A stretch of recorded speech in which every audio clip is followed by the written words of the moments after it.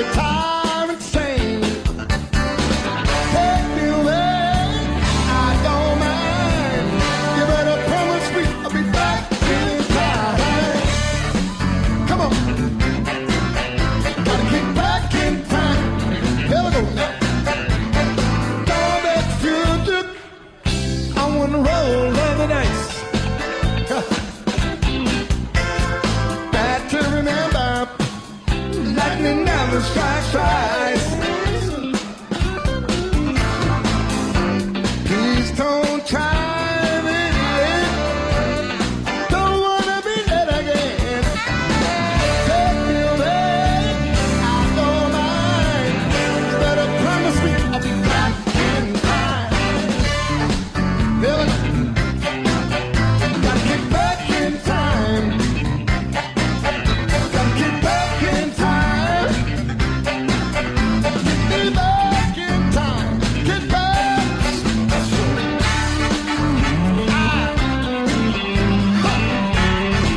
Come on.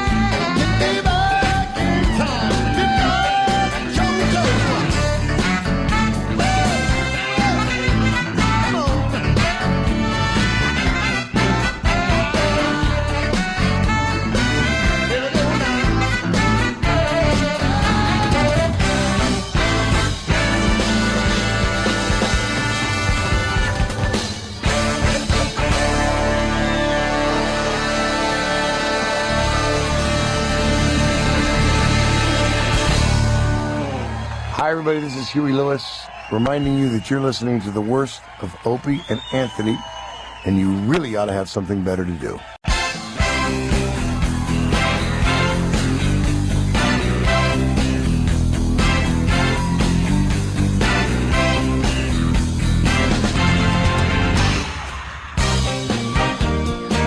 Here we go, here we go, here we go. Come on.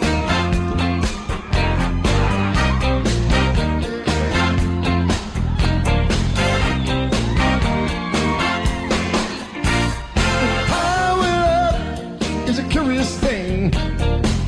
Make one man weep, make another man say. Change your heart to a little white dove. All in the feeling, that's the power of love. Love in the diamonds, fits that creep. Stronger heart than the bed you dream. Make a band burn good, make it wrong when it rain. Power of love, keep you home at night. And don't take money, don't take fame. Don't need no credit card to ride this train. It's strong and it's up and it's cool sometimes. It ain't gonna save your life.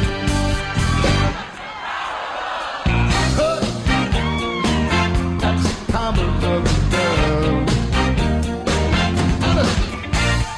First time you feel it, it might make you sad. Next time you feel it, it may just make you mad. You'll be glad, baby, when you found that's a power that's moving around. And it don't take money, don't take fame, don't need no credit card to ride this train. Strong and it's sunny, it can be cruel sometimes, but it ain't gonna save your life. They say that all in love is there. Yeah, but you don't care. But you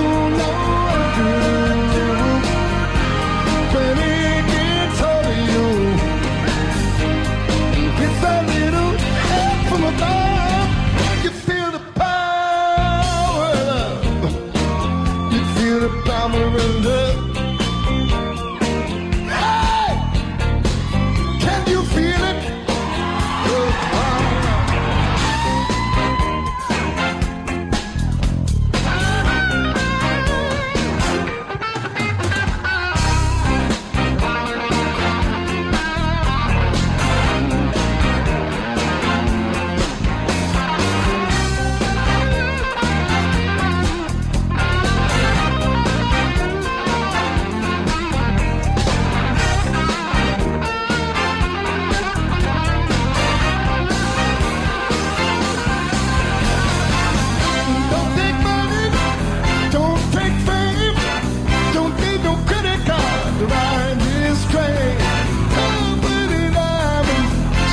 And still, you won't feel nothing. Feel the power, just feel the power around love. That's the power around love. Yeah, baby, you feel the power of love. Come on, feel the power of love. Oh yeah, feel the power of love.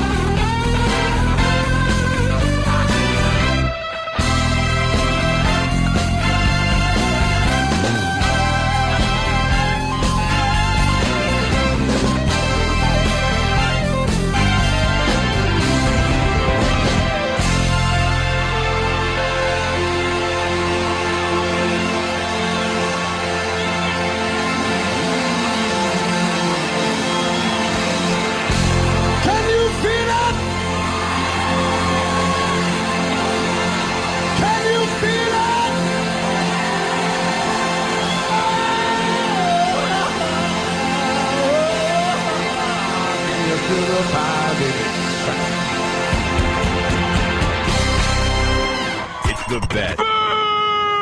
The best of the worst of the comedians of the Opie and Anthony show. Just hilarious. I'm sorry. Yeah. Really funny. Really awful, too, by the way. I'll acknowledge that. Now presenting comedian Judah Freelander. It's the best of the worst of the comics on the Opie and Anthony show.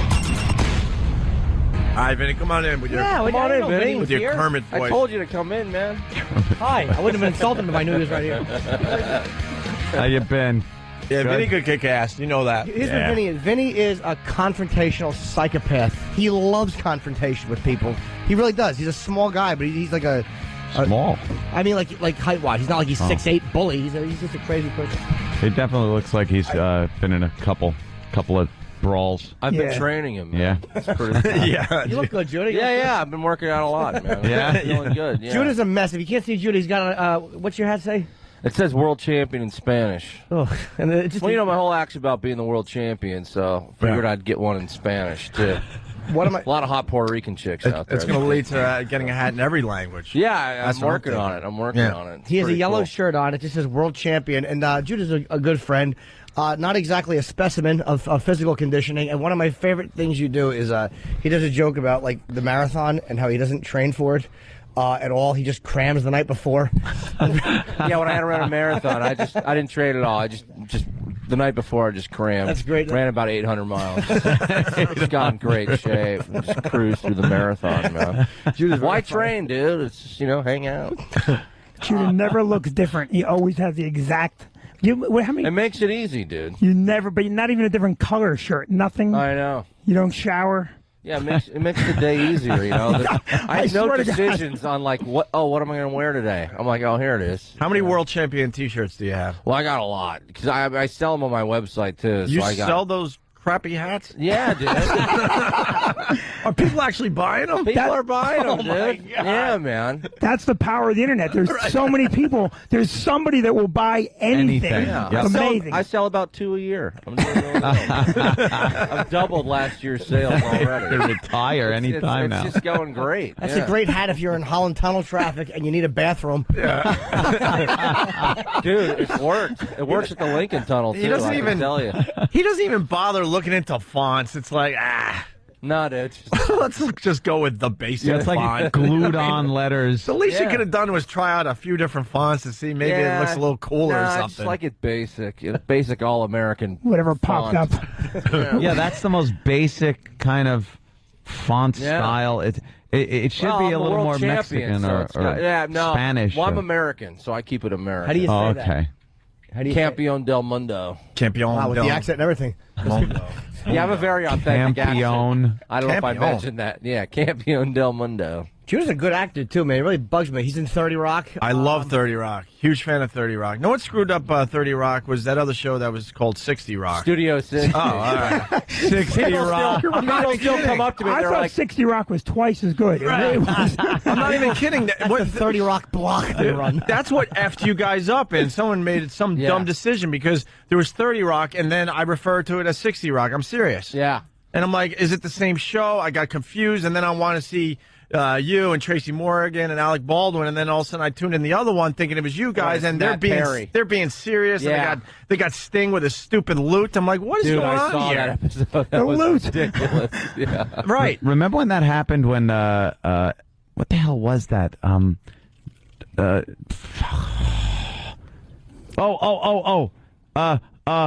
I got this. Don't stop me yet. Very good story. No, don't stop me. I swear I'm I going to won't work say through this. anything. I'm riveted. working through this. Focus. I'm going.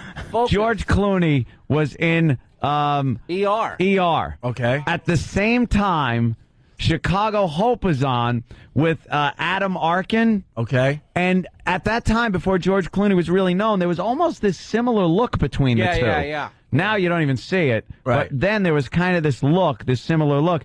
And I completely got confused. I had no idea which show was which. And boy, that was a lot of work to come out with a nothing statement. That story was amazing. I got to tell you. One time I actually showed up on the Studio 60 set by mistake. Studio 60. I got them confused. Yeah, they started yelling at me. Know what's scary about TV? 30 Rock was this close from being canceled, and then it found its audience, and now it's just taking off. Yeah, no, it's cool. I mean, it's one of those things where like people would say, like people knew the show but they weren't watching it, and now I think it's picking up a bit, and the shows have been getting they've been kind of gelling and getting funnier. You know? And what happened with Alec Baldwin? Like obviously the controversy, but then he didn't want it. He wanted off the show. Well, I'm not as sure of the whole things because that whole thing happened after we stopped taping, and I mean my guess is he just kind of want to lay low, you know, and but he is coming back. That's what I've heard, so which is great because he's hilarious. I saw him in the hood the other day. I was telling you off mic. I got to say it on air now. He is so famous. Like I see a lot of celebrities in our neighborhood, Jimmy, and most of them. You know, people take a quick look and like, oh, wow, and then they go back to doing what they're doing because they're a bunch of snobs to begin with where I live. And but Alec Baldwin is so famous, especially because he just went through what he went through. I made an ass exactly. of myself. Best clip ever. That the guy was getting so bothered walking down the sidewalk that he decided it was best that he walks in traffic to avoid people because he just wanted to walk somewhere. He was going, somewhere for whatever. Yeah, no, and I all of a sudden believe I watched the whole thing go down because we were walking pretty much right behind him for about 20 blocks, and then we decided we better turn around and go back home. You just followed him, Hinckley? I saw him at a pizzeria, and I was dying to say to him, I loved you in Team America, but he's a big dude. I was afraid he's going to kick my ass. I'm saying it to him because they really, they ripped them apart. He's very intimidating, but people started coming up to him to the point he decided to walk in traffic, and he had to walk against traffic, actually, because it was Columbus Avenue, and he said, you know what, this is safer than staying on the sidewalk with these animals that are bothering me. Faster, yeah. So he should have just started running on the hoods of the cars like the dance scene in Fame. I do the same thing. I have to walk against traffic too. Hold on. So many people want to buy my hats. Yeah. You walk into traffic on purpose so they can read it, and they go, "Where do I get that?" And you say your name. I'm selling 2 hats a year now, so I got to walk in traffic too. Everyone wants them. It's a very popular hat. Yeah, that's the way it goes. Hey, Vinny, did you ever finish building the pirate ship on your farm? Wait, what pirate ship? You mean the... Now, Patrice is constantly talking about there's no pirate ship. It's just a nice little... I'm building a sheep pen now. I'm putting sheep in. build What about the pen. What about the pumpkins? You gonna be selling a lot of those this fall? Christmas trees. And Christmas trees? Yeah, I don't really sell anything. I have. Do you know what I'm talking about yet? No. All right. What are you I'm talking not gonna about? tell you. Oh man, did Patrice tell another story? No. I'm never having Patrice in my house ever again. Vinny, here's a hint. It's your voice. It's your voice. Oh, the midget. Yeah, see, you have heard that. You know what? I can tell you something. I get that all the time. People will come to me and go, they think you sound like the midget. And I got to tell you something. I hear the guy's voice, and I think he sounds like me, but I don't think it's that close. It's Matt Roloff from Little People Big World. I'm obsessed with this dumb show. It's a I think it's on Lifetime. Ugh. I know. What's that? Is it Got a Lifetime? hand- The dwarf TLC. It's the dwarf family. Thank God. Right? Yeah. I'm obsessed with it to the point now I feel bad when we do midget sightings. I'm like, stop with this, giving me like a heart crap. Yeah. But you sound just like Matt Roloff. Do you have a clip of him? I've never heard him. I've been asking for clips from Matt Roloff, but He sounds like this. yeah, he sounds pretty much like Vinny. Here's your Pretty clip. cool, man. The only other person that appreciates the show is Bob Kelly. Bob Kelly and I now call each other to talk about Little People Big. Ugh. Is Yeah. Bob crying when he watches it? No, have you seen the show, Vinny? Only once. I saw like a small episode. Now I get it on the farm deal, but I can't really watch television at all, and I really don't want to tune into midgets. I don't know why. They're everywhere. Midgets get so much work now. Every commercial, there's midgets in commercials, and I don't understand it. You pay them a child's wage. It's all derogatory stuff. I mean, there's one where they flick a midget off the table. Like, how do they not see that that's so... It's because the midget that's getting paid for the gig, he doesn't care. He loves it. Yeah. It's the other midgets that have midget organizations that think that he shouldn't be getting paid for that. Right. You know, it's like, screw you. I'm a midget. I'm going to market myself as a midget. And midgets are everywhere. Start looking. Yeah, oh, believe me, I did. Last night I got served a few Guinness by one. Oh, my God. Oh, you went there. The hell was... Oh, you went there. Well, I don't know what it was, because she wasn't truly a midget. Yeah. It was like, Yeah, there's some people different are kinds. close. Some There's people that it's- big Herman Munster-headed midget that got like the big, and their faces kind of look the same, right? And they got the little bow legs and the big knobby elbows and everything like that. And they just kind of skittle up the field, walk down the street. But this girl she wasn't a midget, but she was, how tall would you say she was? 3 inches. She wasn't a midget. She was a figurine. She was a Hummel. She was barely 4'4". I wouldn't even give her the 4. No. All right. 3'8". Well, then she's supposedly the midget thing starts at like 4'10". Really? Is it really 410? The little people things. Maybe we could do a little research because I don't read newspapers. Why do so research? I We'll don't just- read, so maybe no. someone else could read for me and get that fact. She was very short. Yeah. And, yeah, we were kind of making some wise cracks at her as she was walking around. I But wasn't. I said... I can't make fun of him anymore. I said to Matter of Jimmy... fact, I felt bad and I gave her a huge tip. Did you? Yes. I said to Jimmy, I go, would you hit that? And he got a few suggestions as to what he hit it with. Oh, bulldozer was the first one. Bulldozer was the first one. She was, and wait, what was the other one? Not with an excuse from God or Yeah, something. I hit it with an explanation from God. an explanation from God. How many nights praying, not kneeling by the bed, but standing and raising her arms up on it in prayer? And she'd look up at the Jesus picture and go, "Why?" Hey, people turned us on to John Sterling last night. I guess he had a batched home run call. A batch. Yeah, well. It's Mispronunciation Friday. Point and laugh at Jimmy. You got it wrong. Totally acceptable. Because it's Point and Laugh Friday, too. Yeah. It is Mispronunciation Friday. We have to come up with, like, days and things because we're on radio.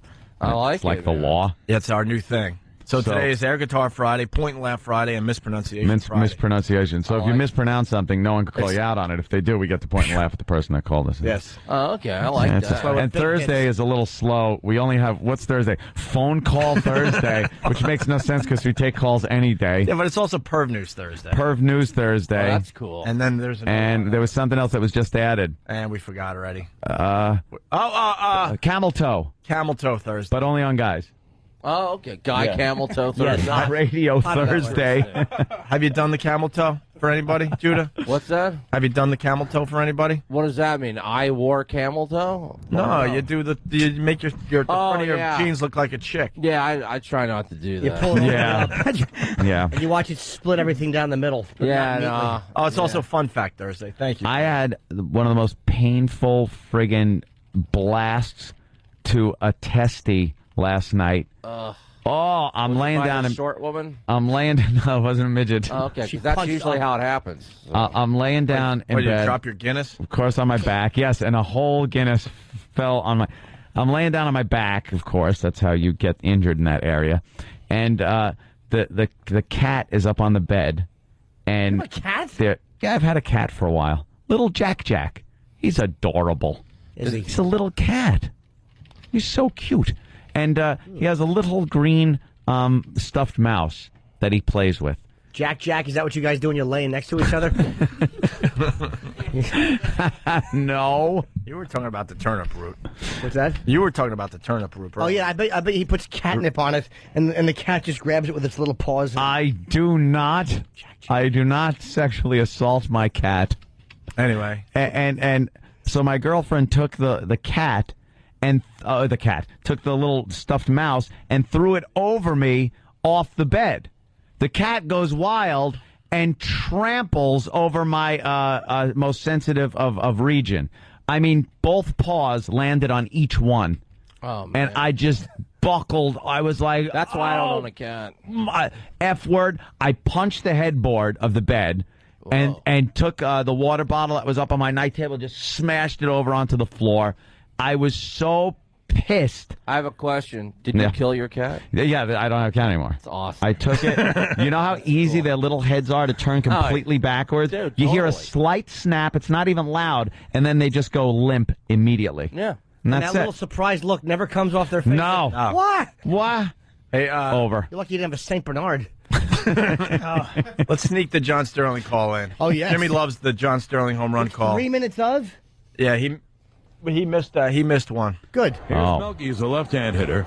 The pitch swung on and hit in the air to left and deep. Back goes Holiday. He's on the track. He's at the wall. She's gone.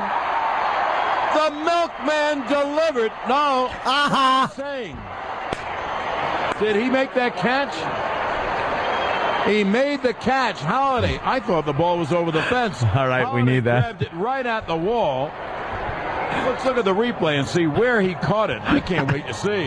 Well, he went all the way back to the wall, He did. Oh, and no. he just missed he missed a home run by about 2 feet. Melky gets the run. Oh, Excuse goodness me, I thought The gracious. ball went over the fence. It's a clear fence. And Holiday made the catch right at the screen fence. So it's a sac fly for Melky. Got the All run right, in. we I got don't need an hour of it. Yeah, I know. I know. Back goes Griffey looking up, and it's out of here! Or is it? No, it's off the wall. My mistake. That's good. That's stupid Sterling. Instead of worrying about his own cat. The milkman delivered. The milkman Does well, he? he didn't. We're a big fan of the No cereal this morning. Big fan The of the milkman didn't deliver. big fan of the missed call there, Judah. We love it. No. Oh, my, I'm telling you something. How did that not go in? Because it didn't. How did that not go in? I said it did. No, you made a mistake, idiot. It's not how did that not go in. Yeah, count it anyway. It's in. What unlistenable radio that must be. John Sterling and Susan Waldman. I Unlistenable. hate her. She drives me. I don't mind him. God! No, she makes me nuts. Clemens is in George Steinbrenner's box. God, goodness gracious. He's our Yankee. It's a mate. Oh, shut up. Hey, this is Judah Friedlander, the world champion, and you're listening to the worst of Opie and Anthony. Opie and Anthony. Now presenting comedian Dennis Leary. Good morning and welcome to the Opie and Anthony program on XM Satellite Radio. Monday. It's Monday. Jim Norton is back from L.A. Hi. Thank God. And we couldn't be happier. And he We took always his miss seat Jim. and everything. I feel really bad. Dennis Leary is here, and I'm outside coming I back. didn't know there was a Jim Norton seat. You could have it. I walked I out. sat down in a seat at 6:45, Yeah. and somebody said, that's Jim Norton's seat. And I went, Jim's oh. Didn't know there was a Jim Norton seat, but you deserve a seat. That's all I have. Jim, entitlement. Jim, What? keep the seat. Ben comes out. He goes, "Hey, dude, Larry's in your seat. Is that okay?" I'm like, "Yes, Ben." No, it's apparently fine." not. Apparently not. I know, by the time I came back in, it was already. I don't know who said. Hey, something. what were you doing in L.A.? The Louis C.K. show. He's Oh, got a sitcom. how is it? It's so far so good. I mean, hopefully it will. Is it Funny true? script. The pilot script. Is it true? Second season already picked up before it starts airing. HBO ordered 8 more scripts. That doesn't necessarily mean Oh, they're going to good. order the episodes. Who's but, playing his wife? Pamela Adlon. Who? She's Bobby from King of the Hill. I don't know. The voice. She's actually very good. Yeah? She's a great actress. Yeah. They ordered 8 more scripts. Who were which you means, playing? His friend Rich, who's like a real piece of shit, kind of. Typecast. Yeah, exactly. All right, Stretch good. for Jimmy. Good thing you have your own seat. Could be, Anyway, that's great. I love that. I love Louis C.K. Could be One an of my favorite Emmy-winning guys in the world. performance, huh? That was really funny when they How the told Dennis. fuck are you guys? Yeah. I just like saying that because you can't say it on on regular radio. show. How the fuck are you guys? It must be rough to go to regular radio shows after Yeah, shit it like sucks. this. It sucks. Like, hey, did he say nutsack? Yeah. Gotta dump I said out of that. nutsack 70,000 times. We better fine him. Call the FCC. Now, let me ask you guys this. Uh-oh. All right. I didn't try this the last time I was here. Can you say cunt? Yeah. Oh, yeah. All right. Let me say it. Cunt, cunt, cunt. Absolutely. Cunting fucking car, cunting fucking house, cunting fucking satellite dish. It's like being home with my parents. In an Irish house, cunt is an adverb, an adjective, a verb, a noun. Understand. I like how you subtly, as far as you could push it, put it into Rescue Me. I believe it was twunt. Yeah, was well, the we couldn't say cunt. Of course but we not. said everything except Everything. Yeah, that's a great word. Twunt, Cunt. which is a great way around it. Who doesn't know what it means? Yeah, well, I mean, it means whatever you guys want it can to mean. say shit on there, right? Can say everything except 2 words: cunt and fuck. And fuck. Anything else goes. Anything else goes. Asshole. Why are you allowed to say shit? That seems to be in the same category. No, because in this country, you know what? Fuck, rules we are all so know. It's kind of stupid. like, hey, if we let fuck in, it goes crazy. Right. And cunt, even if they said fuck is allowed and motherfucker, they would say, no, you can't say cunt because too many women get upset and we don't want to go home to our wives and our moms being upset. That but, is you know, the but why N-word But to why women. is cunt not an acceptable word? It is the N-word to women. I know, but to us, women call us what? What's the worst term women call us? Prick? Prick, All right, asshole. we don't care, right? Yeah, no. Prick, dick. We don't care. There's really it's the no words single before word. what they say Yeah. that get us, like cheap, stupid prick. We go, cheap? What are you talking about, right? Yeah. You know, you ugly, unfashionable dick. What? I bought these clothes. That's what we get upset about. Defendant's pretty But you bad. say anything to you are such a beautiful cunt. What? The cunt is the word. Doesn't matter how you preface No, it. yeah. It's You are the just gonna be world's bad. most beautiful, sexy cunt. Doesn't fly. It is also an argument changer. It doesn't matter what the subject of the argument was. If she leaves the room and you quietly go, fucking cunt, No, they and hear that it. They hear super it. hearing No, they hears hear it, it. They hear it. the original argument is all of a sudden done. I know. It's over. Actually, if they don't hear it, there's a satellite thing where the cunt flies up and comes down, and they get the feed They from hear the other room. feed. So you go, you fucking cheap, fucking miserable cunt. What? What'd you say? No, I didn't say anything. No, I have proof. And they get the playback from the satellite. I did that with the ex-wife once. We were having one of our usual fucking arguments. ex-wife. Exactly. Why are you saying ex-wife? Should be just cunt. And it gets yeah. I said that about the cunt once. Come on. And it why are you just saying got- ex-wife? That's what's the a prefix and a word. It's 6 letters. Go to cunt. It's shorter. And I knew it was coming out too loud when it was still like at the base of my throat. I knew the volume was up too loud, but I just had to, and it was like, you fucking cunt. Yep. What?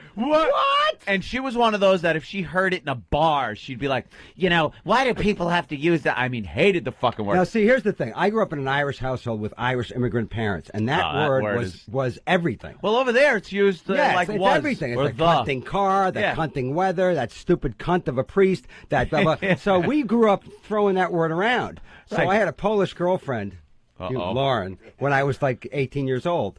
And the second day I knew her, second hour, whatever it was, I said, that fucking cunt thing. And she was like, did you say cunt? And I said cunt thing fucking payphone. That's what?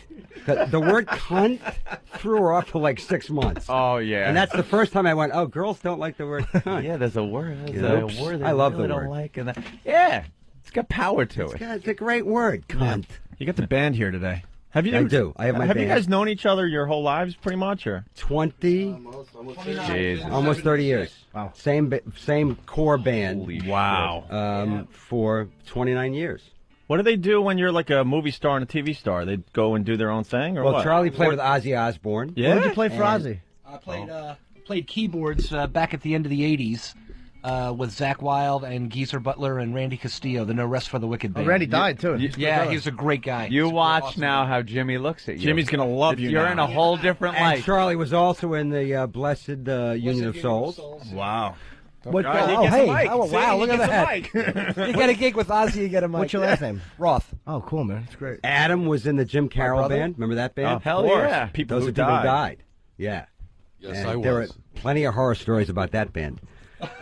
We won't get into those now, I guess, right? Well, the one thing about that band was there was no drugs. And there was no I bet. booze. We rehearsed. I was the last minute replacement. We rehearsed for 3 days. The first day I showed up, they didn't. Second day they showed up, I didn't. The third day we rehearsed, and then we went on the road for 4 months. What is Carol doing nowadays? Is he dead? No, he's not dead. He's not dead. He's around. I haven't close seen. to I it, haven't though? talked to him That's a in years. ballsy question if you don't know if he's dead or not. Wow. Wait, ask I that just got question. scared like I But could how have would you gone know? really bad. Ask that How question would again. you know? What's Jim Carroll up to these days? Probably about 20 milligrams of methadone. All right, he's got his problem still. They have great stories about that That's band. not a problem. Yeah, I Well, bet. give us a He gets it. Can't tell them on the air, but man, they're Why not? great. Give us one story. I Can't can't. blow up It's people's Adam's. spots. It's Adam's No, band. it's all. What? You're hoping that he's going to call you soon? No, I'm not. Not me. It's Adam's. Just It's tell the Adam's story. call. Give me a minute to mull. I'll try All right, to think it of over. It's satellite radio. How long did you play with Ozzy for, dude?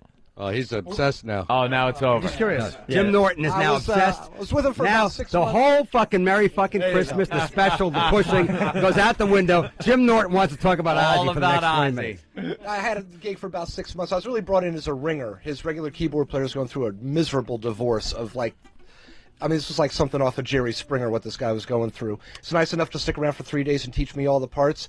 And I did America and Japan with him, and this guy had gone All right, back all with right, Ozzy all right. for 4 You know years. what? You got to tell the story, or Adam has to tell the story okay. about the 2 chicks in Japan. Oh, you called. okay. From, So, all okay, right. all right. So, great story. So here's the thing. So we go to Japan, and Wait, let me finish the end. Okay. all right, you okay. start it. Let Adam All right. finish. All right, yeah, move over there. All right. right. Charlie's on tour with Ozzy in Japan. in Japan, and Ozzy keeps telling me, "Are you gonna like this country here?" And he says, "Wait till we get to Osaka, because Osaka they're insane, right?" So we go to Osaka, and the way the groupies work in Japan is they're like in gangs, and they're all wearing like designer clothing. Like here, they're like skanks, and they're passed out in the parking lot. In Japan, That's it's just 'cause you were in Ohio. it's a different thing, and it's like they assign girls to guys. It's so out. Somehow I ended up with 2 girls in a taxi cab going out to play like video games with the rest of the guys.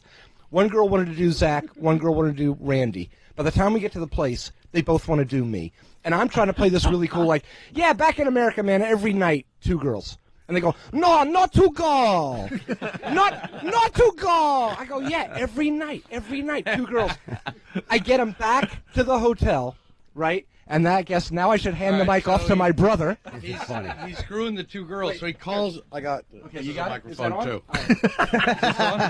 I love these guys, man. So he calls me up. I'm in New York. It's like 4 in the morning. He wakes me up and he goes, "Hey, I'm in Japan. I got these 2 girls in the hotel room." I go, "Good." And he goes, "Yeah, they're uckin saying my ick pray." I go, "What?" I'm asleep anyway. He goes, "Uckin saying my ick pray." I'm like, "Dude, they don't fucking understand you. You're not gonna if they find out you're calling your brother because they're blowing you. They're not gonna go, oh, we're leaving. Don't call your brother. Bad Japanese insult. You disgrace us. Hurry, Curry." Fucking saying my ick pray. Big Latin. I said, sleep A peeking. So, Did you come in their face and they say, "Get out, Ope Slay"? Actually, the one girl, the pretty one, I kept around for a couple. It's always of that days. story. Any story with two chicks fucking you always has that. Right. The pretty one. Yeah. Pretty one. There's the At that pretty point, one. the pretty one compared to whatever the other one is could be, Rosie O'Donnell at that point. Right. I kept her around for a couple of days, and she was like, could get a little noisy. Not that I'm any great shakes, but in these Japanese hotel rooms, like the walls are really paper thin. So on the other side of the wall, where I'm banging this broad, on the other side of the wall, that's where Geezer's sleeping. Geezer Butler from. He was playing Yeah, he was the bass player, but he's the original bass player from Sabbath. He had the best stories, of course. So it's 3 a.m. We're going at it. She's yelling, and all of a sudden I hear this knock on the door. Oi! Oi! Shut up! And I realize I'm actually keeping Geezer Butler awake because I'm screwing this Japanese chick. Right now, for the next 10 seconds, I rule. And then it's all over. I know, right? Yeah, exactly. God damn, now that's a rock and roll story. And what about the rest of the band? Any other stories there? I've seen you forever. Yeah, I'm around the circuit. King of the voiceovers. Hi there. King of the voiceovers, really? Chris Phillips. Yeah, I do a lot of voiceovers. Any we would know? Yeah, it could be. Let's see. I'm on a bunch of radio spots right now. Santa Claus for an MTA spot.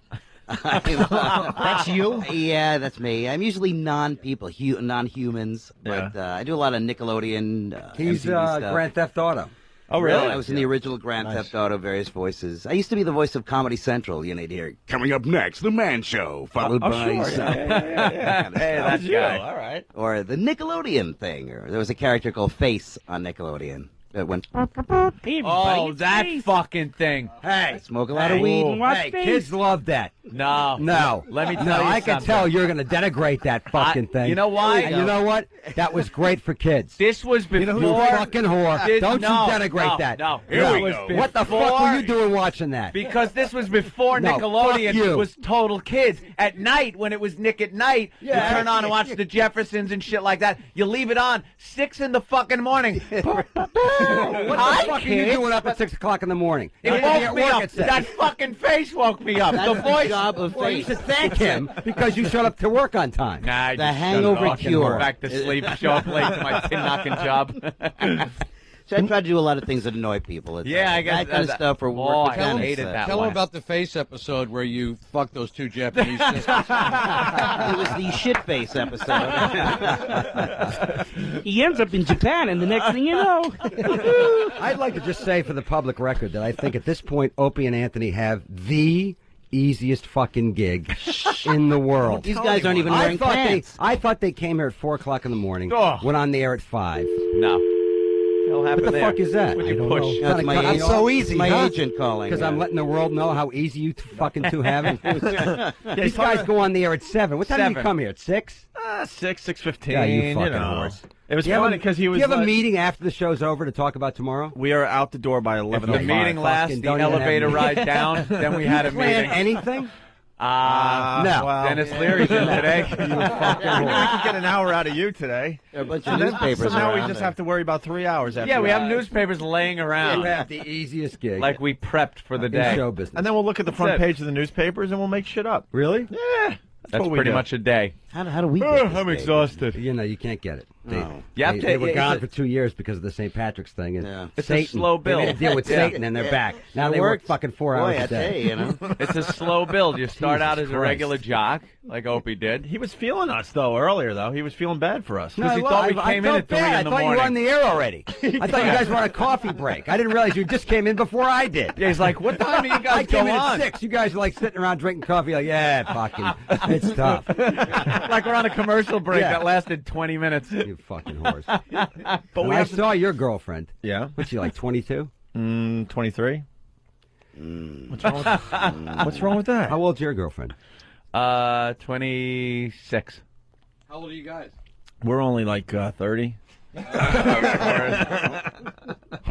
Well, we've definitely. I left the 40 line back a couple of years back. Fucking So. believable.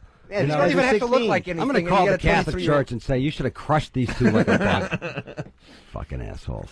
We get for ourselves. Anyways. I love that when the UPS guy come to the door and my girlfriend answers and the guy is like, "Can I speak with your father?" I gotta come to the door. Shut up. You know, and then you gotta. I want to pour so much hot coffee onto your face right now. It's not even funny. Right, like Leary isn't getting. Like he's had a tough life. Some choice. No. No. Hang on. You know, I have a great life. Of course you do. We're nitpicking now. Okay, we all have a great life. Jim Norton has a great life. Of course he does. My Not band really. has a great. Well, we're nitpicking. Okay. And I can speak for Charlie and Adam when I say that we've been with the same women for a very long time. Mm-hmm. And so success is like, oh, shoes, fucking skirts, and hating you back to more. that cunt topic? You guys both have 24, 25, 26-year-old girlfriends who have no idea how fucking incredible it is that you guys show up here at, what, 4 to 7? And do this job for all this money? They know Jim now. Norton does They sure more know work now. than you fucking assholes do. That is correct. He does. You guys do nothing. Don't blow up our spot. We converse for 4 hours a day and entertain That's our it. listeners. And that's it. That's 4 pretty hours much here, it. and that's it. 4 hours. All right. Maybe we gotta leave. Maybe another half hour during the day. Yeah. No, Well, there you go. bullshit. Maybe. I said maybe. No, I walked in. Maybe. Yeah, I walked in. You weren't even talking to each other. You were both reading the paper separately, drinking coffee. Hey, how you guys doing? We Good. don't How you want to guys ruin doing? the I spontaneity. thought you were under some pressure to come up with a bit before we came on. The fucking show doesn't start till 7 o'clock We in the knew morning. we had you today. You guys are going to entertain for an hour. Fucking horse. You guys got to like promote the Comedy Central Fucking special. Norton's flying around doing guest shots on Louis C.K.'s fucking Guest possible shots. show He's one on of the HBO. guys. He's one of the guys. He's barely He's here. working, the fucking guys, memorizing lines. He flies back to do our show for a week. I and then- know. and He's then flying back to do this fucking show. And then he goes He cares back to LA about for it. 2 weeks. So. Fucking horse. But he's going to be a big What does star. your He's going to be girlfriend leaving do? us soon. I'm not leaving. Yeah, you are. I'm not. Right now, she's in between jobs. What's wrong with that? Nothing. No. I love you guys. It's democracy. You know what it is? You got to. happy That's for why once in the my troops life. are fighting. The so you girlfriend's gotta two stay on your can show up schedule. at 7 and fuck around for 4 hours. Why you want and to take go my home. happiness away? I'm finally happy. No, I'm not taking your happiness The away. girlfriends have to stay on your schedule because if they're going to get a regular job, they can't listen to the show's shenanigans. And then by 11 o'clock, Jim, we're off work Jim, and they're supposed to Jim. be out until 4. Let's be honest. You hate these two fucking assholes. You have to do it because it's your career. You have to be back here, but you fucking hate them, right? No, not yet. I mean, I still. He still needs us. It's growing. It's a growing. Old fucking coattail hopper over here. Believe This me. son of a bitch. When we were off for 2 years, it was Colin Quinn going, "What the fuck's behind me?" Yeah, I know. It's Jimmy Norton clinging to his trench coat until that fucking thing got thrown off, and then we're back on, and he's like, "Hi, I'm back in your life." I didn't talk to that fuck for 2 Yeah, years. but you know what? I'm a Puerto Can we Rican say one train thing? jumper. I go Can from we say rooftop one to thing? rooftop. Can we say one thing? Yeah, Funny prick. of course he funny is. You know prick. that. Funny prick. It's a good thing for him.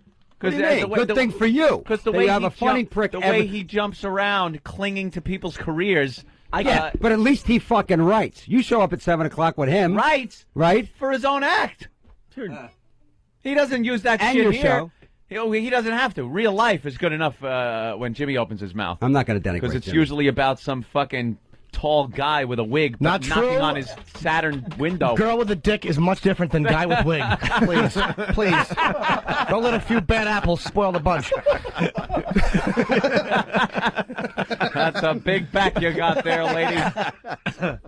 Few hairs on it, too. I want to wax that. Yeah, Jimmy's real life is better than anything you could possibly write down Yeah, for this it's true. program. You know, it's kind of freaky. All right, you guys want to play a song or what? Do you want to play the studio version, or you want us to sing it live? I'd love a live version.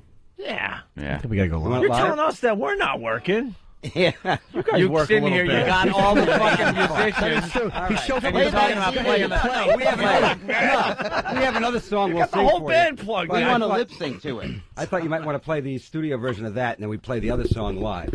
We can do that then. You want to See, do that? he's just like, Yeah. see, you're You know, just like us. You There's don't want to another work band hard member either. that we didn't Play introduce. the we have one more studio band version member of that we and we'll didn't sing the other one introduce, now. Alec Morton over here. Yeah, what's he about? Bass player, keep my mouth shut. I'm just punching the clock. That's what they usually do. You know the band Raging Slab? Raging You can Slab. file them into a Where Were They Then file. Bass player Raging Slab.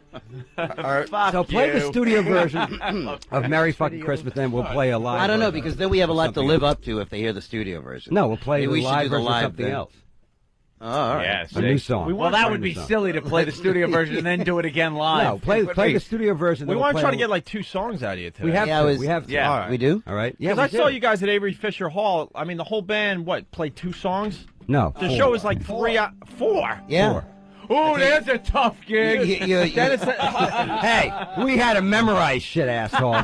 No, we didn't. I was sitting in the audience. Yeah, teleprompter. I'm sorry. We have the words right here, for Christ's sake. I was sitting in the audience. The Avery Fisher Hall, Dennis Leary hosted. It was great. All the guys that do our show were there, right? And Yeah. the band was set up, and I'm thinking, wow, we're going to get a nice set from the band.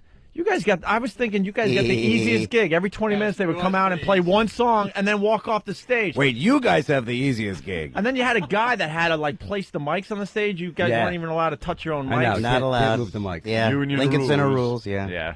But I'm thinking, man, these guys are barely working up there. 4 songs in 2.5 hours. It's tough, I'm telling you. Remember All the right. old days humping your own shit? It's over, huh? Look at you.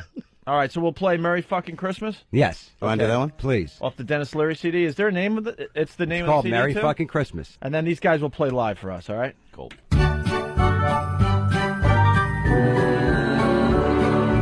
Old St. Nick's got bourbon breath. It's so cold you could catch your death. A cop sold me some crystal meth. It's a merry fucking Christmas.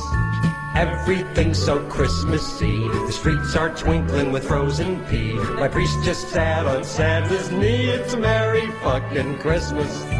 All the kids go to bed each night to dream what Santa brings them. Unless they're Jewish or Muslim or some other chip religion. Crappy toys flying off the shelves. Midgets dressed up to look like elves. Spread good cheer or burn in hell. It's a merry fucking Christmas.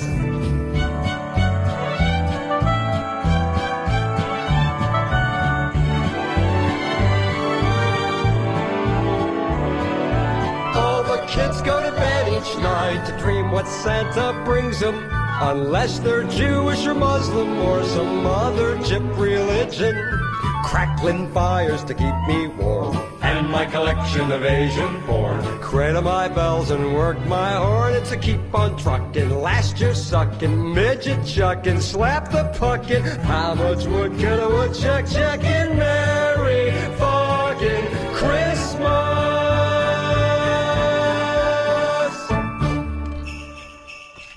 Ho ho ho! Wow. Shut up.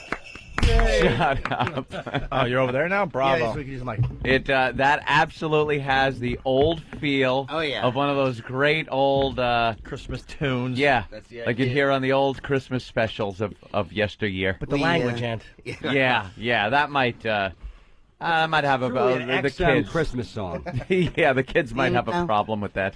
We made a video to it as well. Did ya? It's just like the Rankin Bass. Yeah, Rankin Bass. Yeah. All those old specials. That opens up the Christmas special, actually. Yeah, you see a picture of it on the cover of the CD.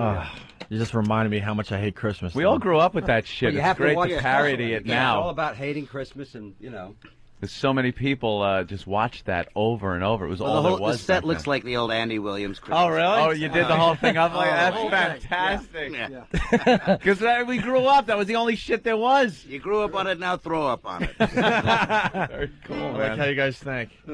It's so Parody. overrated, Christmas. All right, we have another song to sing for you guys. Yeah, all right. If you want to hear it.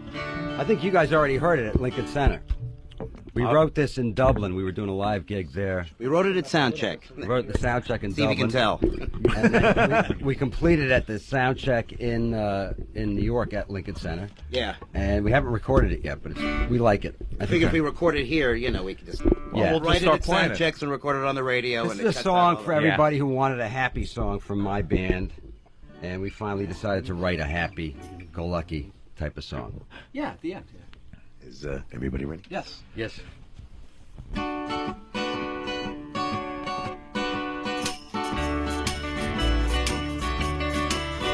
Fuck you and everyone who looks like you. Fuck you. Your sister and your mother too. You suck. And so does everything you say. Fuck off. 'Cause no one likes you anyway. Eat shit and die right now. Why don't you blow me, pal? I'm giving you the finger, I'm flipping you off. So take this tune and stick it up your ass. Fuck you. And then the horse you rode in on. Fuck you. That's the title of this song.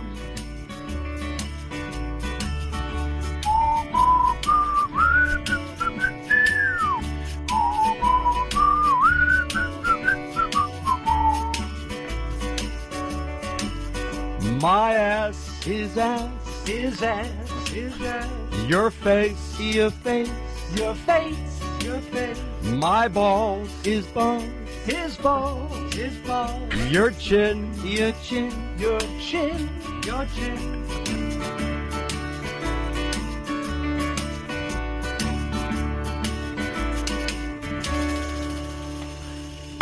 That is a happy Very song. cheery. It's a feel-good song. Any song with a whistling part in it.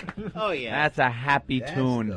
Picks you right up and Can you tosses do you the down. Can you do the horse sound effect again, please? I am Mr. Ed. Hello, Wilbur. Hello, Wilbur. We try to write what people are feeling. Yeah. What they're thinking. Say it for them. You know. Foley setting here with the horse thing and the thunder and lightning. All that for one song. 1 2-minute song. Shows we care. Let's go to Dallas. Jonathan, what's up? What's up? Hey. Hey, Dennis. Yeah. Sing the asshole song. You want to hear the asshole song? I want to hear the asshole song. Here you go. Ready? All right. Ad, you ready? Yeah. Go for it. Hang on. Oh, like, Hang yeah, on. yeah. Go ahead. Yeah, My yeah, it guitar sounds player like has they're to gonna be play playing this it. guitar. Come Ready? on. Ready? Here we go. Happy? I'm just a regular Joe with a regular job. I'm your average white suburbanite slob. I like football and porno and books about war.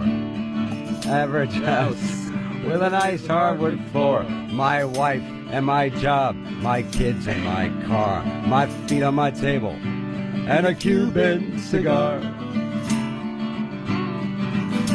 Yeah, but sometimes that just ain't enough to keep a man like me interested. Oh, no. No way.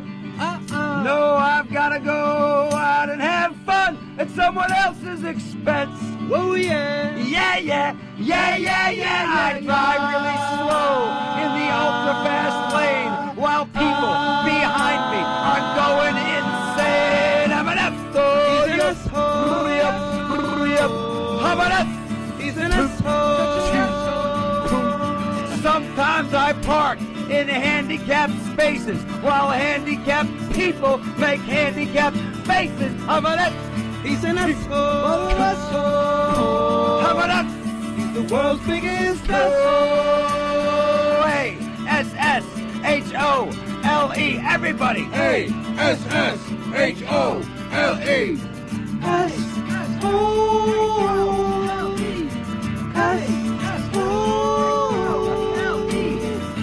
I'm an asshole, and I'm not Troy Aikman.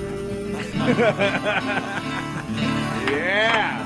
I didn't think you guys were really going to sing it. That's a tough song to sing in the morning. And you guys pulled it off. I know. He's had enough, He's had enough cigarettes. I wasn't ready for that one, man. Enough smokes. All right, why don't we take a piss break and we'll continue with Dennis Leary in the band. What piss break? It's 7 to 11. Come on. We drank water and Grab a bottle and piss into it. For all the money you're getting fucking paid, you need a piss break? I can't fucking believe this. All right, we can talk hockey. right. We can talk football. Let's take a piss break. We could. Let's take I'm sending my next check You need back. a piss break. No, I'm not taking a piss break. We're not going to take it now. I'm not cashing my next check. All right, now we're not taking Now a you break. make me feel guilty. We're going to make you sing Zeppelin songs now. Do you guys sometimes do something from Zeppelin? Let me ask you. Let me ask you this. Let me ask you this. Yeah. When you guys are sitting around taking this whole fucking thing for granted, and Jim, and your fucking 22-year-old girlfriends that you're fucking bopping left and right with your fucking money. And meanwhile, this is a comeback from you pissed off God at St. Patrick's, and you still get the same gig, you know, and you can say fuck. Okay. By the way, we never missed a paycheck either. Yeah, I know. You didn't? I didn't want to mention that. Oh, sorry. The whole time you were getting fucking paid. Do you guys does it ever dawn on you to think, like, you know what? We really have it good. We shouldn't take piss breaks. You push a button and a guy from Dallas goes, hey, could you play the asshole? A guy in Dallas. It's the easiest job. A guy in Dallas. A guy in Dallas did my assholes. job today. Yeah. I know. You're fucking a 22-year-old, Don't tell and you anyone. need a piss break. We just started, for Christ's sake. You fucking whore. The two of you. Another little secret. I'm not including Jim Norton. You know what? I have so much more respect for Jim Norton this Well, listen, morning. Dennis, You two fuckers. Let me What? explain. We've been doing a lot of really good radio lately, and this is a short week because it's Thanksgiving, so we're kind of just Oh, you need a hanging piss out. break because it's... No, we're just kind of hanging out this week. We're on cruise control. We're on cruise control. I know for a fact this is the way it is every fucking week. And I know if I talk to Jim Norton, who needs this fucking gig, behind the scenes, he would tell me, those fuckers don't write anything. I write new fucking material. I fly back and forth from L.A. I'm doing the Louis fucking C.K. show. These cocksuckers do nothing except fuck 22-year-olds. And then go, hey, play the asshole song. Hey, let's go to Dallas. Let's go to San Antonio, you fuckers. Our goal is to have a 4-hour show where we actually nothing. do You nothing. do nothing. That is the final You do nothing. No. attaining. Eventually, we're going to replace utopia. us. Oh, really? Yeah, it's going to still be called the Opie and Like Anthony franchise show. it Yeah, out. we're going to franchise it out. Right. It's a We're just blonde gonna guy sit and a home fucking and- dark-haired guy. That's all we need. Yeah. That's all. They don't know what we really look Fucking like. whores. I remember the old show. Hey, let's back- go to Brian and I. Don't change the subject, you fucker. I remember the old show. There was a lot more writing, a lot more tension, a lot more worry. Yeah, Dennis, there was. Just last week, we had a guy sniff a homeless hooker's ass. That's true. All right, you know No, what? you I take it can't. all back. You can't, this woman came in and gotta explain this to just Dennis. Sure. stunk to high hell. And She didn't have a shower for months, and we Who got her sniffed completely it the cost naked. us $11 Is Bill here today? to have her take her clothes off. smelled the ass? Spread her ass cheeks, and this guy put his nose 1 Who? inch from her ass. What guy? This guy. Billy. Here he is. creep. Billy? Hey, Bill, what's how up? are you? You know Dennis Leary? How old are you, Bill? Serial killer. 21. 21. He has no fucking job, no fucking house, no car, no credit cards. You're fucking using him. You guys should have smelt the fucking homeless ass. For the money you're getting paid, you make this poor fucking kid do it and scar him for life. It's called paying your dues. You Dennis. fucking whore. a pretty bad Paying your hooker dues. if she was homeless. Oh, really Usually bad. they make money. Wait, it wasn't even hooker for us. No, it was like a she was. drive-through. It was $5 for a blowjob. She was more like if you got a 40, you know. $5. Where is she now? She'll let you Hey. fuck her. It was $5 for a blowjob and $10 for the ass. I think. What did it smell like? It smelled like fucking hell. Like something out of like a Marquis de Sade book. Thank you, Dennis Miller. Jesus. Scratch and sniff version. The Sadi. You pronounce the E. Yeah. It's de Sade. Who cares? I like Sade. I liked his rotting dumpster behind McDonald's analogy was a little better. Sorry. It's that kind of the rancid meat thing that you said. Hey, let's go to John in Jersey. John? Siegel. Hey, morning, boys. Happy birthday, little Jim. Oh, thanks, John. What's up, John? Jimmy's Hey, birthday. I just wanted to know if Leary's the one that's got, if he wants to see what that homeless hooker smelled like, just smell his headphones. He's probably got them on. Oh, And the wait. other- Yeah, what does your headphones say? What's my headphones say? Do they say Ben? They say Ben? No. And one other thing, boys. You have the homeless headphones. Is she good What am looking? I supposed to be doing with Washing your hair. Not holding them. Yeah. That would be the answer. There's nothing like a home perm, huh? That was the homeless hooker's headphones that day, Oh, my yes. God. And she had some kind of itchy thing. That's going right. on. You take a few friends home with you. Nice. Why did you smell her? Thing, boys. Yes, John. You're ripping off Howard with the acoustic. Oh, right. yeah, with we the, forgot about that. All right. Yeah, there was a thing. I guess Howard got on the air and said he invented. Well, he invented everything. We know that the cotton gin, peanut oil, breathing, the acoustic breathing, guitar. walking. He actually said, "This is no shit." He actually said on his show that MTV Unplugged was ripping him off because no one ever had musicians come in and play acoustically on radio before him. Actually said that. Yeah, that whole folk movement in the 60s. that was nothing. That Grand Ole Opry. I seem to remember a decade called the 70s. Well, we worked at WNEW, legendary rock station here, and they have a whole room dedicated to live performances. Scott Muni would have Lennon come in. Ellen John. I love Howard, but Howard needs to get out of the house more. Yeah, got to wake up a little bit. I think and BCN was doing the same thing. They had a bunch of artists coming through over the years. You got to realize it's and every other rock station in America. By the way, who gives a fuck? All right, It was file it under who gives a fuck. It was just very funny though for us. Now we're gonna go to Niagara Falls. Yeah. Brian. Jump. Hey, Mr. Leary. Yeah. Are you guys making a third season of Rescue Me? Oh, good Yes, question. we are. Of course. When's it coming out? It's coming on the air in April. Hey, you got a little role for us, maybe? No. What about the... Damn it! Yeah, we have a great role. You show up at 7 o'clock. Don't memorize any lines. Walk through where the cameras are. Say whatever the fuck you want, and then go home. Can't we great. just walk on a sidewalk or something? Sure, you could. Give us something. Yeah. I don't need to Tell you what, background. just walk blurry around shot. New York, and we'll show up with cameras and Eventually. film you. I don't want you guys to have to exert yourselves. Eventually, they'll be Fucking filming. let Norton go home and write fucking 20 minutes of new material, and we'll show up outside your apartment and just shoot you without you knowing about it. I'd like a okay? part on that while show. you're fucking your 22-year-old girlfriend. Pretty nice. ballsy killing off your Cocksucker. kid on the show. This prick. Whose idea was By that? the way, he's one thing I'll say. Okay, in this argument, at least he's miserable. When I see him out in public with somebody, he's kind of like, "How you doing?" You're always so fucking happy. Last time I saw you was with the girlfriend. You were like, "Hey, it's my girlfriend. She's 22." I was like, I didn't say how old she was, but I'm very happy. I used to be the prick. "You're too happy." I like being happy. I spent many years being miserable. I'm not When? miserable unless Ask I'm being Jimmy. blown off by When the fuck were you celebrities. miserable? Jimmy? Like Dennis Leary. Misery makes him I happy. said I'm not miserable unless I'm being blown off by celebrities like Dennis Leary at events in Boston. When was he miserable? I'll tell you when he was miserable. Thanks, It Jimmy. was, Help me out. It was back in 2003. It was a Tuesday. And, and he actually looked at his bank account and threw up, and then realized it was mine he saw by accident. Thank you, Jim. Thanks for the help, Jim. Let's say hi to Dave in Oceanside. Dave. Hey, guys, what's up? Hey. What's up, Dave? Hey, does Dennis even realize that you guys are going to go out like Andy Kaufman? You're just going to be sitting back at home, and you're going to have your doppelganger sitting on the air. We know it. We know it's going to happen. We're going to get Tony Clifton to do our show. Exactly. That would be All right, Dave. Have a good one, guys. See you was later. awful, but it killed 30 seconds. Cool. Thanks. Let's say hi to Ryan in Florida. Hey, good morning, Dennis, man. How are you? Oh, great. I'm going to go out and buy 3 of those CDs, man. Glad to have you back. Don't ever go politically correct, man. Yeah, that won't happen. No, good rally cry, sir. He actually liked that you guys played asshole. He thought it was great. So, hockey. What do you think? What do you think of the new rules, Dennis? I don't like it. Why? Because there's not enough hitting. There's not True. enough fighting. There's no fighting. And I'm sick and tired of seeing 5-on-3 with 3 minutes left in the game. Right. You know? But I understand they're trying to establish the rules to a certain point, and then they'll lay off. And I don't understand why there's no more fighting.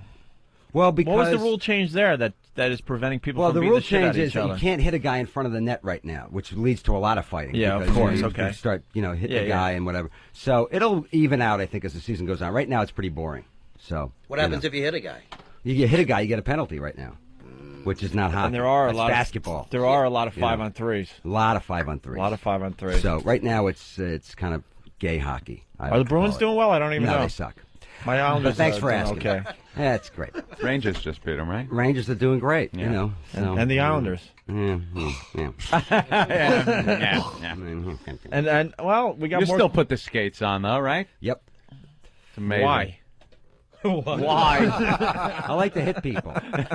Yeah. In hockey, Now you can he'll hit them hit. without getting, arrested. So I like The hockey scenes between the fire department and the police department on the show are fucking hysterical. Yeah, So they are. They're when you based were- in reality. When you were so. being nice guy, and they couldn't understand yeah, it, yeah, like yeah, you were right, insulting yeah, them by right. not coming back Right. at them. Very funny show.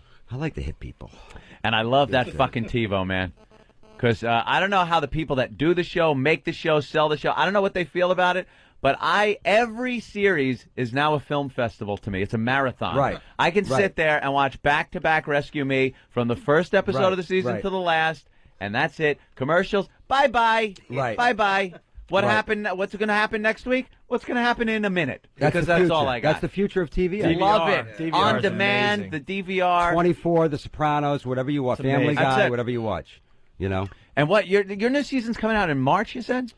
Yeah, the third season starts in April. The second season DVD comes out in March. You know, it's unique to see a show that's actually putting out a new season within a 5-year period.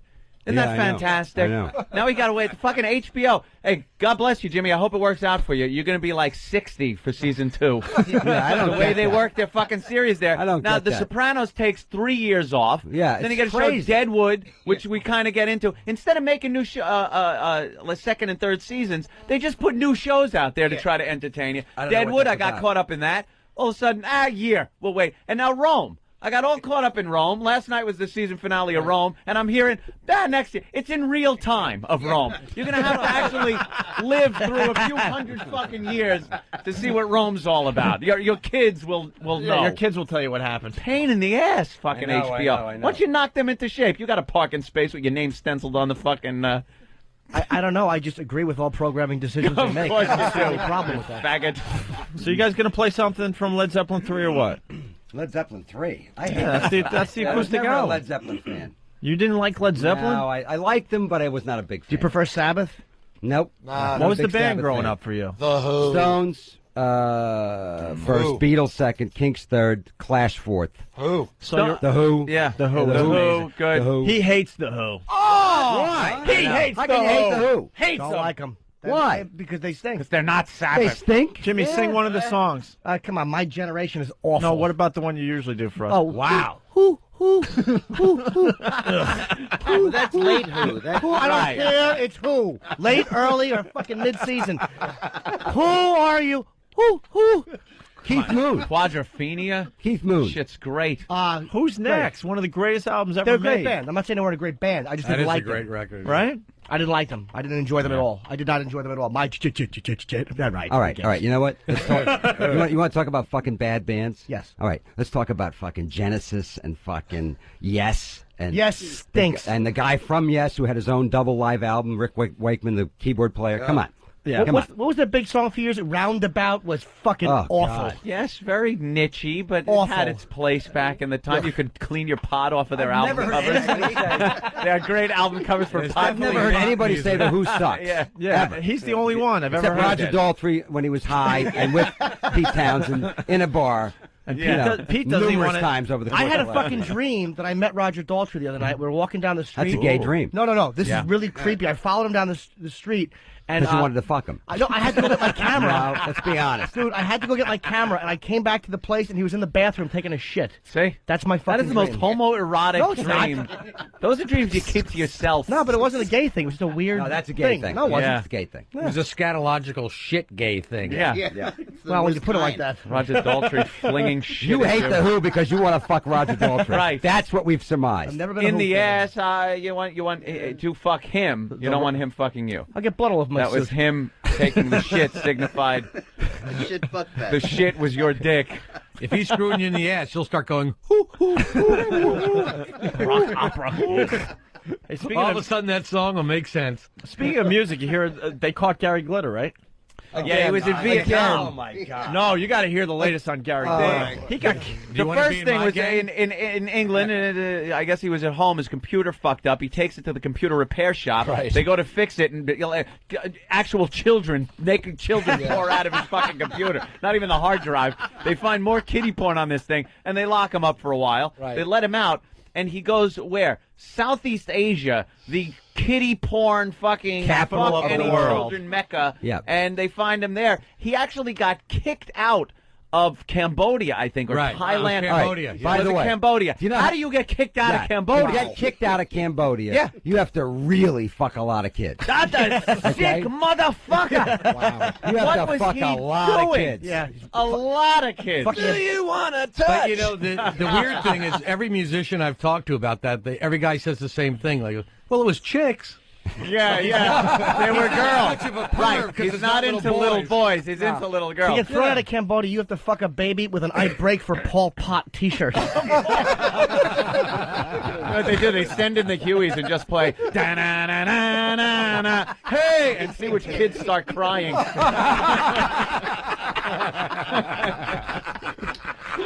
See, this is why we're paid the big bucks, Dennis. All right,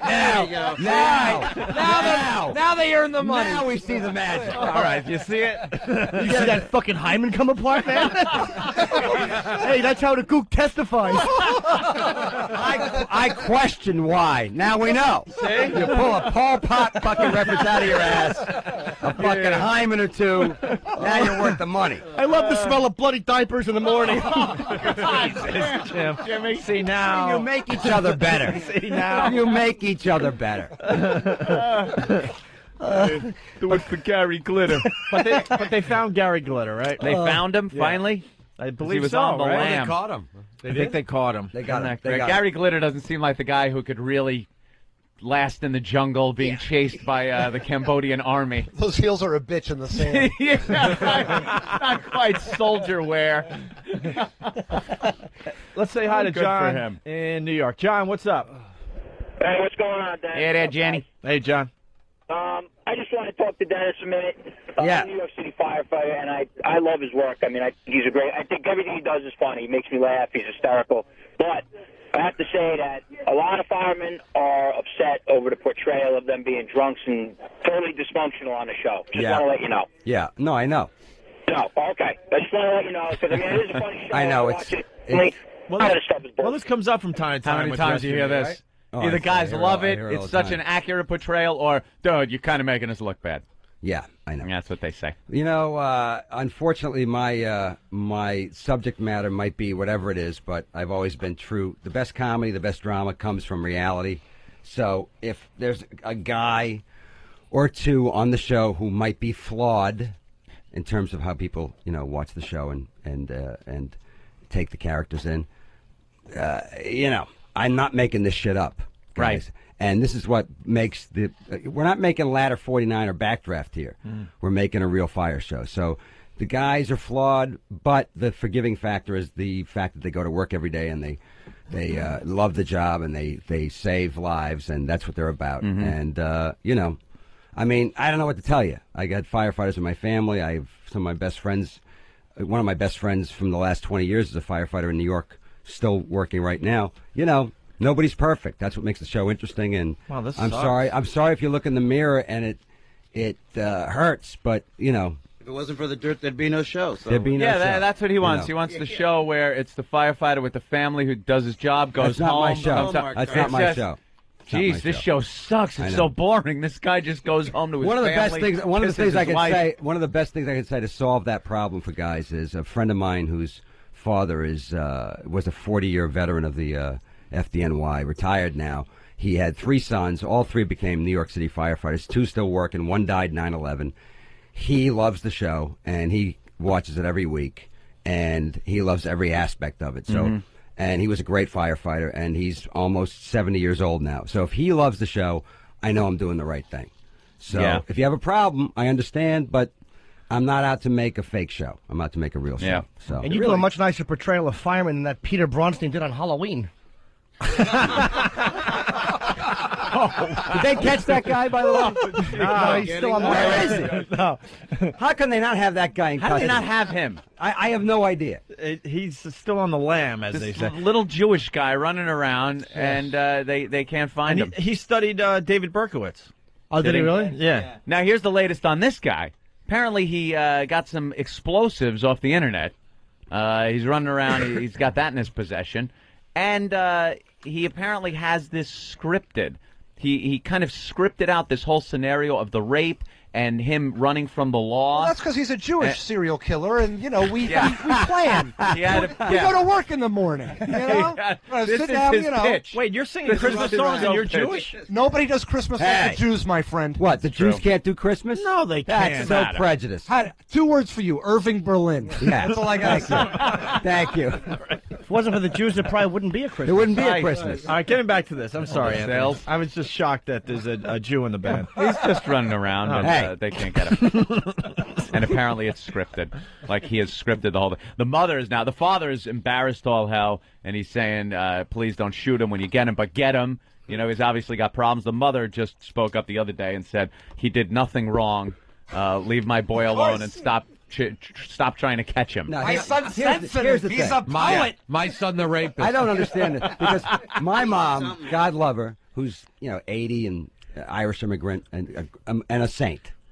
But my mom, if you walked in the house and said, we think Dennis killed 15 people, she'd go, I knew it. My mom would never back me up that way. I knew he was burying bodies, that son of a bitch. Where do they get these moms who go, oh, my son did nothing wrong? I didn't have that mom. Stop chasing He did him. everything. He killed the Jews. Yeah, same thing. I know. My mother, she put the fear in me when I was a kid to stay out of jail. She goes, you could go, go to school if you want to do drugs, if you want to hang out with bad people and do illegal things and go to jail, fine. She goes, don't think I'm coming there to get you out. And that stuck with me through my teen years.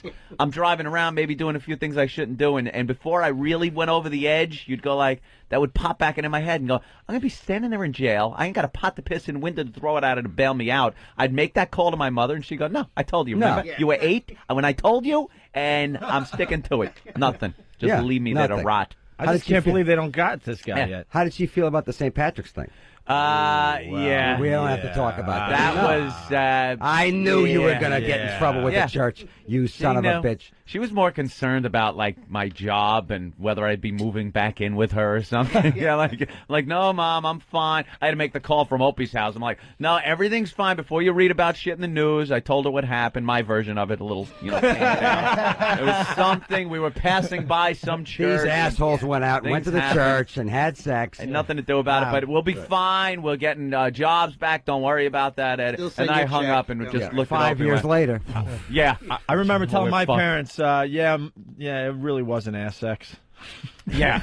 It wasn't ass sex. It was front-to-front vaginal intercourse. They're saying it was ass sex, but it really wasn't. Newspapers are reporting anal. We would never do that. We would never do that. Just rub a little clear stuff We on the would cheeks. never have people have anal sex in the church. Let's say hi to G-Man. They're not priests. Yeah, exactly. G-Man on Long Island. Yeah, how you doing, boy? All right. Hey, man. Good morning. Good morning, Dennis. Hey, how are Hi, you? sweetie. Hi, fella. Listen, I wanted to ask Dennis a few questions regarding the new episodes of Rescue Me, man. I just love that show. I think it's so great that somebody's doing something. And you know what? Give it a light on the case of 9/11. It's not all negative stuff. And, the newspapers, all that shit portrays it as being horrible. But what's coming for us, man? What's going on? Basically, all right, I'll help G-Man out. Any, teases for season 3, Dennis? That's right. I don't want to give anything away, so I'll just say it's going to be outrageous and insane. Oh, they haven't written anything yet. Okay. There you go. That question. See, there you go. We got to hit. These motherfuckers will watch anything. Don't worry about it. He knows we can exactly. coast for 2 more He knows fucking exactly. seasons. That show works the same way as this show. Exactly. He knows exactly what we're about. Dennis knows. He's seeing himself right now. We can coast. What's amazing is The Job, which everyone loved, wasn't a success technically.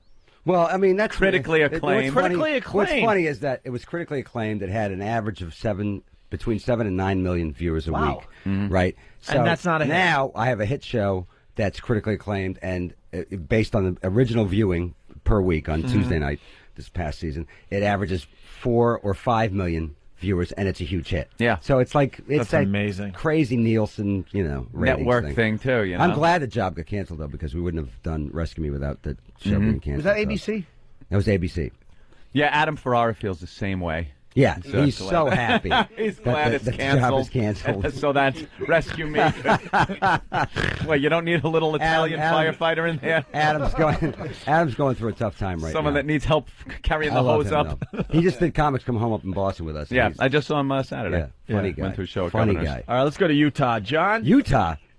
Yeah, John from Utah. I like toast, but you guys are killing me. I was getting ready to go to bed. I've been driving all night, and I figured, I'll just listen to the show opener. And then as soon as the music hits, Dennis comes on. Now I'm going to be up for 4 hours. You guys got me hooked in again today. You know, he's insulting us. Two it's words. a backhanded Two compliment. words, pal. Yeah. Crystal meth. All right? I know there's a lab somewhere near you. How many wives do you have? Yeah, you know, I have one, and I can barely keep up with that. maybe we should have promoted that you were actually coming on the show today. Yeah, it might have been a good right? idea. Yeah. By the way, I'm going to say that we guy. finally got a good guest on the show. We don't even promote He that complimented Dennis, but he insulted us. I He know. put our show on to fall asleep. Yeah, he did. And then when He Dennis did. came on, he realized he had to stay Yeah, awake. right. Thanks, you fuck, you hump. I hope you crash. That's our secret marketing strategy. Yeah. Watch this to fall asleep. Lee in Arizona. Lee. Hey, Dennis, I just want to tell you, a great fucking show. I mean, me and my dad watch it all the time. I'm a volunteer fireman from New Jersey. We both are. My dad's been a fireman for 20 years, and I was one for 2 years before I moved out here. And just want to tell you, it's a great show. I mean, it's to a T. I mean, us as firemen, we used to go out every night and get fucking drunk. So Volunteer it's a great fireman? show. So you start the fires so you can put them out?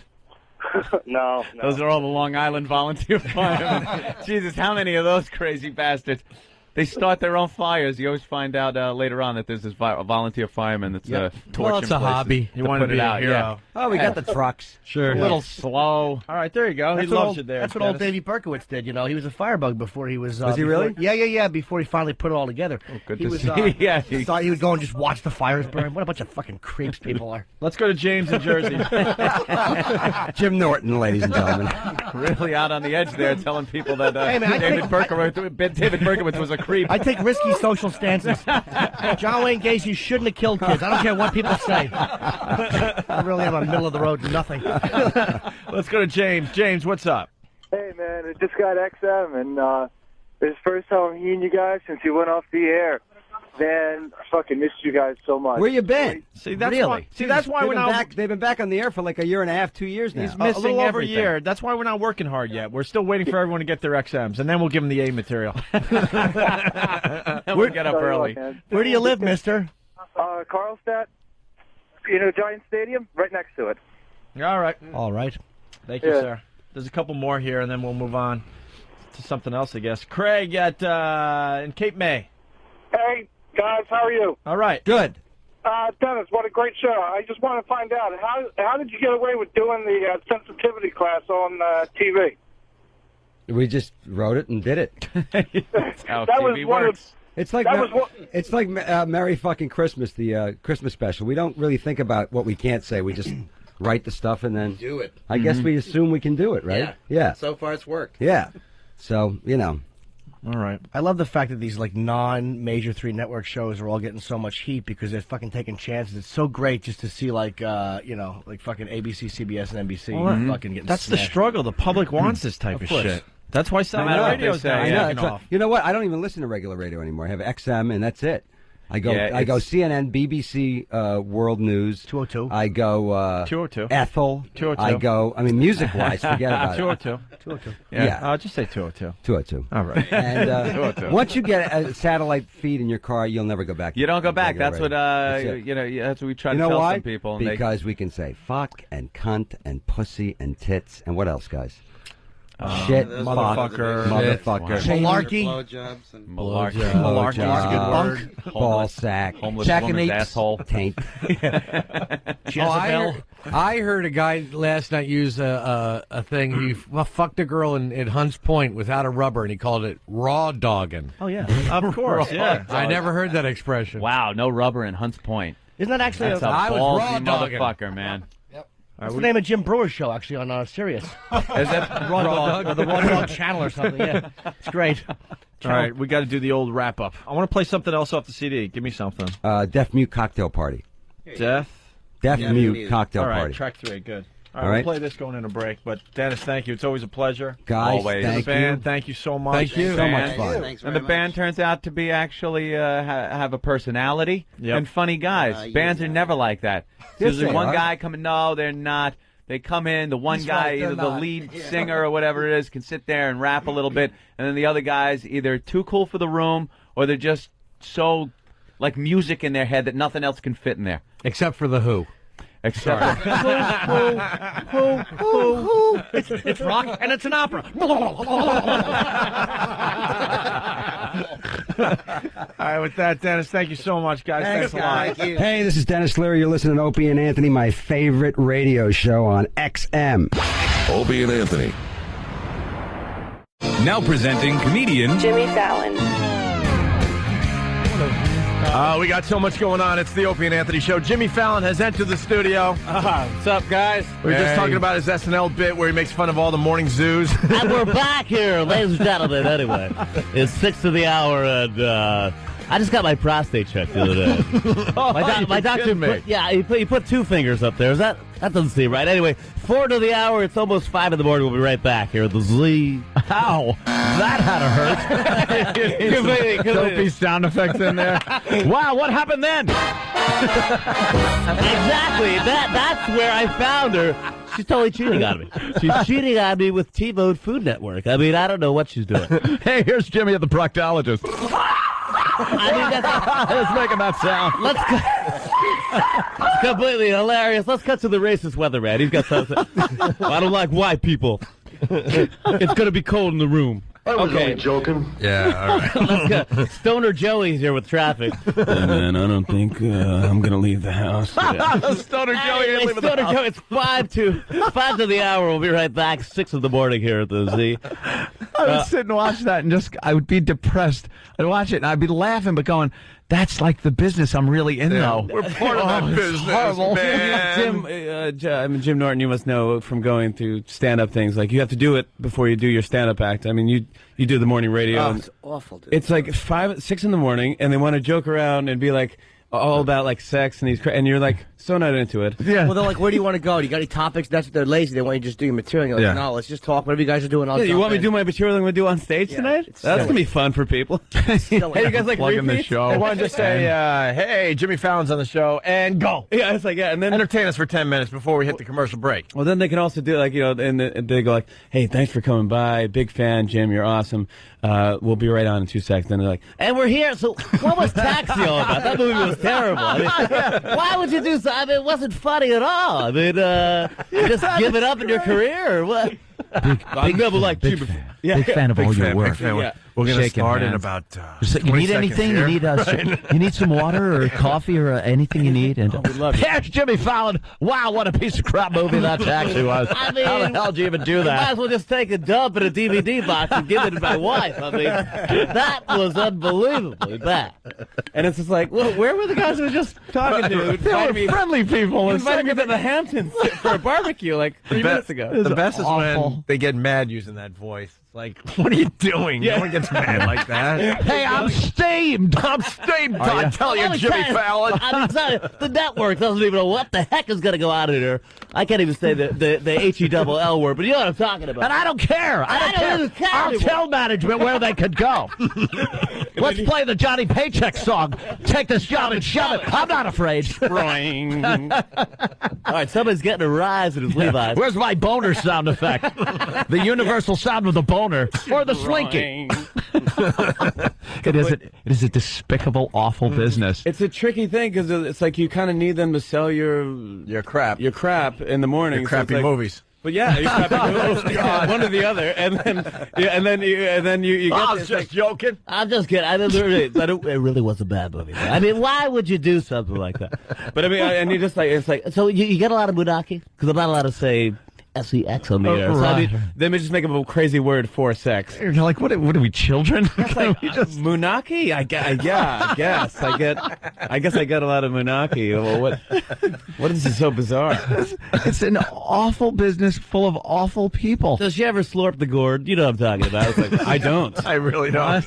What does that mean? Going into quadruple entendre here, sir. I can't really understand and then you. they're just laughing, but they're not even listening. But they're I gotta laugh at this.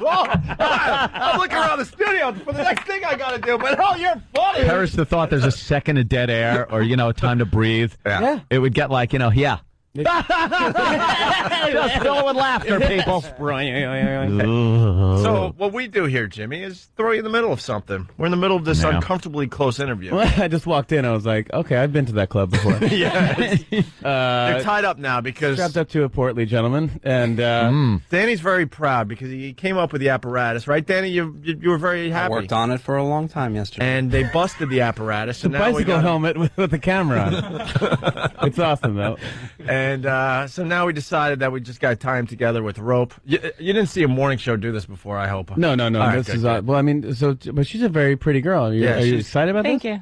you. No, not you. I mean him. He's like, yeah. No, it sucks. Like Big A's belly is ruining the bit still.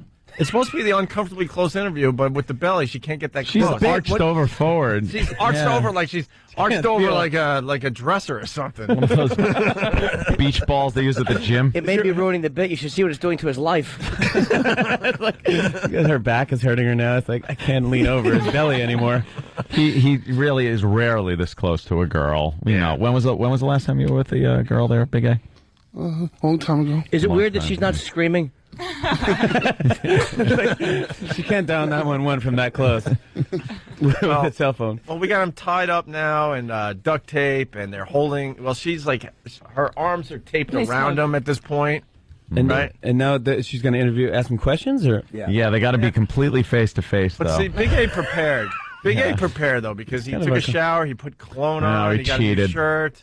Okay. Usually he's unkept. He's a cab driver, so he's always he's working. Comes in. Ask him where you're a New Yorker, right? Well, I have a question for cab driver. I mean, is this true? I heard a rumor that they actually just go to the bathroom in a Tupperware thing and put it under your seat. Is that yeah. Actually, I drive a private cab, and I don't do that. No. He's rolling his eyes at me like, like how he'll just offended him. Yeah, like, my cab is caviar and foie gras. I'm so sorry, I didn't know. That's hack cabbie stuff. I've never been in that cab before. Right. Yeah, the one I'm in smells like the guy just took a dump in a Tupperware. You don't do that, okay. Guess where he drives his cab, though? You're going to be amazed by this. Yep. Like taxi driver. In the Bronx? In the Bronx. Oh, you're Bronx. All right. Well, that's independent. He's an independent in the Bronx. Okay, all right. So are you one of those black cabs, or? Actually, I work for a company up in the Bronx. Sorry to ask you the tough questions. I'm sorry. I didn't want to stump you on that one. Who do you work for? That's all right. You can answer tomorrow. Any questions? A tough one for Big A. Why don't you just write it down and hand it over to me? Do you live in the Bronx? Yes, I do. Okay, cool. Yeah. How come you're not looking at him, Rene? This is not what uncomfortable. Hey, Big A, how's the breath today? Good. Renee, how's the breath? It's all right, not bad. We should give him something like a nice little mint blue cheese sandwich. Is it good gorgonzola latte? Yeah. Well, I think you cleaned out your mouth nice, right? You knew this was happening today. Damn. Yep. Yeah. I flossed. He usually has. He's still getting a little nervous, like white stuff in the corner and stuff. It's like that. I think it's just because you got a girl so close. He's starting to to foam at the mouth. Yeah, he's frothing. He's sweating a little under the helmet. It happens. It's hot in here. Yes, it is hot in here. All right, why don't you ask the last few questions, and we got to talk to a big star here. All right. See, we should have done this with Jimmy Fallon, but Okay. And Rene. Big A. I would. Yeah, that would me and Big A. Sorry. All right. What are your strengths/weaknesses? Look at her. Yeah, stop moving around. Eye to eye. Eye to eye. Oh, they're Yeah, really there you close go. now. Wow. I drive for. No, come on. What's your strength Good, and good. weaknesses? Good. Come on. Sorry. It'll be fun. Look at each other. They're looking away. Okay. Strengths/weaknesses. Hold on. Their nose are Going touching. backwards. I can't. What's happening? Wait, what's wrong, Renee? I can't. That's uncomfortable. I can't talk. Oh, this is Don't something. hold it. You're choking her, Kenny. Kenny. Something She's got in a her chin pants strap on. is unbuckling her belt. This is very weird. He's got a prehensile. It's like the Invisible Man movie Okay. or something. Strengths/weaknesses. Come on. Guess my personality Which one is that? Strength or a weakness? Start with your strengths. Why are you turning your head, Renee? Because I'm trying to read the questions. Put down the question, Yeah. Okay. Go ahead. All right. Next question. Sorry. No, we got to get into that question. Yeah. What are your strengths and weaknesses? I guess my weakness is my speech impediment and my weight. Oh. Yeah. Way to keep it fun and light. Self-deprecating. Heartbreaking. We weren't going to mention it. Okay. Strength, sweetest guy in the whole world. Yeah, what are your strengths? Yeah, absolutely. What are your strengths? Just my good sense of humor, personality. Sense of direction. Something like that. That's a good one, right? You're a cab driver. Yeah. You wouldn't even think about that one. It's like, oh, I guess so. Sense of humor. You're in front of Jimmy Fallon, you know.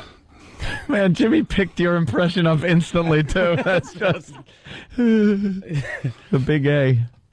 My strengths are. God, I knew this morning. They are. I pack my own lunch, and I know how to operate my TiVo. All right, that was other questions. Okay. Oh, here we go. How would you ask a woman out on a date?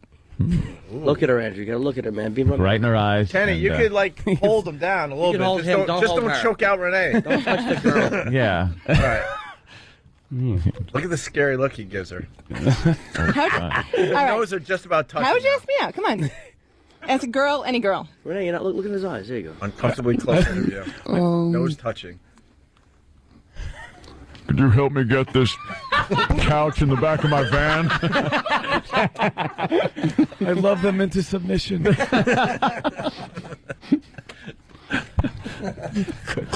Chloroform. I know it's kind of a tough question to ask on the radio, being this close. Why? Why? Hence the bit. Yeah. Go out with me, or else. This will only hurt a little. I don't know. I guess I would just, ask, nicely if you want to, either go out or have a cup of coffee. Okay. Wow. Would you throw any lines out there? Pick up lines? You got a pick up line there, Big A. Yeah, one of the good ones. One of the classics. Come on. Be smooth. Have you ever seen that one scene from Borat? Not really. Most of the pickup lines are hacky anyway. Oh, hey, who are we to say? Hey, you hold us. Not one of those calves. The hacky lines. Yeah, Big A, okay. So instead of saying what you would do, just ask her out. Yeah, yeah. There you go. Yeah. She's single. How would Throw you do something it? out there. Renee.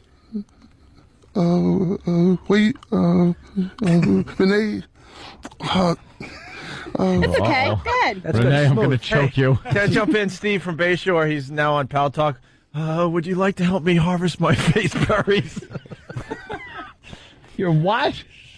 I didn't even understand that one. Face berries? I don't know. What is Steve on drugs today? Well, maybe he's a farmer. Harvest jokes. Face berries just sounds funny. It does. I don't even know that. I don't know what it is, but sure, okay.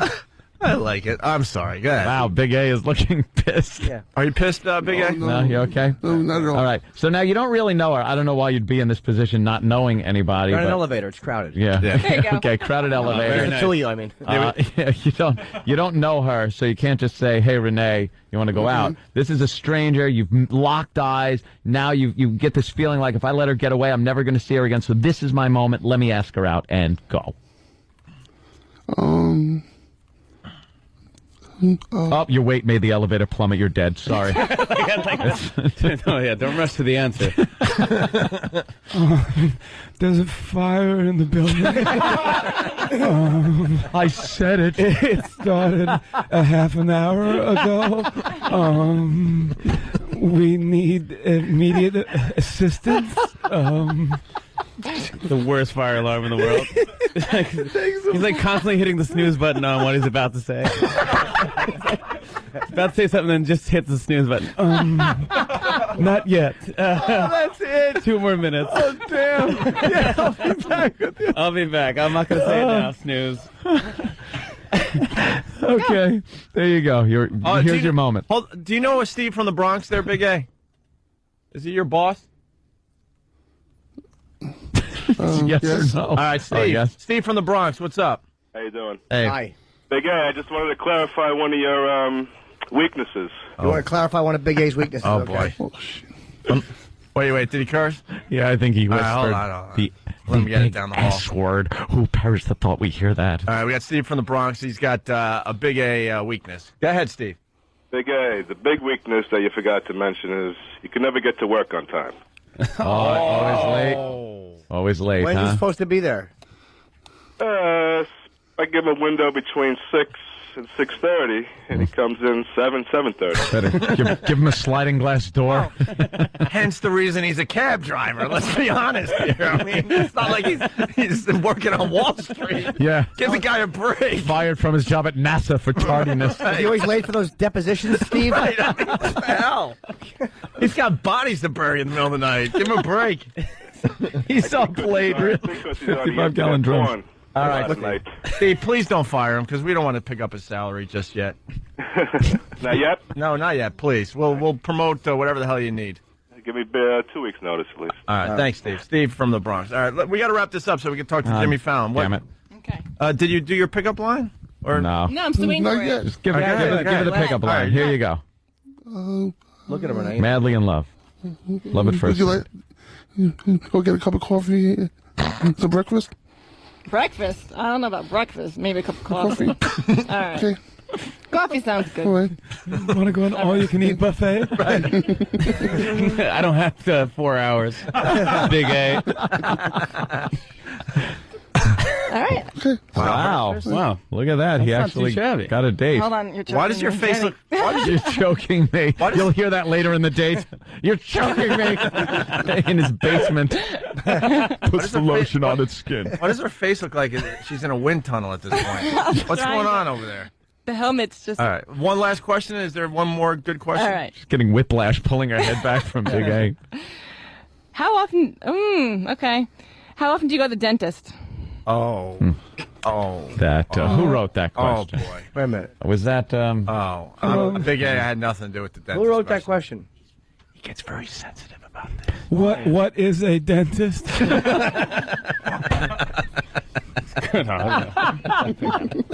It's Jimmy Fallon, though. You gotta appreciate that. I haven't even seen your teeth.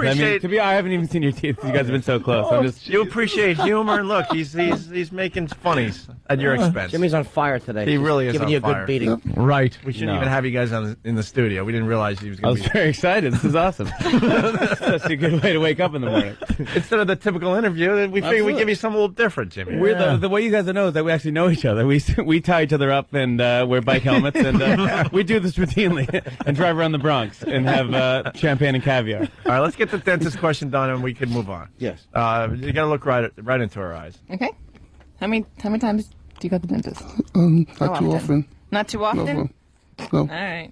Why don't you give her a smile, Andrew? Yeah. There you go. That's nice. That's the lip Danny, lock what's smile. Well, because he just pulled he didn't even try to show any teeth whatsoever. It was just completely closed mouth smile. It's all right. All right. And, why not the dentist? She's nice. You're just She's scared being of the nice dentist? to Big A. Kind of, yeah. Yeah. Why, sweetie? Okay, I am.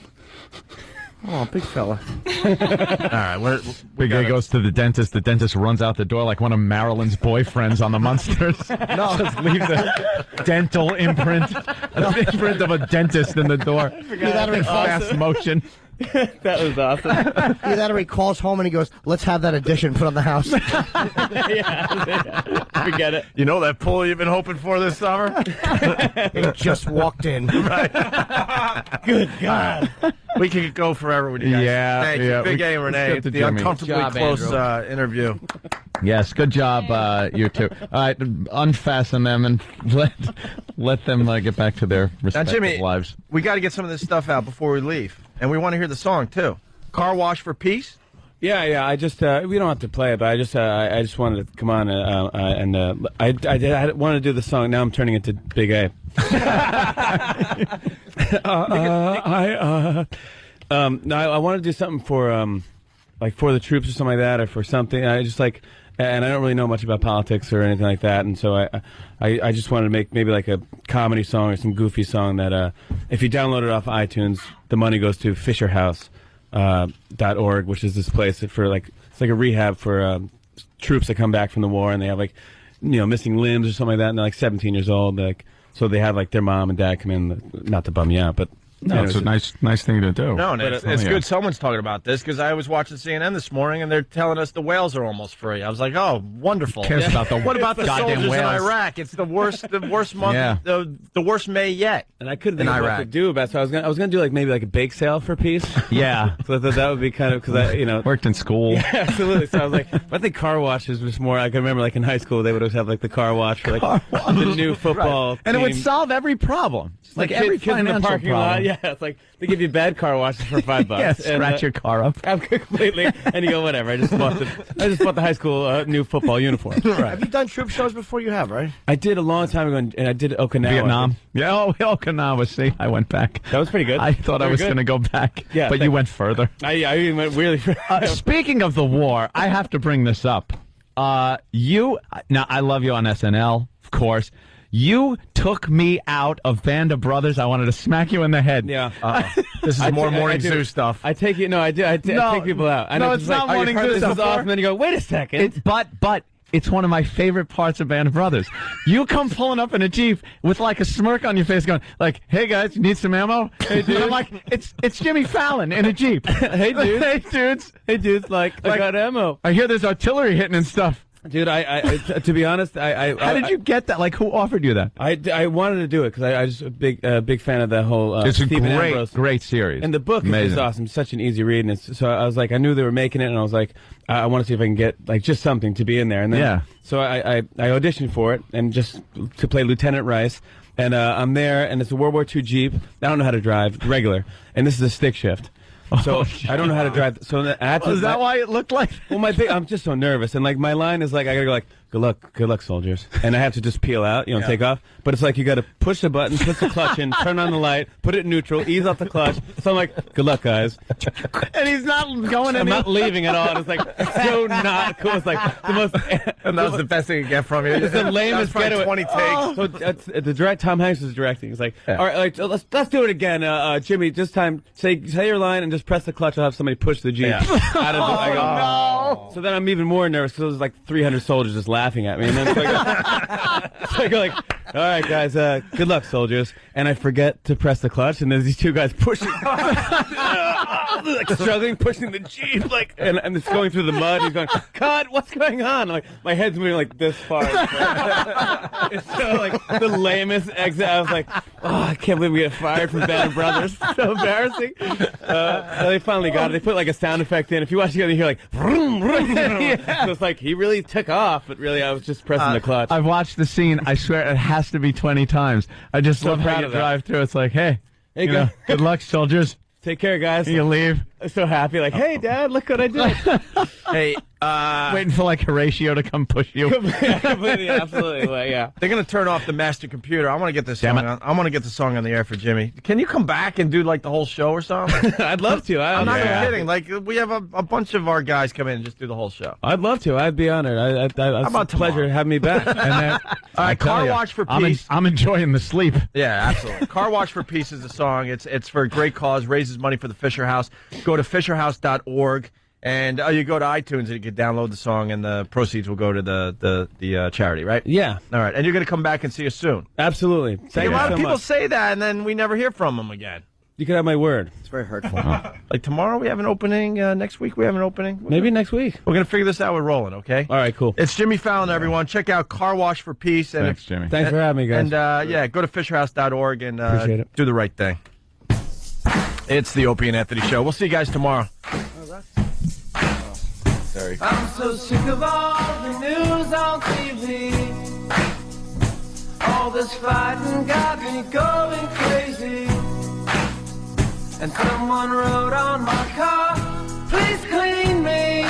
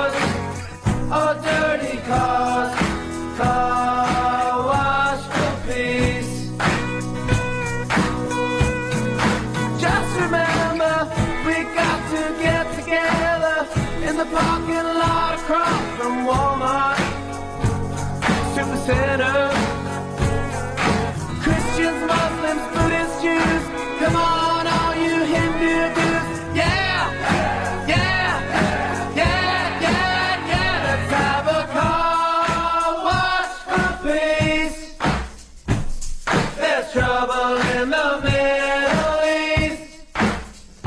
Got to put down those guns, pick up a sponge, car wash for peace. Let's have a car wash for peace. There's trouble in the Middle East. There'll be no more wars or dirty cars. Car wash for peace.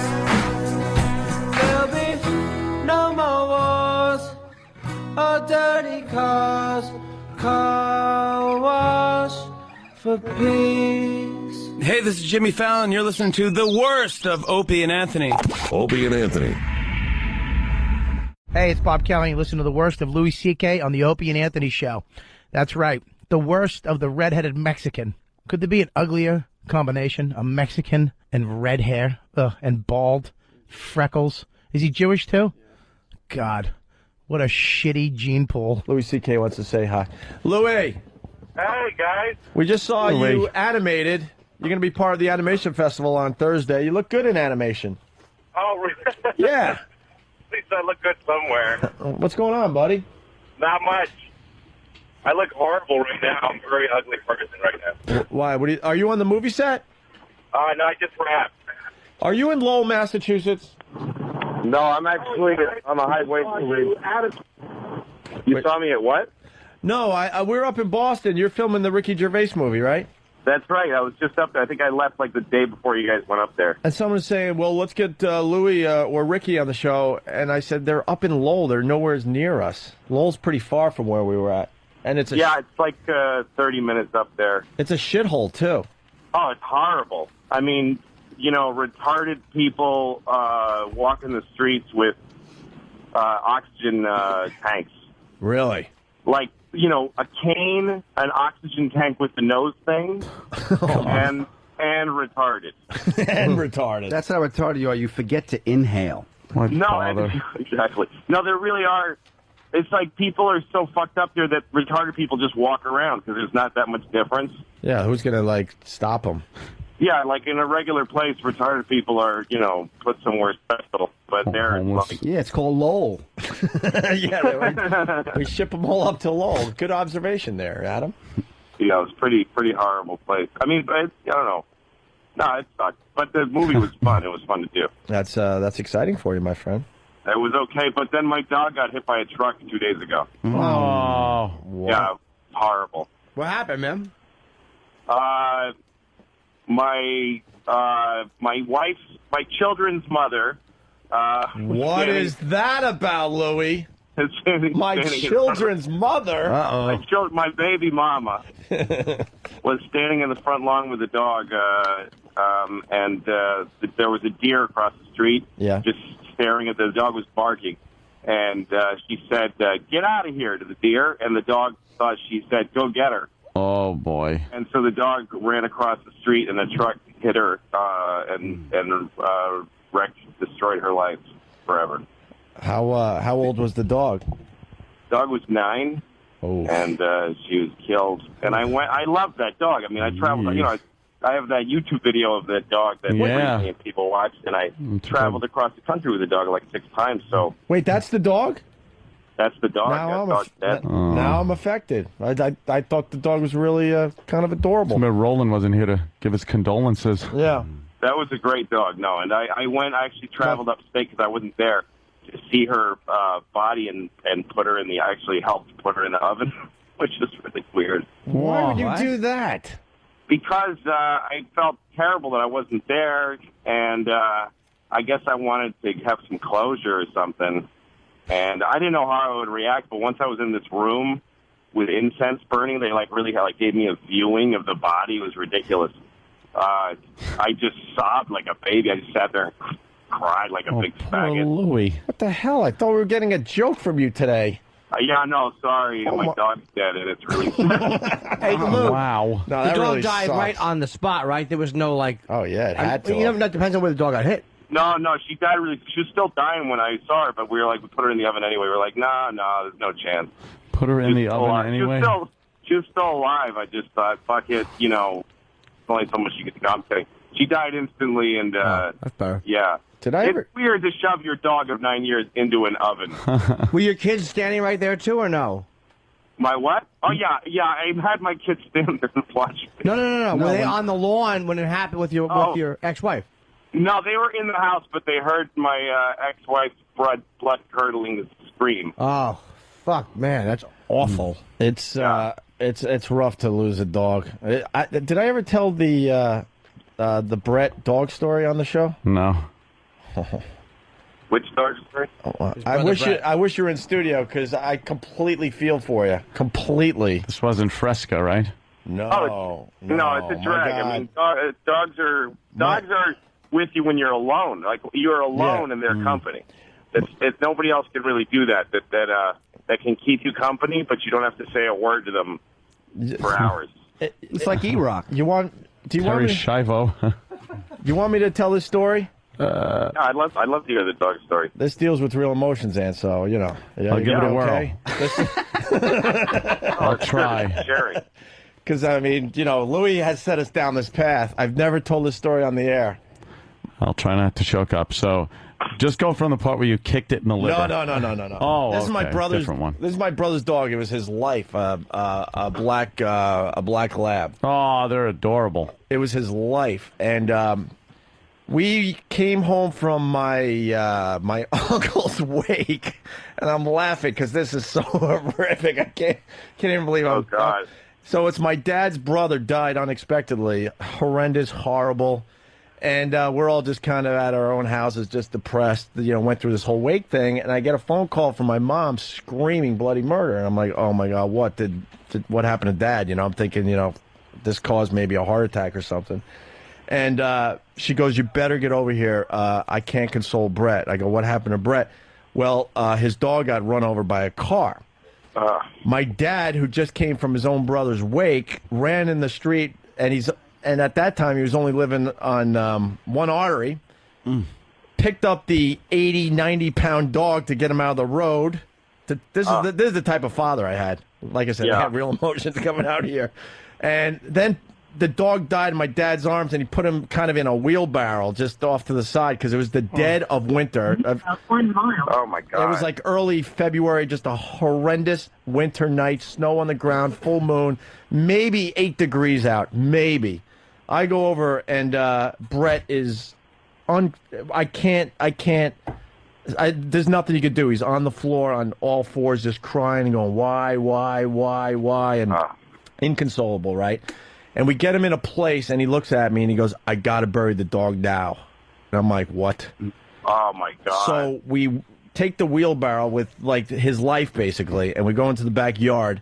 And I thought I was in the middle of a horror movie.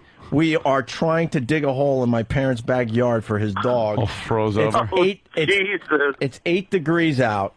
And as he's like digging, he's collapsing because he realizes what he needs to do. Oh my God! Collapsing, and I'm sitting there like, oh dear God! And I'm holding the flashlight over this shallow grave as he's attempting to try to dig it deeper so he could bury his dog. Oh, I like the fact you made him dig in his grief instead of giving him the flashlight. Selfish bastard. Look, I'll go with you, but that ground's hard. And it's ironic that the dog would have done a great job digging that grave. We had one of those moments, though, me and my brother, and he's just digging away. And I did try to help, by the way, but it was all about he needed to do this, and I was there just to support as best I could. And what a crazy need for a closure to actually dig a hole and stick a spot in that. And stupid me, all of a sudden the flashlight flashes onto the wheelbarrow, and it wasn't a pretty sight. I'm like, oh my God, I'm sorry. And that got him going again. He collapses. It took hours. We're out there in the dead of winter like a horror movie, burying his No, because when you really dig a hole like that, it's like there's roots you got to cut through. Oh my God, yeah. Indian pottery and whatever. And yeah. Steam. No, when the dog died, my ex called me screaming. I mean, screaming and sobbing and making no sense. Jeez. I thought one of the kids were dead. Like, my first thought, because I couldn't make any sense of what she was saying, she was screaming, sorry, and I heard dead somewhere in there. Right. And my first thought was, let it be the dog. I hope my dog is dead right now. As compared to one of the kids being dead. Yeah, sure. But for a moment, you weren't sure. Oh, I wasn't sure. I mean, I had a sick feeling I'll never forget. Like, somebody, I mean, she's really upset. And somebody's dead, and I hope it's the dog. And then I hear the dog's name. I'm like, okay, either the dog ate one of the kids or the dog's dead. Right. But the worst part is telling the kids, too. I have a 6-year-old and a 3-year-old. And I was on the phone with them, and they're crying. Oh, my God. And then the 6-year-old says, first of all, she says, I'll never forget her. And then she said she was like a sister to me about the dog. Oh, my God. Jesus Christ. When she said that, I almost said, like, Jesus. Right. Come on, man. Right. A sensitive little story. I got to tell you, where my parents used to live in Centerport was on a main road. And no joke, I moved home from Buffalo with a cat. That got hit by a car. And that was, in a weird way, my life, because I was all by myself in Buffalo. And it was just, I had this attachment to this cat. And my dad picked it out of the road and let the cat die in his arms and wait till it got stiff. And then he buried the cat before I came home from, I was working at BAB at the time. Right. And then I can't even tell you how many pets. Your poor father has to go out on the road and pick up dead animals. Dude, we lived on this main highway, and we always had dogs, but we never had a fish. We never had a fence.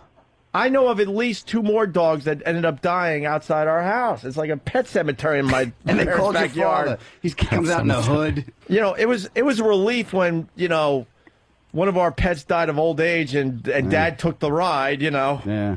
You know he's just dumping him in the woods somewhere, but he's like, no, I took Sprite to live on a farm in New Hampshire. But Dad, you've only been gone 45 minutes. And there's dirt on your pants. Right, exactly. Sprite. I was supposed to go into an up-tempo goddamn number after talking about a goddamn dog dying. No, it's funny, and I'll let Jimmy have his moment in 1 second here. But what's funny is someone's writing, Louis, will you turn down your GPS? We're having some real emotions on the show today, and all we hear is, turn left in 1 mile. I know. I heard it. I'm sorry. Yes, Jimmy. I turned it off as quick as I could. I got to go back to Jimmy. Yes, Sprite. We decided to name our pets after soft drinks. I had one called Sierra Mist. I couldn't have Sprite. We had Fresca. Right? Oh, we had God. Sprite. Named your cars after automobiles. We had Pepsi. We had Shasta, which wasn't a very popular soda, but we decided to name one of our dogs Royal Shasta. Crown. I remember and you notice when how Mr. Pibb died. You notice how many dogs I just named? Yeah. That's too many dogs for one childhood. So guess what was going on? A lot of horror death. show in front of our house every 3 years. A lot of doggy death. We have a fence, but it's an invisible fence that's buried in the ground, and the dog wears a collar. Right. Really work. That shocks her in the throat when she crosses the line. Yeah. But you know, they don't wear the collar after a while. They don't need to because they think they don't understand it's the collar. They just think that God hurts them when they cross a certain line. Well, at least she lived a good life, Lou. Yeah, but she hadn't worn the collar for like 5 years, and she was a little soft on the line. And also, she was so certain that her woman of her life wanted her to chase that deer. Right.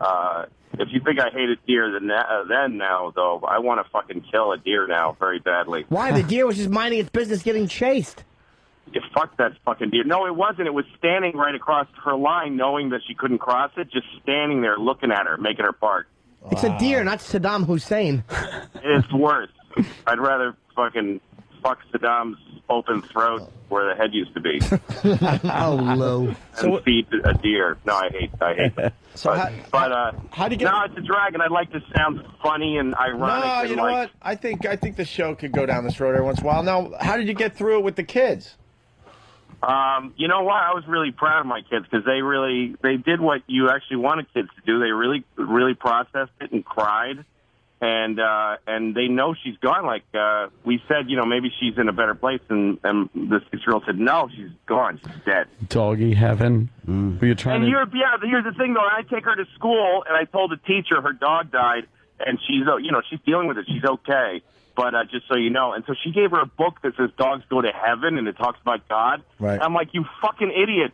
I had her facing death and being okay with it, and you just fucking put in the fairy tale. She didn't need it.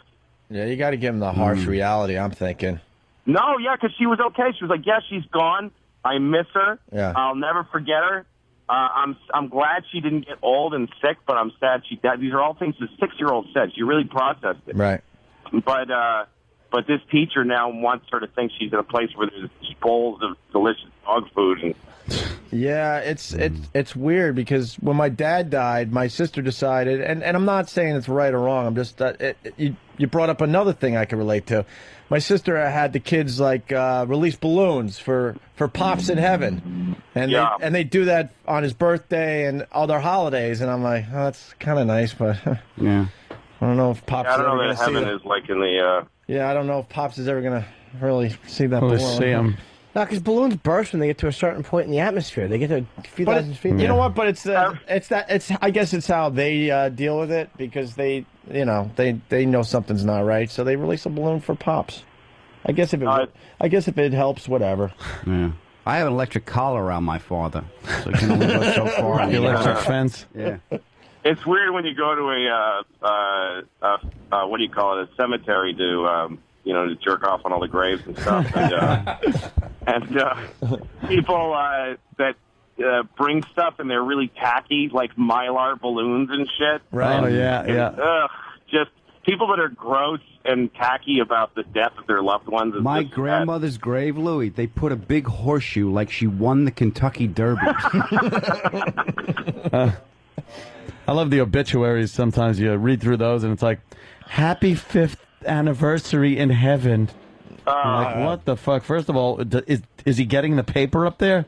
You know, exactly. Like, yeah, look I at hope that. the fucking worms in your brain are enjoying your anniversary. I need to take everything in and go the limit with everything. So we had a relative that died. I don't want to mention which one, and it was 3 days of mourning. Like you walk around like a fucking zombie, and you do it for other family members. If it was up to me, I wouldn't hang out with anybody because it's the weaker people. And I use that term very lightly because your emotions are what they are. Sure. But it's the weaker people that bring everyone down to a place you don't want to be. Like you're dealing with it on this level, or don't but need then to you get be. someone in the film. Oh my God! Oh God! Falling over, and you're like, why do I have to go down to their level? Like this sucks already. That's exactly why, right. That's why I hate those things where you walk around like a zombie for 3 days, and then the thing's over. We go to the cemetery, and we have the ceremony where everyone puts a rose on the casket, and it's beautiful, and the sun is shining through the top of this area they give you, and it's a beautiful last moment, basically. And everyone takes their time putting the rose on the coffin, and you leave, and they go, now this concludes the ceremony, and that's your cue to go to a restaurant and get food with the family, right? And I'm like, I go to my brother like, screw that, man. Let's see what happens next, And everyone goes back to their cars, and we're lingering around, and we see in the back, out the back door of this place, like no joke, 4 or 5 Mexicans waiting with shovels. That's the reality. They can't wait to get the damn. Picking up the roses and giving them to the girlfriends. They're like, how much longer is this going to take? We want to, to them, they're waiting for lunch. And that's the reality. 4 guys on a pile of dirt with shovels, waiting to bury the damn thing. They're just going to be sitting there talking and stuff. Oh, yeah, they're just babbling and waiting like, all right, well, the last person has hit the car. Let's throw the coffin in the ground. Amazing. Here's one. No, I think a lot of the people at funerals who make a big deal out of it are performing, too. I mean, a lot of people enjoy it. Yeah. Even my daughter said she didn't want to tell any of her classmates, but then she said, I'm going to tell Ava, for one of her best friends. Right. And when I picked her up from school, she was kind of excited, like I told Ava and I told Maya. Yeah. And she got to be a celebrity because her dog died. Wow. And I remember as a kid wishing that my parents would die so that the whole school would be really grieving for me and I would get paid attention to. And It was like a nightmare as a kid. and get to hold a press conference that my parents died. Yeah. And cry in front of the class, and the cute girls would feel bad for me and shit. Well, go, They probably wouldn't. Louie. Let me suck your tiny penis, even though you never know what that is yet. You're twisted, man. That death thing, when you're a kid, does anyone remember the day they realized they were going to die, how horrific of a feeling that was? Yeah. Because you went from, just enjoying, school and whatever, riding your bike, collecting baseball cards, whatever the fuck you're doing, to the day you realize you have that in your memory, like one day this all ends, and then it doesn't go away till you die. Yeah, pretty much. It doesn't go away. You learn how to deal with it a little better, I guess, as you get older. But that first time you learn that this will end is a horror. I learned when my parents were going out for the night. Somehow it came up with my older sister as they're leaving to go to a movie and dinner, and I'm now in the house without Mommy to help me out here. Wow. Help me out here, Mommy. You know what? I found out that everybody dies, and I told this kid that was a year younger than me, Benji, across the street from me, this kid who I kind of hated. Yeah. And I told him, "You're going to die someday. We all are." And he said, "No." He started screaming, "No!" And I said, "Yes, you're going to die. Everybody does." And so his mother came over. He went home screaming, and she came over and said, "What did you tell him?" And he's with her. And I said, "Yeah, everybody dies." And she goes, "That's not true." Wow, she had to lie to him. I said, "What?" And she says, "It's not true. Not everybody dies." His mom. And I wow, said, what a lying bitch. Yeah, and I said, I was little. I was in first grade. So the way I argued, I said, "Well, what about all the presidents are dead, like Abraham Lincoln?" And she said, "Well, he got hurt. Somebody hurt him. That's why he died." Right. And George Washington got sick, but some people never die. That is that's quite a thing right there. So I would have pulled that kid aside and go, "And you won't go blind either. Don't worry, he's lying." Yeah. Now, Louis, do you hate the ex? Do I hate her? Yeah. No, I can't. She's my kid's mom. So, well, what kind of feelings do you have toward her, considering she sort of might have made the dog do this technically? Oh, I feel bad for her that she thinks that she feels like she killed the dog. But of course, there's a tiny bit of me that thinks it's hilarious. That she's got to deal with that. Yeah, when she sleeps at night. You sick bastard. Yeah, it's a weird thing because when you still share having kids, and so there's a lot of a lot of great things in life that I can only share with her. Right. And she's my least favorite person on the earth. Right. So, it's like if you and Hitler got a puppy together, and then he goes off and starts his Hitlery life, and you're like, and you're Jewish, and you're like, God, that guy's a fucking asshole, but only he knows how cool that was getting that puppy to pound that thing. There you go. We just lost a caller. It's something that I think Anthony brings up on the show. The roadside memorials. Yeah, I hate those. That's another. You drive down the highway and there's a cross with a picture on it and flowers and notes and teddy bears laying next to a tree with like a 18-inch chunk of bark taken off of the thing. Right. And you just know someone's head went right through the windshield there. Oh yeah, they don't even clean up the skid marks leading to the tree with the cross on it. They should put those things down flat. Yeah. It really is like when you see skid marks end in a memorial. Yeah. It's like the memorial is what happens when the car hit. It's weird. It's like, what if you hit one of those? What if you fucking hit one of those and died? One of those memorials. That would prove.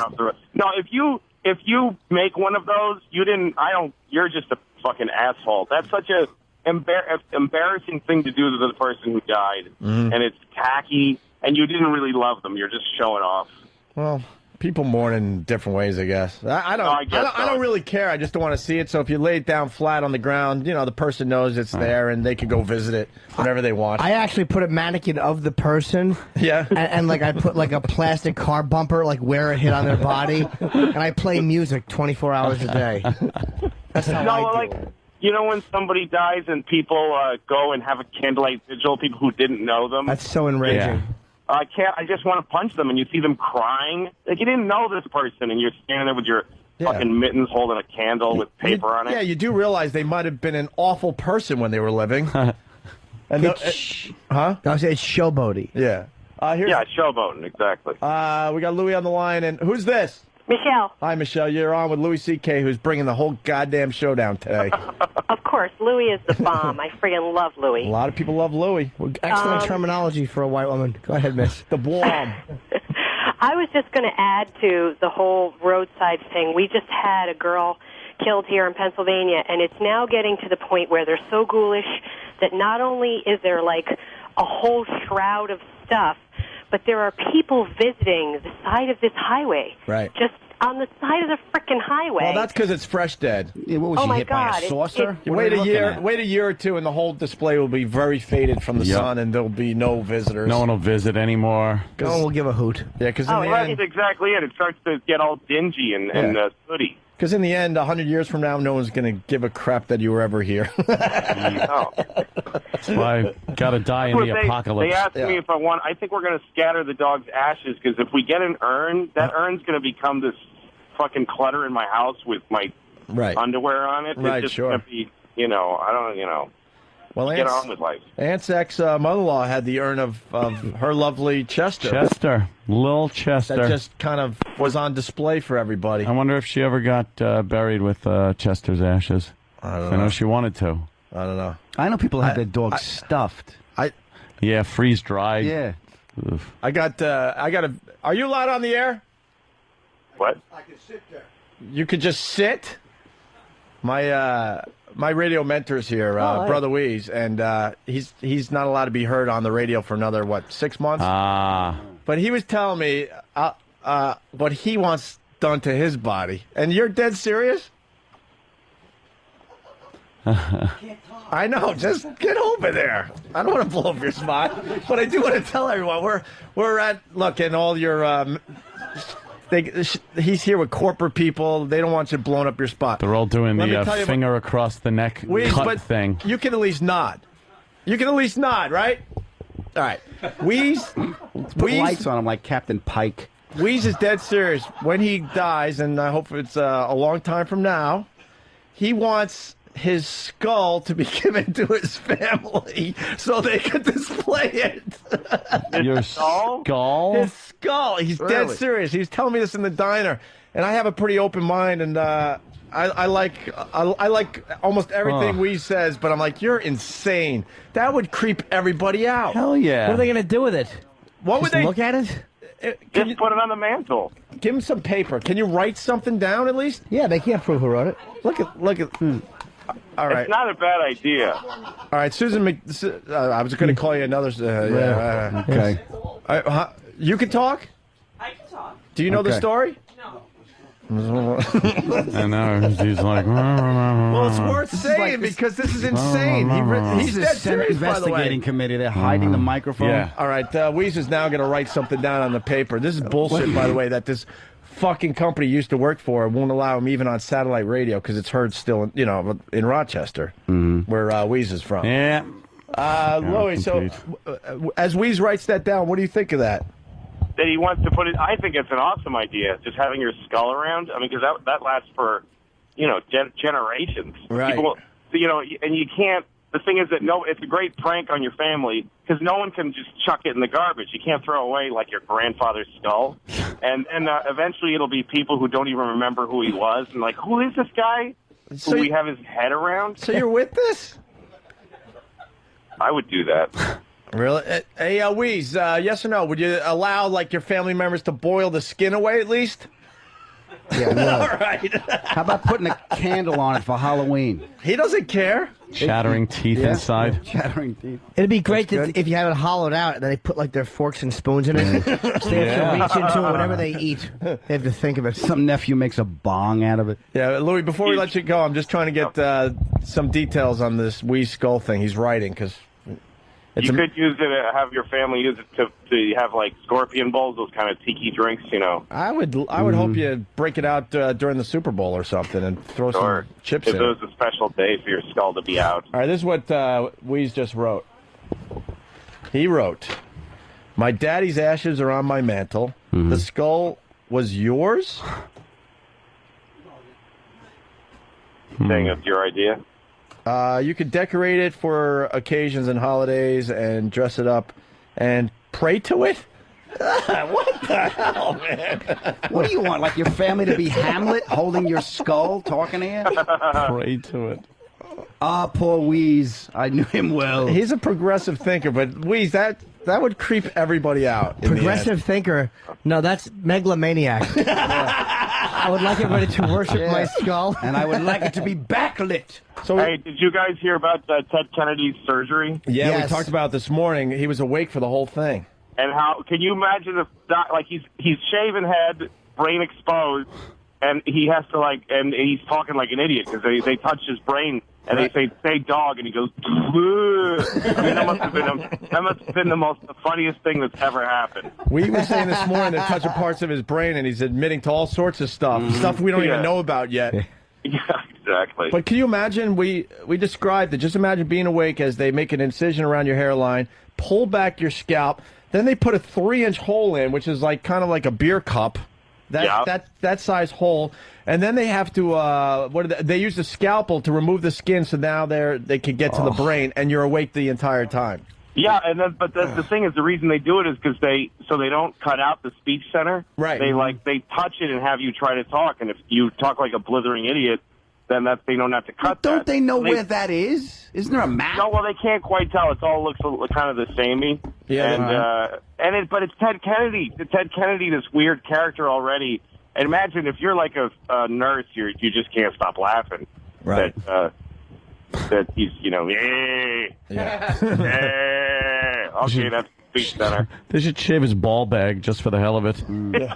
Well, you're going for brain surgery. We're going to shave your ball bag, though. We got to shave the brain. Hey, why? Brain. So, Louis, where's the dead dog now? The dead dog is ashes. I put her in the oven, and I held her down while they pulled the board away, and then they cooked her to 1,800 degrees. I couldn't watch that. Yeah, no way she said the lady was so nice and respectful and saying this is just she just gets cremated. It's just she turns into just dust and a few ashes. But then at the end she goes, it's it gets really hot. It's like a grease fire in there. Right. I'm like, oh, thanks a lot. You're melting my dog. And did you really watch? I didn't. Once the doors close, you don't see anything. Sure. You kind of have this feeling like you don't want her to be alone till the end. But at the same time, when you look at the body. It didn't look like her to me. It just looked like an amazing puppet from like a really good puppet from a George Lucas movie. So, and the ashes, you're not bringing them home. You decided. We're gonna spread them somewhere. I think for the kids. Yeah, it's better. Just have a ceremony for the kids where we put the ashes somewhere that she used to.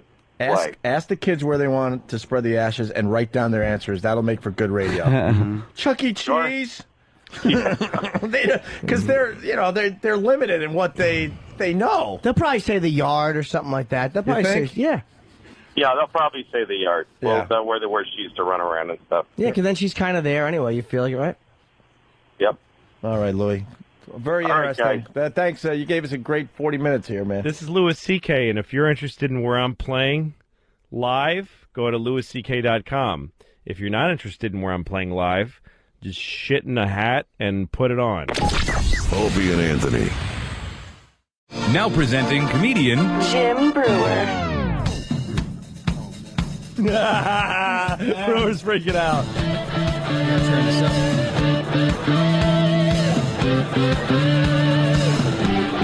It's the O&A show. Across the street, he killed us pain and misery. We came his ham, he killed our cream, he filled our jams for his own need. We fought him hard, we fought him well. We drive the planes, we gave him hell.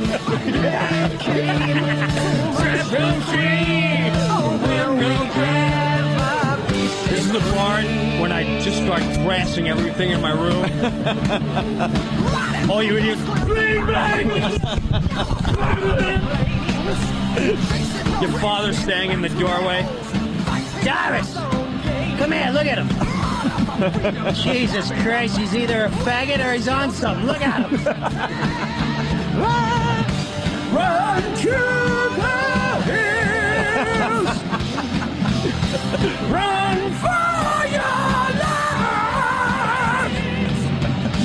Run to the hills! Jim Brewer, live in concert. For your life! Doing the best of 70s butt rock.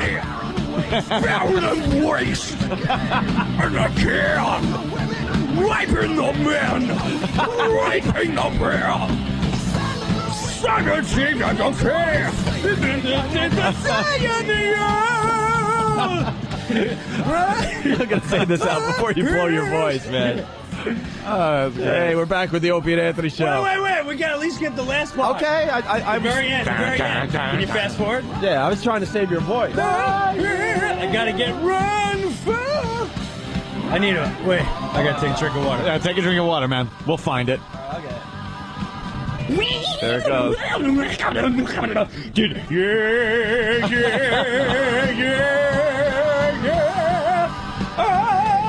it comes.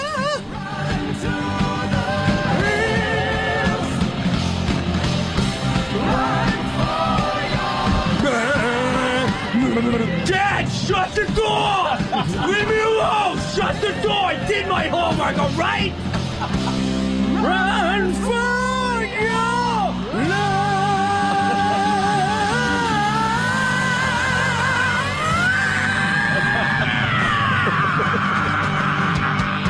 Oh my God. Holy ass, look at his face. His head's gonna explode. Bravo. Jim Brewer playing Nowhere.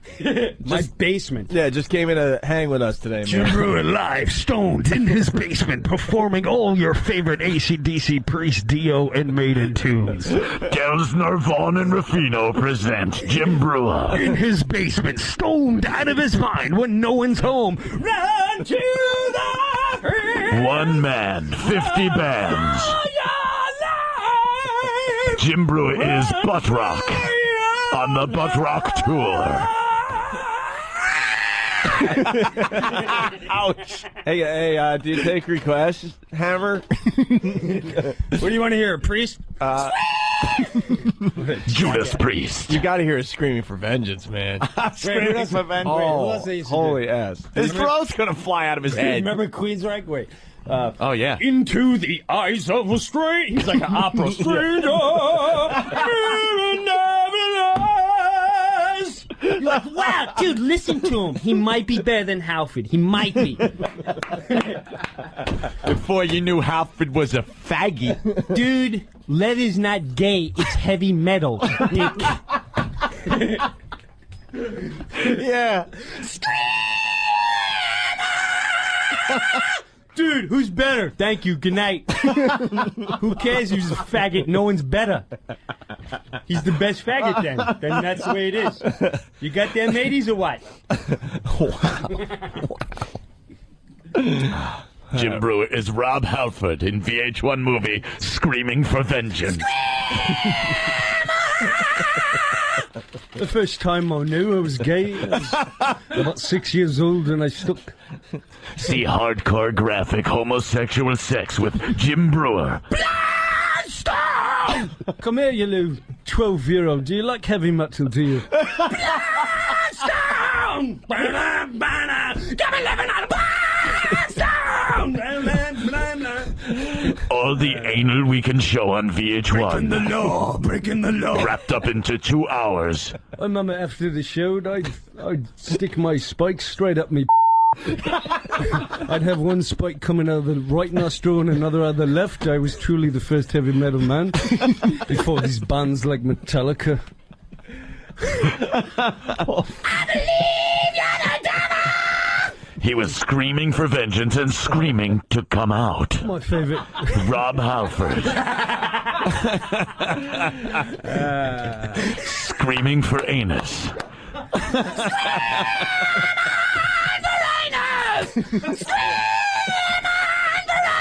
I mean, come on. Who couldn't tell this guy wasn't gay? You like me to punch you in the back right by the liver? Hindsight is 20/20, isn't it? When you look back at his videos, he's truly a homo. Say it again, Ferry. Say it again. You got another thing coming. And we can't even go into another thing coming and what it meant. Jim Brewer is Rob Halford in a VH1 production. I was completely wasted out of working down. Weenies on the weekend. All inside, it's so frustrating. Use condoms in my. Brewer Brewer is Rob Halford. Nice hit, Maggie. Breaking the law, breaking the law, breaking the law, breaking the law. Excuse me. Where's the gay club? I'd bow to you, man. They better not. God damn. They better not have dumped out the line of the day Jim right there. Brewer.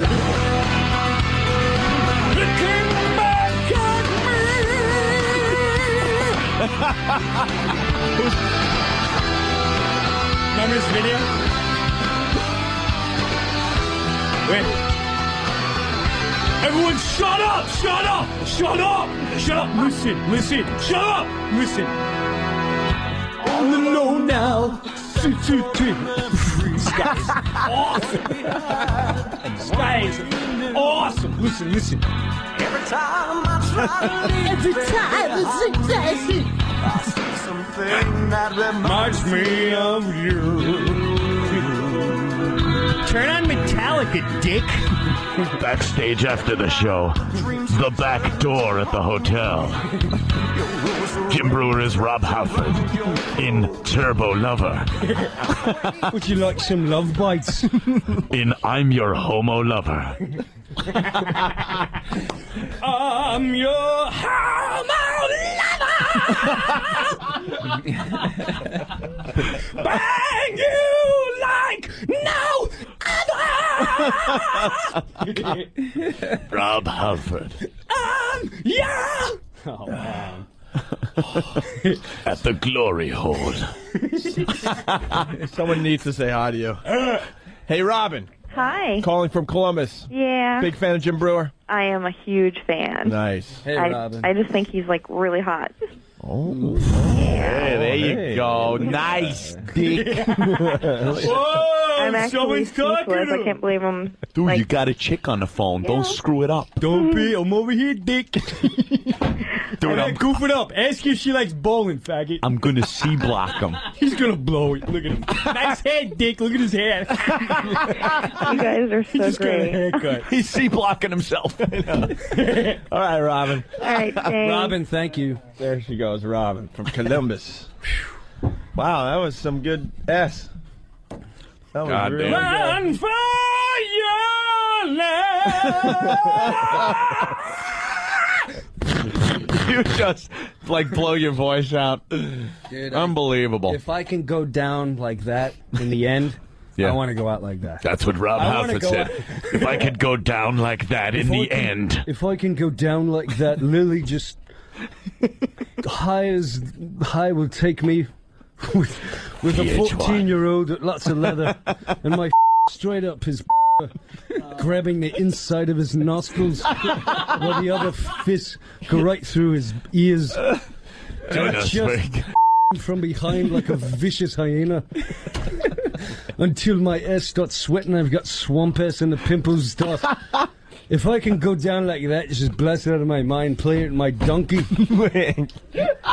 That's the way to go out with this final scream. And just as I'm about to slut I suddenly went into the Scottish accent.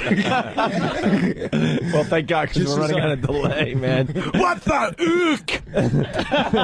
They enjoyed that on hold. That, I can't believe it. I didn't know he said that's Jimmy. What? What's he saying, man? He's Christina and Stunning are gonna get up or you're gonna done. I don't know what you're saying, but I'm gonna fight you. Now, let's go, hot shot. Little dirty European. Hey, where you we better take a break. All righty. We'll be back in just a bit. Opie and Anthony. Hey, this is Nick DiPaolo, and this is the worst of Rich Vos. Well, what the fuck else would it be? Whenever you're listening to Rich Vos, it's the fucking worst. Former crackhead with a fucking speech impediment, and you're listening to him on the Opie and Anthony show.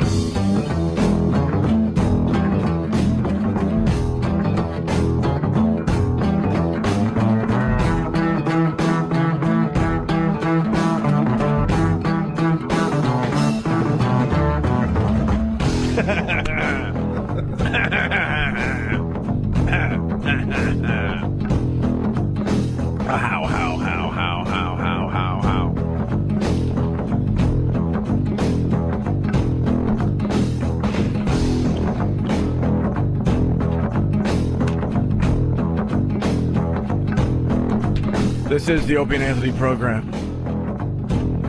Rich Vos in studio with his lovely wife, Bonnie McCarlin. Playing Cleveland this weekend? Yeah, the Cleveland Improv. We're going to do our acts together this time. Oh. That's what people like will, email us from MySpace. So, do you guys go on stage together?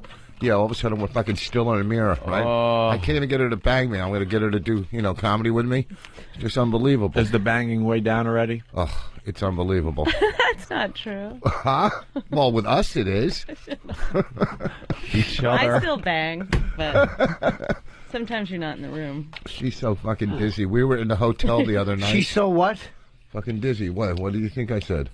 Rich, dizzy. Yeah, I have an inner ear infection, and I literally am dizzy. Oh, all right. We're in the That's fine. That was a fucking 40s expression. I know. Dude, what a dizzy dame. You know what else he always says? He Dizzy always goes, broad. I hipped you to Diet Coke, didn't I? He thinks he hipped me to everything. Hipped you to it. Stop taking your Lenny Bruce character so seriously. Listen to me. Yeah. We're fucking And a dizzy broad, I hipped her to. I took her. I mean, we're in the hotel the other night. Go on, Daddy. So the smoke alarm, the smoke alarm's going off. She goes, "Can you press the button?" So I go up there to press the button. She goes, "Your cigarette is making a smoke alarm go off." And next to her on the bed, the little dresser, there's a fucking towel on fire from her candle. She's sitting there reading, and there's a fucking towel on fire. She's going, "You got to put your cigarette out." No, but like it was Where still were you, 5. bedrock? Fucking lights. Why don't you use a light? But you do Because have to... I light a smelly candle because of the cigarette smoke. Yeah, stop smoking. Why don't you stop? Oh, my Seriously. God, Rich. Somehow get it. I don't know. We're not going to your funeral if you die of lung cancer. Why don't you stop? Well, I didn't think you would. You didn't go to the wedding. Why would you go to the funeral? Imagine that. I can't make it that night. Wow. Oh, Rich. Oh, boy. Finally, Patrice and Billy he Bird bring a smashed us. present. He smashed us. You're taking that hard still. No, I'm not. We I all let it go. explained ourselves on a past show. I let it go. So, dude, why don't you quit smoking? I am. Why? I'm going to go to a hypnotist. I just got the link for it.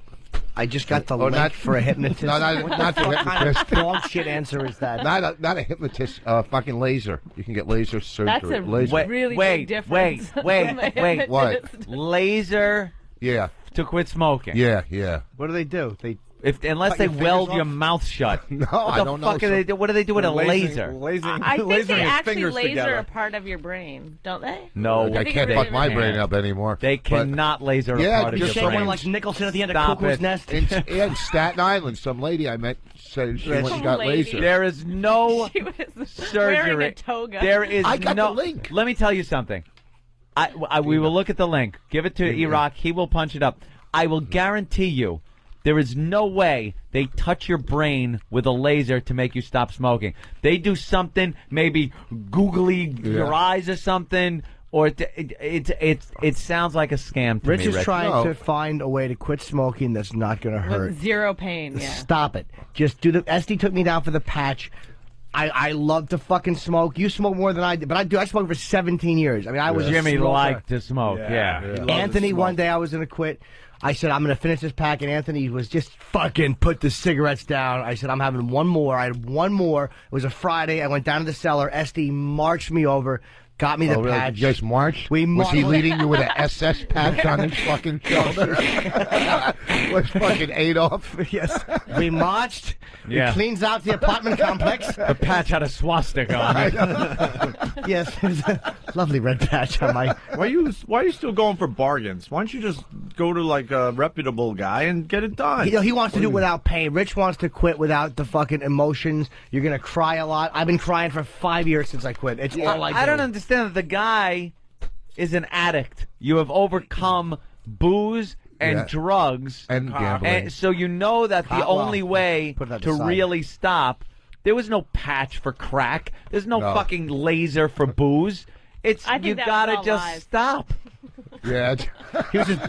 I think that's all bullshit. I almost stole Rich's joke in front of him, or Bonnie's joke in front of Rich. That it's all bullshit. No, who once said that Rich only did drugs as an excuse for blowing guys. Is that you or the boss? Okay. I just thought of that and I realized, no, that's I not said yours. I quit just for the applause break on stage. Yeah. That's funny, but that's good. That's not what I was quoting.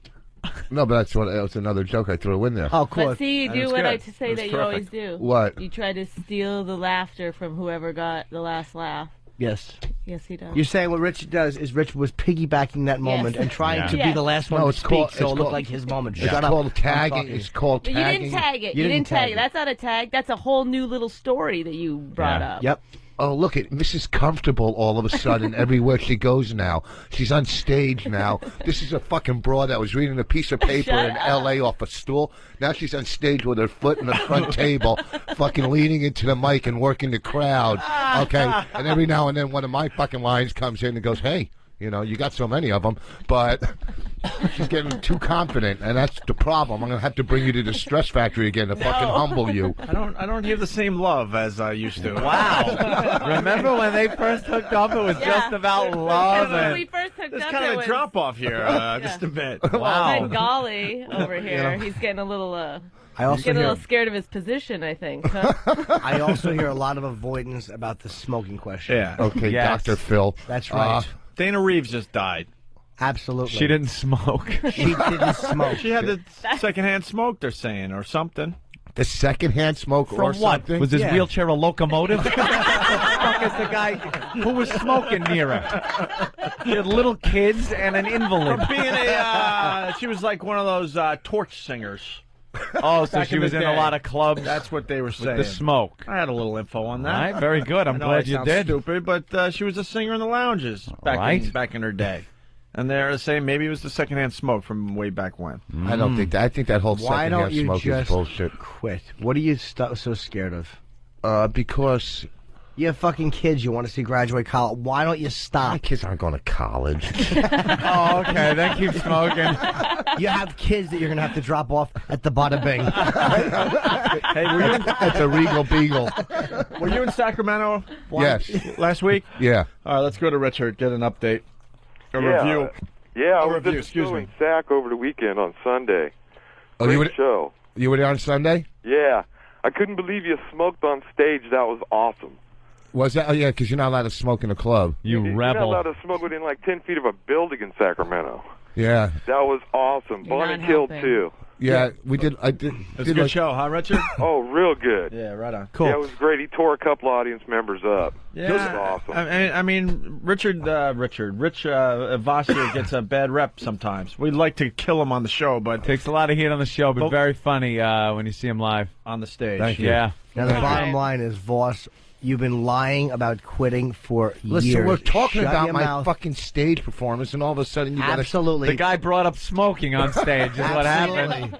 Said he was, so Richie killed and he was smoking. You'll be talking. You've been quit. I'm going to quit on my birthday. I'm going to quit on my anniversary. I'm going to quit Yeah. this, and every one of them passes. I'm and sure you we got don't tapes quit. from NEW of him saying he's going to quit soon. Yeah, That was years ago now, Rich. You can't fly with smoking in the airport. It's awful. I smoke at the airports in the bathroom. Exactly. Oh, my God. Why don't you stop? You What are do? you so scared of? Just stop. I'm not scared. Well, I Yes, am you are. scared, but What you do know, you- what else do I have? What do you I do mean, when on I- the flights? You're not going to lose a piece I of your chew show. nicotine gum. New York to L.A., what do you do? Well, I he chew nicotine complains a gum. lot, number one. Nicotine gum. and I sleep a lot. You're not gonna. You're afraid. Richard, you're afraid A of being uncomfortable, and B like you're gonna lose a piece of who you are. You're Okay, not gonna lose a part of yourself. Okay, here's the deal. I'll make a deal with you. We'll pick a date, and I quit smoking, and you quit deviant sexual behaviors. I've already quit smoking, and when Whoa! I quit gambling. Hold on. When deviant sexual behaviors put a tumor on my jaw, I'll quit doing them. Yeah. No, what about a fucking lesion on your face? Not my problem. I'll just pass it along. No. See how easy it is. What are you so scared of? I've already quit smoking. But I've already quit gambling. I'm quit talking drugs. about an immediate health risk that's going to fucking kill you, dude. Some of Jimmy's girls have looked like tumors on his jaw. I know what you're saying, dude, but I'm not being holier than thou. I'm not saying quit addictive behavior because it's naughty. I'm saying smoking is an immediate awful health risk. I'm not making a moral judgment. I'm saying it's a fucking horrible risk, and I've quit. And I know how awful it is. And I'm not being self-righteous. At least you get the Scary. AIDS. You know, you got 10 good years. Absolutely. And you know. could fucking always just pretend you got it from a needle or, blood Right. transfusion. I got sick ones. And you will look thin at some point. Dentist. Yeah. And you could eat all you want, right? Because you're going to lose the weight eventually. And I haven't, and my sexual addiction, I'm not running into a bathroom in the airport anymore. And That's because they clogged up all the holes in the dividers. It does look, though, Jim, like you purposely try to find women who may have something wrong with them. I'm not saying, look, I'm not saying that an uncle 15 years ago doesn't help my cause, because it does. The worse your family, the better it is for me. But 15 years ago, you knew better. Oh, yeah, maybe more than 15. Not the girls I'm dating. Your uncle touched you when you were 21, 22? No, 1. That's what I'm saying, 15 years ago. Your uncle didn't touch you. There's nobody that desperate in your family. Why don't you quit smoking? I'm good. Here's the game plan.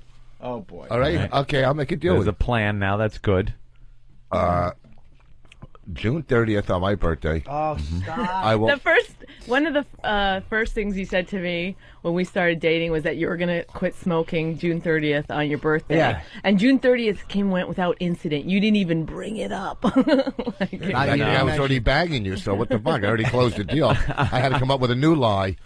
And his sober date, he was going to quit on his sober date. I've heard that one. I've heard I'm going to quit after the holidays, after the stress. There's never a good day to do it. Yeah, you just have to trick yourself. You just have to one day just go boop, put your cigarettes down and realize it's going to hurt a little bit. If I still obsessed, I'd be smoking again. Believe you think I could go this long obsessing? How long did you quit? December will be 5 years. No. Or 4. Wait, December of 2001. Be 5 years in December. Yeah, So I 4.5 remember when years. that was. It was when we were doing the what have you got segment of the show. I had a moment. What the hell of is clarity. that? Oh, yeah, the guy brought the It was log in? what the hell is that? No, the guy was. We had a couple of doctors in the studio, and we had guests come in. Hey, Colin. Hey, Colin. I was actually.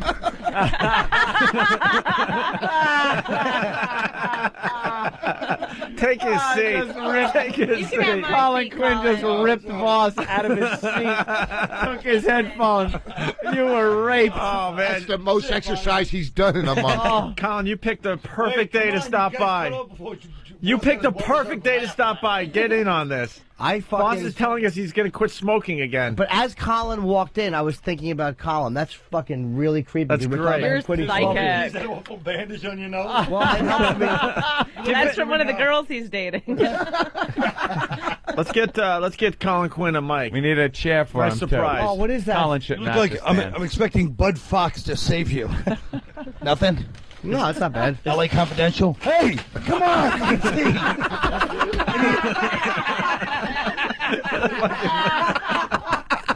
Just threw his breakfast on the floor. The reason I came by the way, okay. Are we going to have an intervention or something? The reason I came going by, on? no, it's an intervention for you two guys. Uh-oh, what do we do? A little power corrupts. Apparently, from giving this idiot a voice on the radio, he drove me home last night in his Toyota Caddy. Have you seen that Camry that he calls a Caddy? Toyota Camry. Norton, have you seen it? It's the worst Cadillac ever. It's nothing like he showed us me. What do you think? I go, oh yeah, looks like a Camry. So he's got the most awful GPS that it's crayons. Bob Kelly was pulling an Etch-a-Sketch. It's an 8-year-old girl. And then, so last night we're driving home. This moron goes to me. I don't believe much in conspiracy. He always has to deny that he believes in everything, and then he believes in it. Right? I'm usually so he can feel like he's a unique guy instead of just another, strip mall idiot like the rest of us.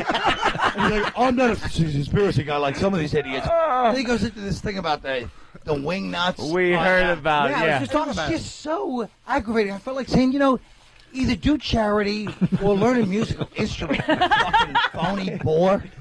It's so boring. What a shithead. I mean, if you saw these photos, he goes, give me I'm not giving you my fucking emails. You can send me some shitty picture.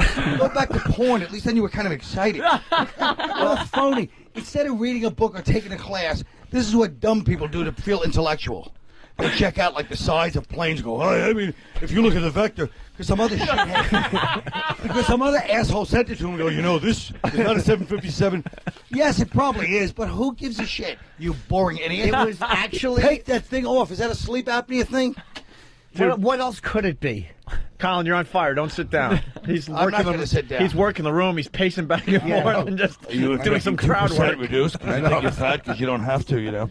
Oh my God! We all do that though. We'll read all those political books and then just reciting what we just read to other people. Claim it's ours. But I was honest about where I got it. I didn't say I made it up. I said that I found a credible source. The gravitas in his fucking idiotic face is what got to me. He put the pressure on me though now to dispute this. But you'll watch He goes, it. "I'll send you the link. Watch it, and then you tell me where the piece came from that isn't a 757." That's right. Oh, tell him to prove it. Then you dispute, and I go, well, what's the motive? I don't know, but that would be part one of this argument. But I don't Tell know. me the motive. Then don't bring it up until you have a motive. Why? I don't have to have a solution. No, a motive is different from a solution. Yes, it is. That's a motive is a solution as to why. Why would the government shove a plane into the Pentagon? I don't know Because they would. they were waiting for the right opportunity. So that day when 2 planes went into the World Trade Center, they said, now's our chance, quick. Because the ones that went into the Trade Center are legit. Yes. It's that Pentagon one. Yeah. They just had it sitting there waiting for that He to happen. raised some good points, and I had to say he raised some And you good raised points. no good points. I didn't say I did. Beat it. I really felt good to play you. Bill Burr's in town. I saw him last night. Bring him in. Fucking Colin. Beat it. Beat it. Well, we were talking about Rich Vos and his dumb smoking. He's got to stop smoking. Yeah, why don't you just stop, stupid? I smoked 3 packs a day and I quit. When you quit? 15 years. Down with breakfast and But he won't tell us why he won't quit. He keeps making I'll tell you excuses. why. He's afraid. And setting dates when he You wanna know might why you quit. won't quit? Because I fucking we all smoke. Jim smoked, he quit. Because you're afraid to deal with the sadness and the fear and the anger that's going to come out when you quit smoking. You don't have something to hide behind. First of all, I deal with anger and fear on a daily basis. Yeah, by lighting up 5 packs a day. I know. No, And the fetal position. And Oh no! Yeah. Some use the missionary position. He is the fetal. Do you know that fire that you were talking about in the hotel room? Yeah. Is directly because of your smoking, not because of her candle. She lit a candle to stop the smoke. That's right. No, she was reading tarot cards. No, that's not true. If she was reading tarot cards, she's as crazy as you are. She needs some more. Were you reading tarot cards? Were you reading tarot cards by candlelight? No, I get a scented candle. Oh my God. And it's just for the because it's nice. And it's just for the smoke, right? Yeah, I'm it's aware for to the put smoke. myself because Norton will rip it apart. Do you make them open up the anti-suicide windows like that fraction of an inch? Last and, night I was there. Yeah, you were there puffing out there. It doesn't Well, work. Blows it right back into the room. One night I look over, he's in bed with a cigarette, asleep. Oh, that's fantastic. Oh, that's never resulted in thousands Did of you ever deaths. see his old apartment on the fucking floor? It looked like little black snail trails because this fucking lazy Jew kept falling asleep with cigarettes in his hand and dropping them on the floor. He's not going to die from lung cancer. It's not going to. He's just going to burn up. Yeah. He's going to take It's a bunch of great. people with Yeah. him. He's sanding something and putting varnish on it, and he falls asleep and fucking kills everyone in the house. What's little Richie afraid of when he takes the cigarette away and there's no barriers between him and the world? That's right. What is? I'd like to know too. Yeah. I don't know. I just, it's. No, don't just. I'm not afraid of anything. What You know, is it's little addi- Richie? You are. It's addiction, and Right, but where does addiction come from? Pile of ashes, It's gold addiction, we chain just and accept teeth. that. It Well, comes from. It can come from. You feel comfortable sitting there with something blocking, a big wave of smoke blocking you, not only from the world, but from your alleged wife. Absolutely. Well, she's reading tarot. She's reading the tarot cards by candlelight. Yeah. And I tea does. leaves. And Yeah, Colin she's is got to right, read though. tea leaves. It's the modern day knitting when a husband's not really. yeah, these two are coming up with hobbies so they don't have to hang out with each other. How quick did this fall apart? This is the shortest marriage. I want to fucking know what exactly. Like you are like everyone hides. You hide your fear behind fucking cigarettes. I know Other I'm gonna people get will it. hide certain failures behind a lot of food the last year and a half. I knew it was coming. I know. Can I A theorize great something? telegraph acting technique. It's really Jesus Christ! Don't you wish? Can't wait to see Lucky Louie, or as Yeah. we call it, King of Queens with cursing.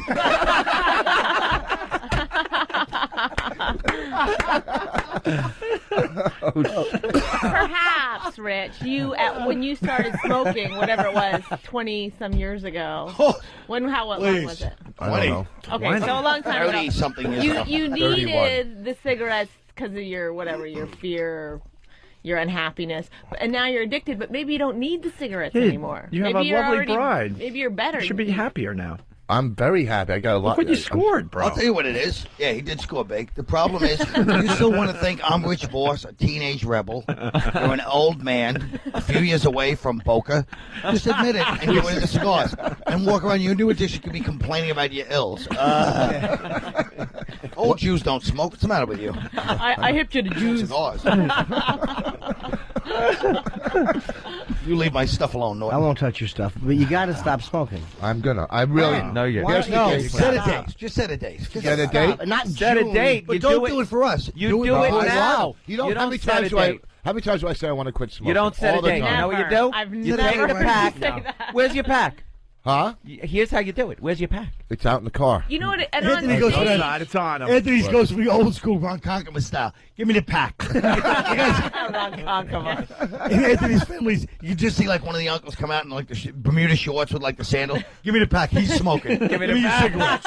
You quit? There you are. Done. But that was how he helped me quit. Anthony helped me quit by the same disgust to just fucking throw the pack out. You immediately throw it away. And I did. I had one more, and that was it That's for it. me. Yeah, because it's Juano or one of these people. Remember? No, it was the guy with the thing on his lip jaw. We were playing. What the hell is that? What the hell is that? We had doctors in the studio, Let's do and that people, again. people would come up and get free examinations for whatever weird they got. shit. Something on their leg, something on there. And this one guy had a bump on his gum line. So the doctor put the glove on, and he's feeling it. He goes, that's a hard lump. That's not good. He goes, you have this checked out immediately. He goes, you smoke? And the guy's like, yeah. And the guys, and then we start talking about how he's going to look with half a jaw. Well, the fear on the guy's like, oh God, just tell me what it is. Tell me what it is. I mean, it was supposed to be a fun bit, and Jimmy turned into quit. That It was guy- horrific. And one doctor, just to add to this, punched out. He's like, I don't want to be part of this. Wow. He Yeah, he saw left. what was in that guy's mouth, and said, I'm done. I don't want to be part of this. The guy turned out to not have. Right. We found out a month later, but.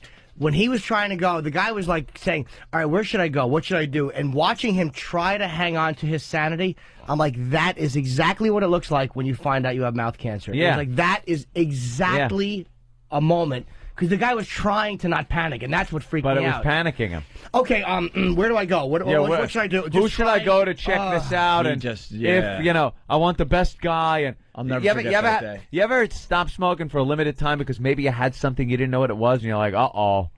Nothing like that. No. No? No. I smoked Just set a date, you nonstop. phony. You did Do it quit now. for Set 6 a months. date. Set a date? You did quit for 6 months. You I did- quit for 6 months. Why? What spurred that? I was working in Boston, and I went and saw the Mad Russian. There was a guy up in Boston that I went to that guy. It didn't work you went for to me, see, but- huh? No. He's just a douche. It doesn't work for anybody. works for a lot. Oh, Yeah, shut up. I went 6 months. What's the Mad Russian? He was some like Some fucking hypnotist flake. guy. You call me a flake for conspiracy theories? Some fucking commie puts his. Why did you throw my Aussie doll in the milk?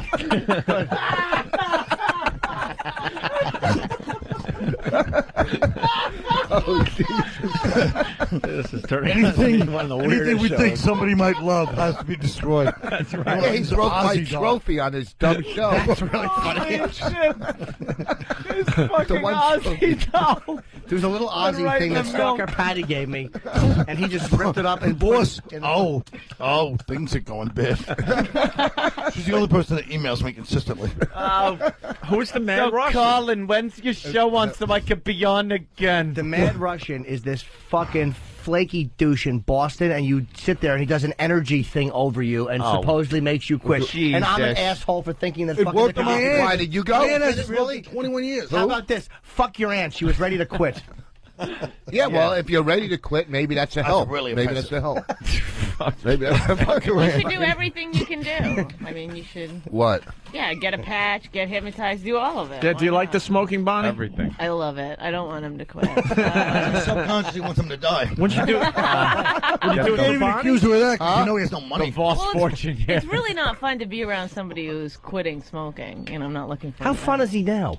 How much fun could he Did possibly you ever do? smoke, Bonnie? Ever? Yes, I You did. did? It took me many tries to And you quit? Yeah, so 4 years How long now. ago? 4 years. Mm-hmm. You miss it? Not actually. I at one point before I started dating Rich, I thought I might actually start again. It's very rough when you hook up with a smoker and you've quit for a while because you just pick it right back up again. Well, she drinks and gets high every now and then, so that was hard too, you know. Stop trying to even it up. Maybe you could handle booze now. No, I can't. Why don't me and you go to a smoke? I know a smokers thing next week. Next Sunday we'll go. I'll go with you. To a smokers thing? Yeah, like a smokers meeting. Next Sunday? Yeah, Sunday night. You're not working. Stop acting like you are. Wait, what Sunday? This Sunday? Sunday coming up. Yeah, I'll be out of town. He doesn't even know where Sunday is anymore. I'll be out of town. What, Sunday? Sunday? What? What, between Saturday and Monday? No good. No good. And Colin, as much as after that Ozzy doll thing, how I really don't want to admit this, helped me more than anybody. The thing he said to me, which I don't think you made up, but it was, he said to me, the urge to quit to smoke will pass whether you smoke or not.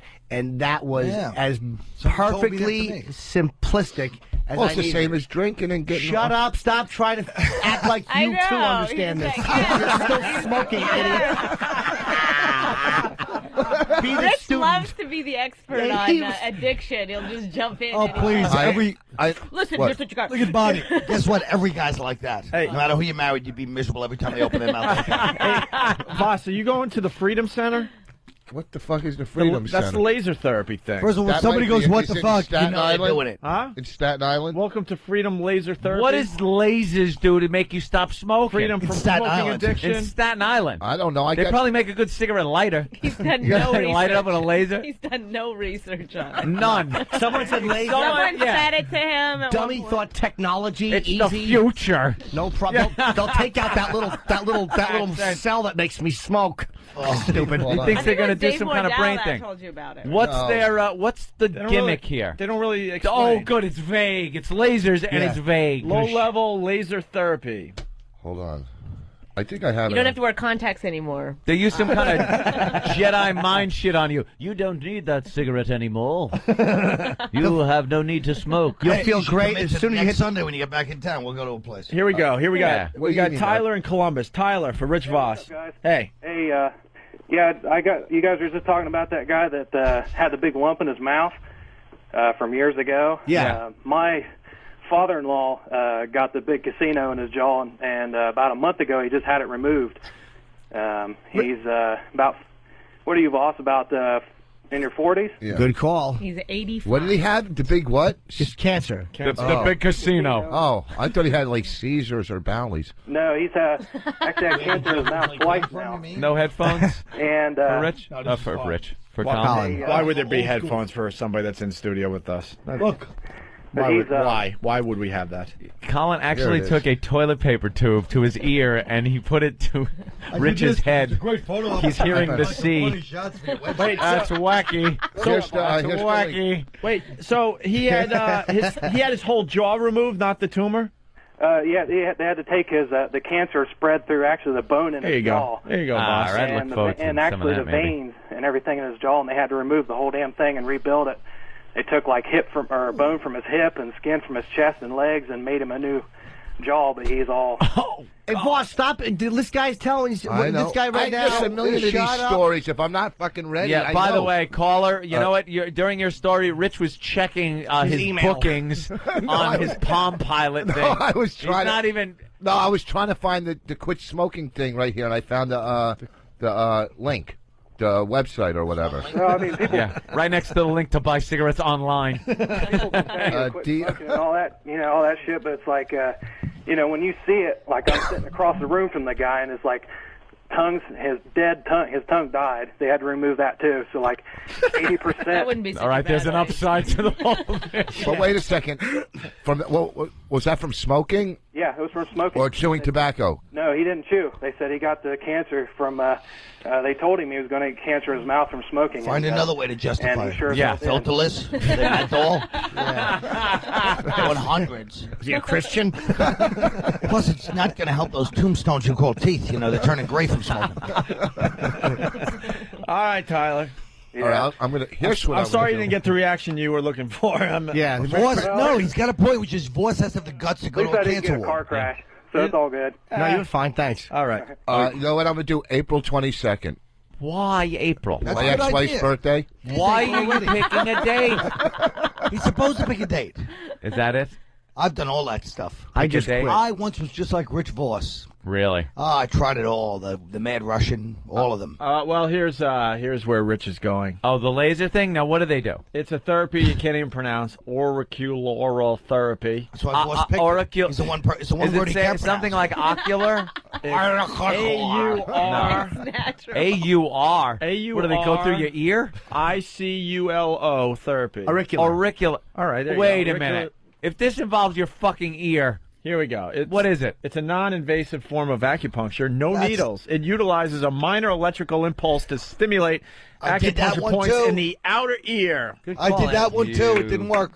Really? Dopey ass. Why do you think a laser beam in your ear is going to stop you from smoking? It might stop these cysts that are in the back of my Yeah, ear. it's going to start boiling the cyst, and the doctor's going to drop dead. I'm surprised you can even light. I thought the wetness would put your cigarettes out immediately. I know. He spits them out. This technique's been used for pain, addictions, and a host of many other I did it. It didn't work. dysfunctions. How come you done it? It's new. I did it. They didn't have it back then. No. I did it. He did it when it was the acupuncture. You know what? You know how stupid Vos is? It says right on the website that they've been doing this since 500 BC in China. I haven't checked the website out yet. No, it's no. Like gunpowder. What are you, a pterodactyl? Your act may be, but They invented the wheel and then this technique the next day, but it's new to Vos. it's the newest thing since the stone tool. Fucking Vos. I haven't actually gone to the website yet. Forget about there, it. 500 BC in China. I hipped you to acupuncture. One time I went to get like acupuncture, no McDonald goes, that's great stuff because I was injured. Because they've used that for millions of years in China. Yeah. I go, yeah. He goes, yeah, then they invented medicine. So they didn't have to use it. You guys that are always out of TV quote each other? What? That was pretty funny. I wish I had a cut. No, I don't want to use the car crash. I want a clip of him lighting up. What did Kevin Nealon have to say about it? Hey, this is Colin Quinn, and you're listening to the worst of Opie and Anthony. Opie and Anthony. Hey, everyone. This is Patrice O'Neal, and this is the worst of Rich Voss, which I could really just go, hey, Patrice, hey, this is Patrice O'Neal. It's Rich Voss. Why would you even have to add? He's worst of is a walking adjective for Rich. It's always the worst of Rich. Even when it's not like this is really some play on words like the best of Rich, but it's just a lot of Rich. That's what the fuck this really is. All right, so the smoking thing. Did you go and smoke? No, just now I went to the bathroom. Can I tell you what happened? He told everyone at when we were at the Mitch Hedberg tribute, he told everyone the day before that he was going to quit smoking the next day because it was really close after we come into the studio and you guys were bugging him. I knew it was wrong for you to tell everyone, but I was excited. I wanted it to be true. And the day that he was supposed to quit, he, within 20 minutes, was smoking after he got up. He goes, I'm going to do it tomorrow. And then tomorrow. You're never going to quit. They're gonna 20 minutes. And he said, I said, you couldn't even go 20 minutes. And he was like, I didn't get up in the middle of the night to smoke, though. And I wanted to. So that was his, like. So that's a good start, right? Rich, you're wrapped up in terror. You feel like you're losing a part of yourself, and you're not. You know, shut your mouth. You're afraid you're going to lose a piece of yourself. I think he thinks it's going to be too hard. Like, he won't even try. Afraid. He's afraid. Terrified of losing that one last escape. Why don't you put a patch on and do something healthier? Get prostitutes. Do anything that isn't going to have your... No offense. But give your wife AIDS. I don't care what it is. But I'm saying you're going to take a piece of your jaw out. What's the matter with you, dude? I mean, if I could quit, I love to smoke. I mean, I used to smoke more, but I mean, I loved it and I quit. You could quit. It doesn't bother him. You know who it bothers me? Yeah. It's like I see that commercial with the guy talking swabbing his throat. Yeah. Will you still be doing comedy when you have a voice box there? I'll probably get on Last Comic 7 because they're using all handicaps anyhow. Yeah, well, there you go. Jesus Christ. The one guy with the left crooked arm. He's funny, though, man. He's really funny, Let that me dude. tell you something. Hey, we got to look He's a hack. We got to look into your future right here. This is a look into Rich Voss's future. Hi, I'm Rich Voss. You're dryer. Door. I owe my daughter money, and I'm dodging her. Actually, she's dodging me. She's disgusted at the vagina that is my throat now. Oh, as he starts. Yeah, laughing and then coughing. Listen, you gotta get off the cigarette. You'll see when it happens. Then you know. Chris, what's going on? Not much. How's it going, boys? All right, what do you got? Listen to this. Go ahead.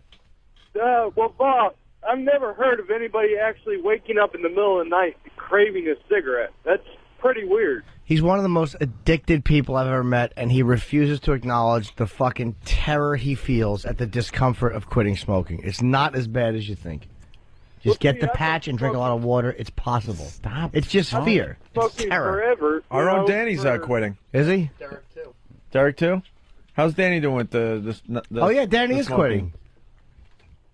quitting. I've been smoking even through the military and stuff like that, and I've never, had to wake up in the middle of the night and have a cigarette. Little You only lonely. get 2 hours sleep. Little lonely for Travis down there downstairs, puffing away all by himself All these by his days. lonesome. He's standing there like fucking company. John Voight in Midnight Cowboy. Guys are trying to get him to suck their dicks in a movie. I don't do that. That's smoking thin shit. It's for jackies. Robert in Birmingham. Robert. Yeah, hey, guys. Hey. The problem is Voss doesn't see any consequences of not stopping smoking. I mean, cancer is just a theoretical thing. Yes. Bonnie just needs to tell him that she's going to leave his ass if he doesn't quit. Then I probably. tell him that every day. And then I. And then he gives me Go ahead. $100. And and I wipe off her back.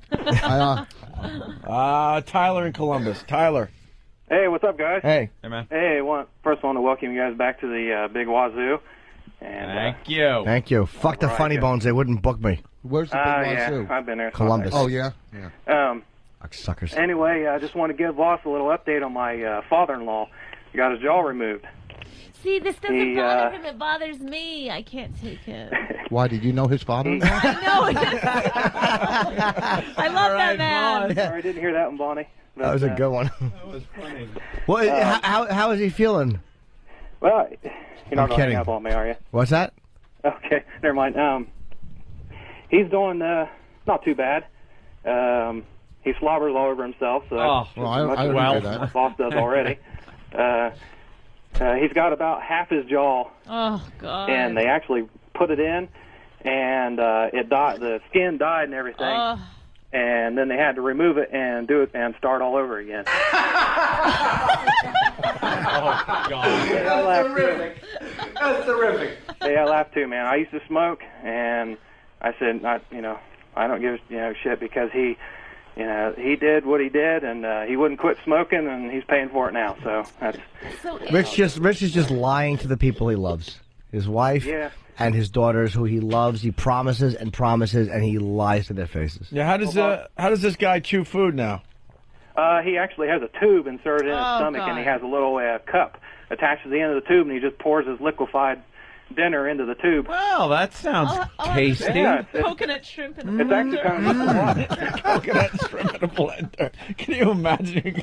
Bonnie's going to be the one that has to take care of him like that. Oh yeah, dude, you gotta. Is there such you a gotta thing as an intervention for clean smoking? it up. Bonnie, Wipe could it you off. blend me Oh, up? Bonnie, He's hard enough to look at. Bonnie, could you blend me up some shrimp cocktail and pour it in my food? With a clear feed bag on the bottom so the drool and stuff leaks into it. Oh. I got to say this: he can talk. You can kind of understand him if he puts his finger over his trach tube. Oh. And You see, you're going to lose your profession. Buck That can still at means least something tell us, to you. slobbery dryer door joke. Oh, So. without a jaw, old claw hammer face.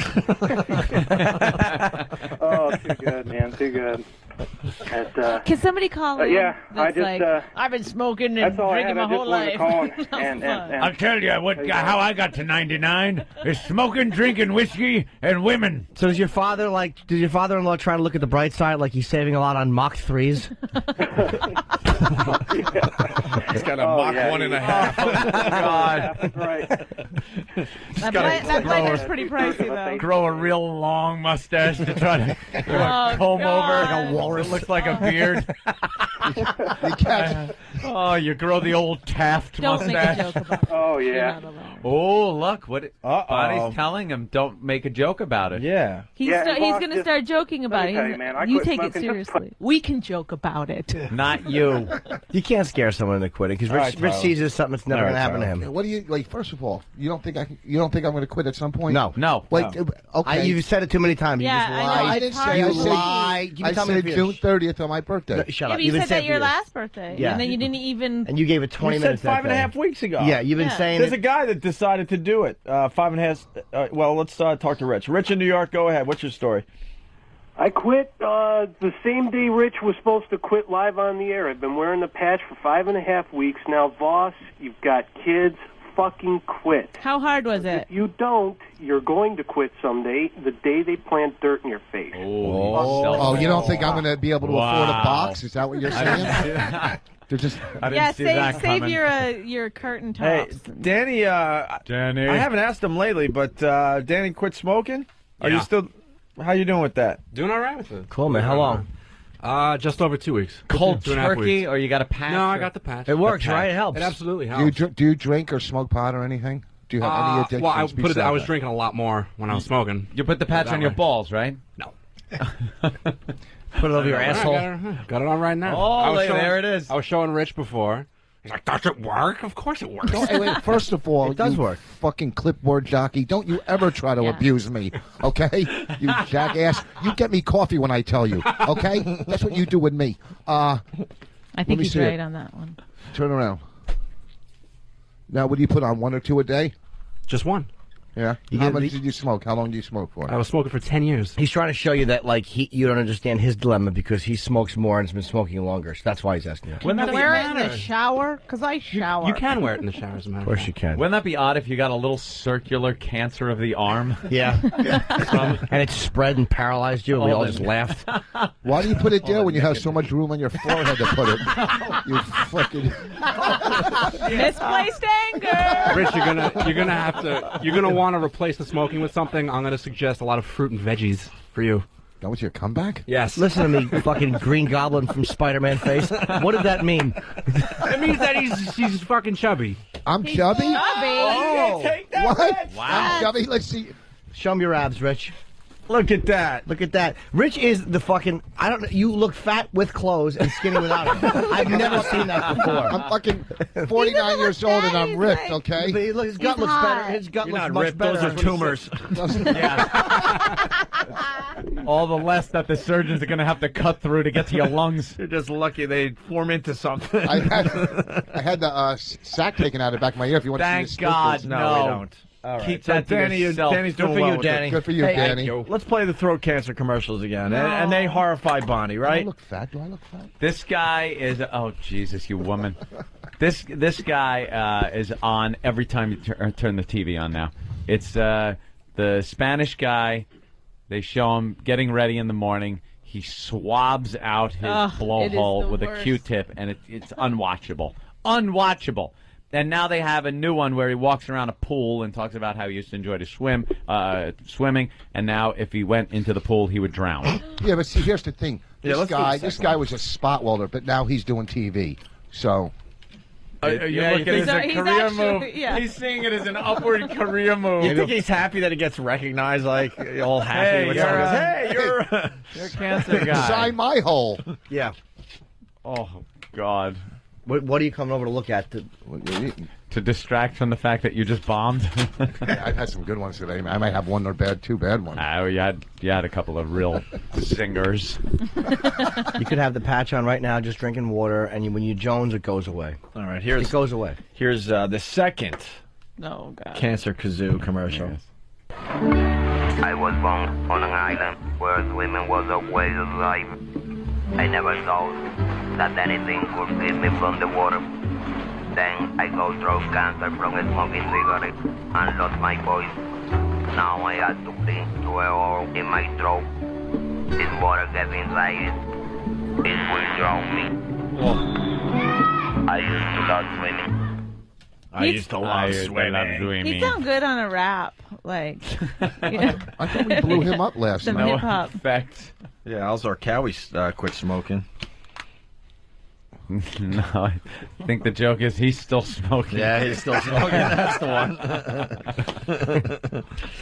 Yeah, Rich, you got to stop. I'm good. I'm telling you. No, just you're give not. me. No, you're not. You stop giving you nothing. We're giving you a month and a year. I've been hearing this for a year. I've been with Rich quit for 6 months. Shut up. Years ago, he quit for 6 months. Yeah. Yes, when I was still smoking. Do it. I still don't believe that, by the way. You weren't with him all the time. No, but I believe you. I don't think you would have lied. I bet he was. I mean, he's a groveling nothing, but he's not really a liar. He's been lying about quitting. No, I've been in denial. I haven't been lying. No, you haven't lied. What's the difference? You're lying to your wife and children that you're going to do something that you know you're not I didn't tell my do. kids I was quitting. I might have told her. You've got kids? No.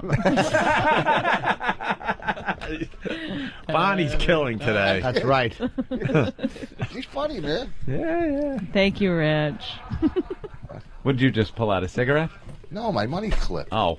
Why don't you just throw your cigarettes out? Throw them out right now. Why don't you just tough it out? Yeah, let's do it. Yeah, throw them away. What's the worst that's going to happen? What's the worst that's going to happen? Yeah. Nothing's worse that's going to happen. You'll live through it. I mean, So what are you saying? Like, Stop I'll being have one so more. afraid. I'll quit. Just I'll have throw one them away. Okay. No, not one more. That was what I did. He did. He had one more. I had one more that day. You're going to have There's one no more, kid and to you're going to quit quit in the middle of the today. day. Yes, it is. I did. I quit on a Friday night going to the cellar. I had to perform. I did 3 shows that night. He Esty needs a walked me perfect over. time and place to quit. Yeah, what, to wake up one day and just want to be cigarette free? No. Shut up. I fucking It's never going to happen. Esty You're took not me gonna over. want it. I did 3 sets that night. You could still smoke in the cellar. And she took me over and I just put the did patch 3 on. sets? Not Yeah. all in your face. No. I don't know. I'll quit today. see, I think you should even just, get a patch, get hypnotized, get some that gum. Do all of it. Everything at once. Yeah, just do it. I mean, whatever it takes to help you quit. Then do when I it. quit, then you guys are going to have nothing on me. Oh, we'll we'll still have plenty. You'll still have a little pee-pee. No. He doesn't. He has it. Rich has a great cock. Rich has a great cock. His wife is right there, and Jim's got a He got a vouch photo for of it. Rich's cock. Carries photos of it. Yeah, no shit. It's great that you and Bonnie have something to bond with. I mean, We've unfortunately all seen his picture. Unbelievable. Yeah, hey, this is Rich Voss. You can go to my website, richvoss.com. That's richvos1s.com. My website and MySpace. What is that MySpace stuff? There / MySpace Rich Voss. However you do it on MySpace, that's how you do it. Because I'm there too, MySpace. But my website, richvoss.com. Thank you. The History Channel and Jimmy Dean's Sausage Links, with a grant from the Picket Fence Dental Corporation, present 20th Century American History with renowned scholar and member of Mensa, Rich Voss. I know a lot about it. Dr. Voss will take you on a breathtaking journey through history's most poignant milestones. What event took the world to the brink of World War III in 1962? The Bay of Pigs in Cuba. Oh, my Oh, no, God. the Russian missile crisis. Oh, my God. With every outburst, Rich Voss gets dumber and dumber. In 1962, what almost brought us to World War III? It had to be the Bay of Pigs in Cuba when... No, it's not the Bay of Pigs. Your head will spin. Who was the U.S. president when World War II ended? The war ended with the dropping of the atomic bombs. That didn't actually end World War II. You've never met a Jew who knows less about World War II than Rich Voss. What was the World War where Germany was going and taking, just out of control? By the way, I've never wanted to punch someone more than you. Are you talking to me? Yes. It's pretty embarrassing when you think about it. So tune in to 20th Century American History and watch in amazement as an old Jewish man goes from mildly coherent to babbling pile of mush in the course of an hour. You know, it's all history from there. Coming to the History Channel. Opie and Anthony. Now presenting comedian Ralphie May. I don't even know what is on these discs. We'll just throw it in and see what happens. What is it? It's your brother's tribute band. Oh. Ooh, like a potluck thing. Yeah. Which songs? I don't know. This is Journey. Let's hear. Any way you want it, that's the way you need it. Any way you want it. Was alone, I never knew what good love can do. Then we touched, then we sang about the love affair. Yeah, you go.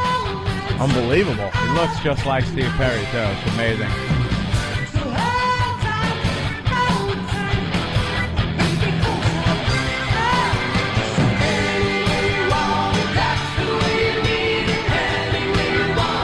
What do you do back in Boys Town? That's unbelievable. Fantastic. That's pretty good. You'll be hearing that at the Downtown tonight in Farmingdale with your pals Opie and Anthony. Live. I remember this one. Trying to get a real big hit. Get a hit. How about Open Arms? Remember this one? I don't have a track listing. How We're about just Open guessing. Arms, Opie? And that's your brother. And he didn't even know how to play Journey. He told me that he learned this in like a weekend.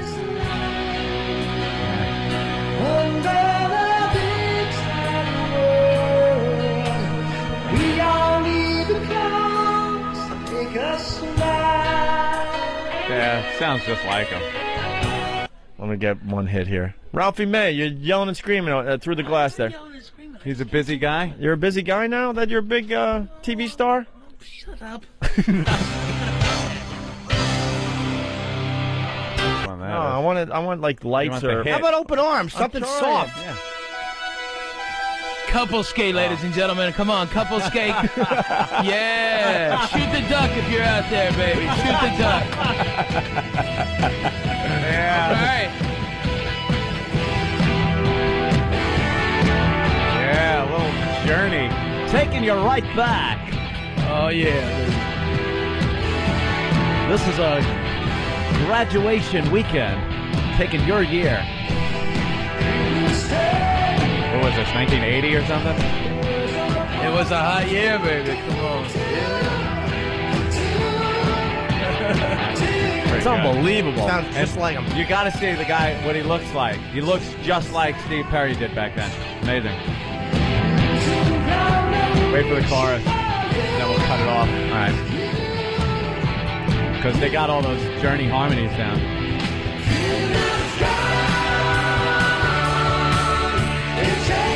This is a tribute band. Isn't that amazing? Really? It's Ant's brother's band.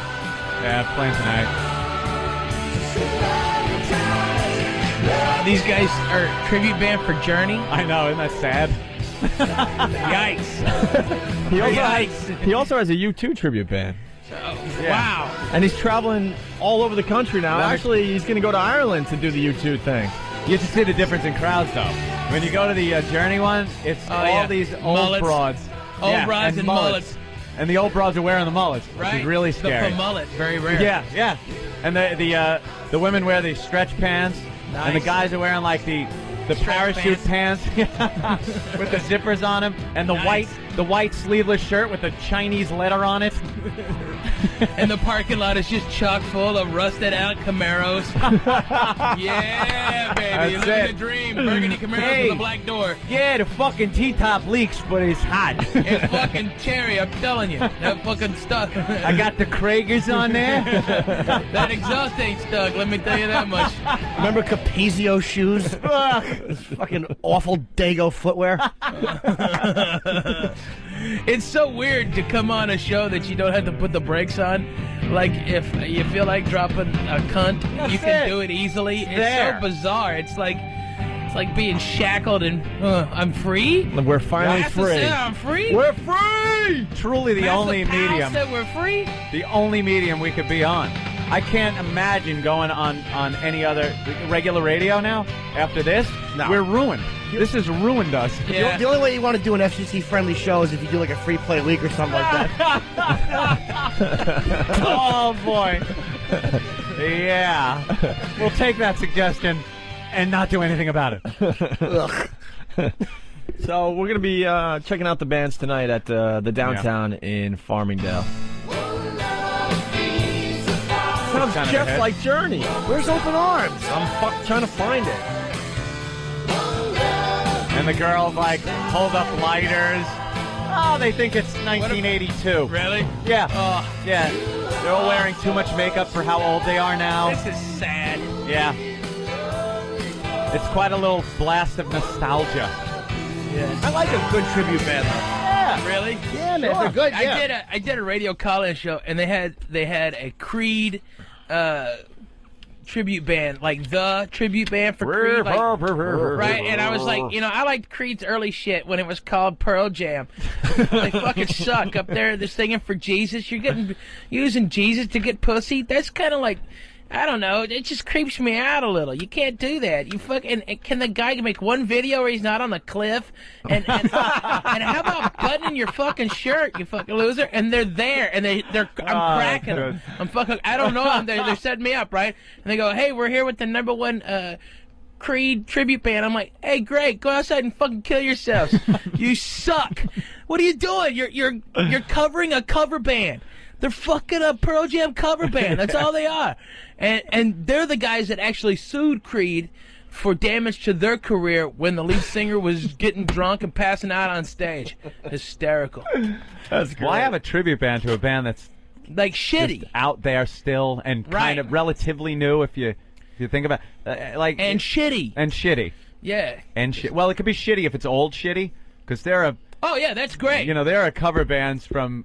You could go on these tribute websites that are hysterical. Every band that was ever out every there. band, and they try to get those clever little names. There's like Neil Diamond ones, America. Yeah, Sabracadabra is very good. Sabracadabra. They're the best. No, we want to do. Isn't that an ABBA tribute band? Zeppelin. No, they're Black Sabbath. Yeah, there you go. No, we want to do, and maybe we can throw the word out now, and all those tribute bands that are listening to us right now, or if you know of a tribute band, tell them to send the stuff into the radio show. We want to do Battle of the Tribute we'll Bands. play it.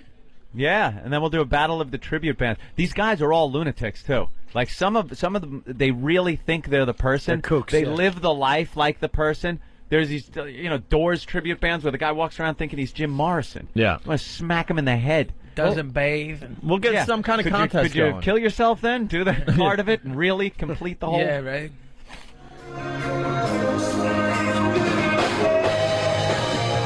Oh, you found some YouTube? Yeah, this is the other band playing tonight. Well, it's your brother's band, too. Yeah. Just a different lineup. How he goes from a Journey tribute band to a YouTube tribute band. Then he puts on the Indian headdress and does YMCA. Man. He was always my favorite. Felipe Rose. The YouTube band is getting gigs all over the country, though. Now, these guys are busy every weekend. Every weekend. Bunch of drunk Irish want to see this band.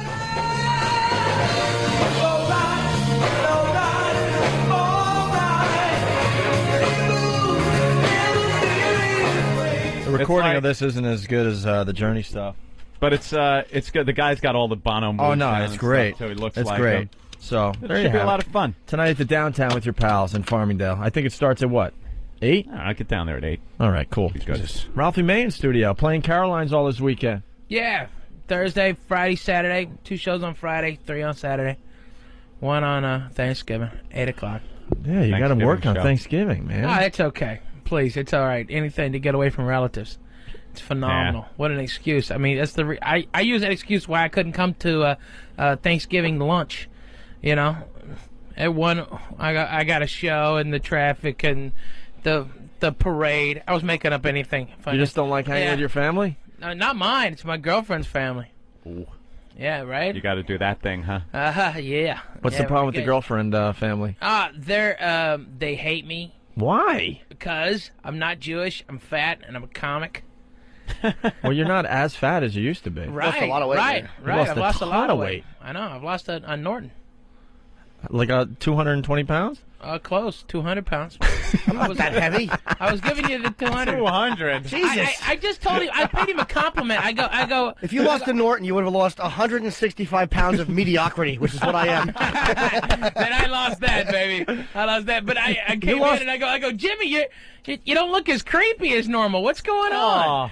Well, he goes, I'm not feeling good. I mean, it's like I'm off my creepiness. Did you do the stomach staple, right? Yeah, I did it almost a year pounds. ago. And I had it last year. It was the day before Thanksgiving, and the doctor was like, "Are you sure you want to do this the day before Thanksgiving?" I go, "I'm caught up on fucking Thanksgivings. Trust me. I've done my damage. Thanksgiving's probably happy that I'm fucking taking this one off." I did a lot of damage at Thanksgiving. This year, not so much. So what can you eat every day if you have that staple? About a cup full. I mean, I went with Vos to Ruby Foods yesterday after watching him do Caroline's, and one little Vos handful full of food. Yeah, right. Little midget handful of food. Little non-bending turtle feet hands. His awful fingers. He has just stiff hands for a little man. So small. He cracks me up. Little baby feet hands. Ugh. He's so funny. He cracked me up last night. That's cool. Hey, you're a sports fan, aren't you? Yeah, big time. What's your thoughts on the fight? We've been talking about the fight for days. Man, I fucking enough already. What do you expect, okay? Artest is a fucking thug. Detroit is a fucking thug town. All right, you take this thug to that thug town, and you're shocked when there's a fucking fight. Are you retarded? I'm surprised they lasted the whole series last year without a fucking fight. That's what's shocking. All right, and you know, Artest goes to the crowd and beats the shit out of the wrong white dude, because you know they all look alike, those white guys. All right, and then there was like some black guy just pummeling the shit out of the back of his head. Yeah, awesome. Fucking great. And then that one guy, Artest, like punches him, and then like the guy who just stands up, and then out of nowhere, bam! Jermaine drops his ass. I was like, the sliding nice. punch. Nice Did maneuver. you see the kid in the jersey look like Robert Kelly get punched in the face? Yeah, that's what I'm talking about. That's what I'm talking about. Fat idiot get belted right in his mouth. Kelly. Didn't he? Robert Kelly. I lost respect for Robert Kelly when he told me he shaves his taint. I'm like, really? Ugh. Really? Yes, just, yeah, right? See, I'm glad I'm not the only one who Why would lost you shave his respect. whole sack and everything? I guess. I don't know. He told me he shaves his taint. There's only two types of people that do that: the porn star and the gay man. Well, no, I'll tell. Maybe Bob can tell this story better than I'll, but I'll tell it anyway real quick. There was a time he was getting his ass eaten, and he told me about this, and he must have had a little piece of toilet paper in there. This is completely true. And because he heard the girl, like when she was eating his ass, go. That's probably why he shaves his taint. All right. Filthy Dominican. Oh, God. There's nothing back there. Like, you can't assume that if she's doing that and you hear that sound that she's choking on a Jolly Rancher. Yeah, right. You know, you really got to assume it's something that was on you. That's just a dirty woman. Yes. That's a dirty woman that did it, and She doesn't have some You're chaw way that she's more trying to get into the depraved. spittoon. I got to be honest with you. The New York comics are way more depraved than the LA comics, and I respect them for that. You know? Mm-hmm. I just You're right respect about that. The New Their York comics are depravity really is- disturbed. They really, really are. Yeah. You know, present company included. Yeah. Oh, yeah. we I know mean, he's about the him. king. Yeah. I sit back and write notes. I was like, I think wow, it's honestly that a lot of guys in LA. A lot of guys in LA, I'm sure, are funny guys, come from New York. But I think a lot of them are just because the industry is so prevalent out there.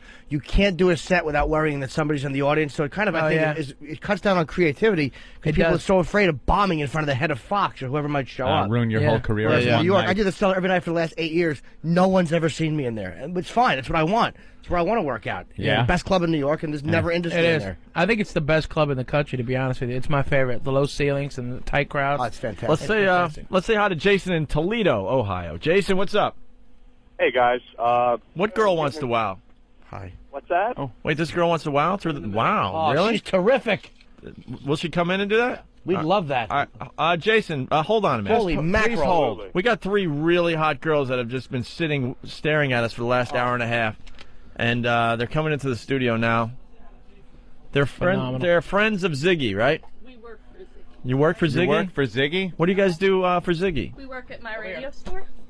My radio store? Yeah. Holy You're mackerel. Ziggy's girlfriend, right? No, that would be her. Oh, you're Ziggy's girlfriend. I'm sorry. Okay. That's So Angela. Norton, she's off limits. I know, that's why I had to ask, because I've been leering at all of them, and I feel guilty. I apologize. Hey, where did the top of your pants go? You seem to have lost the top of your pants, these kids. I paid more, so they'd cut it off. Yeah. Yeah, we like those type of You know who you routines. sound like? Remember in Justice for All, the old guy whose wife got mugged?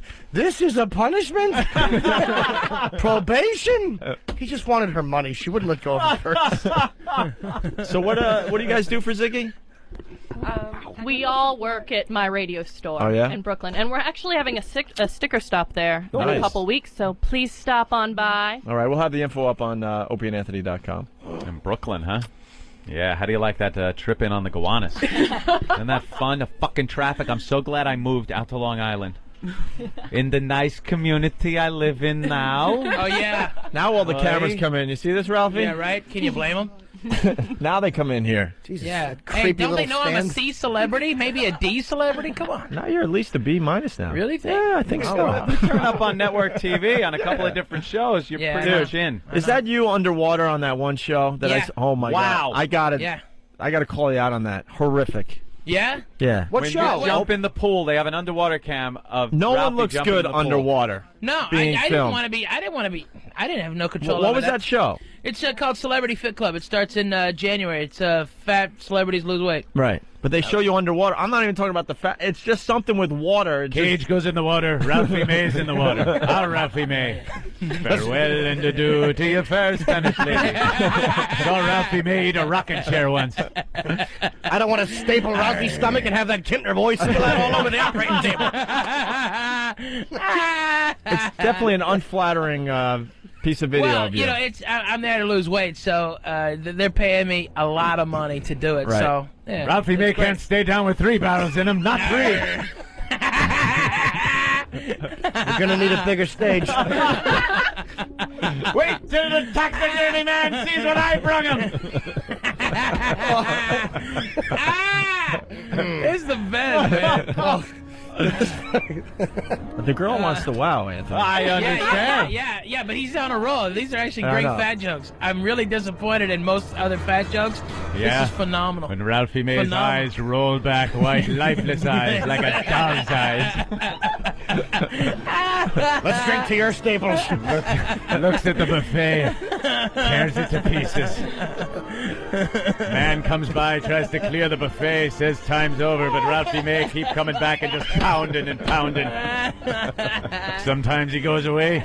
Sometimes Ralphie doesn't go away. Oh boy, he's here for his noon feeding. Saw roast beef on the buffet once. Went to poke at it to get a piece. It just bobbed upside down. Ralphie May had bit it in half.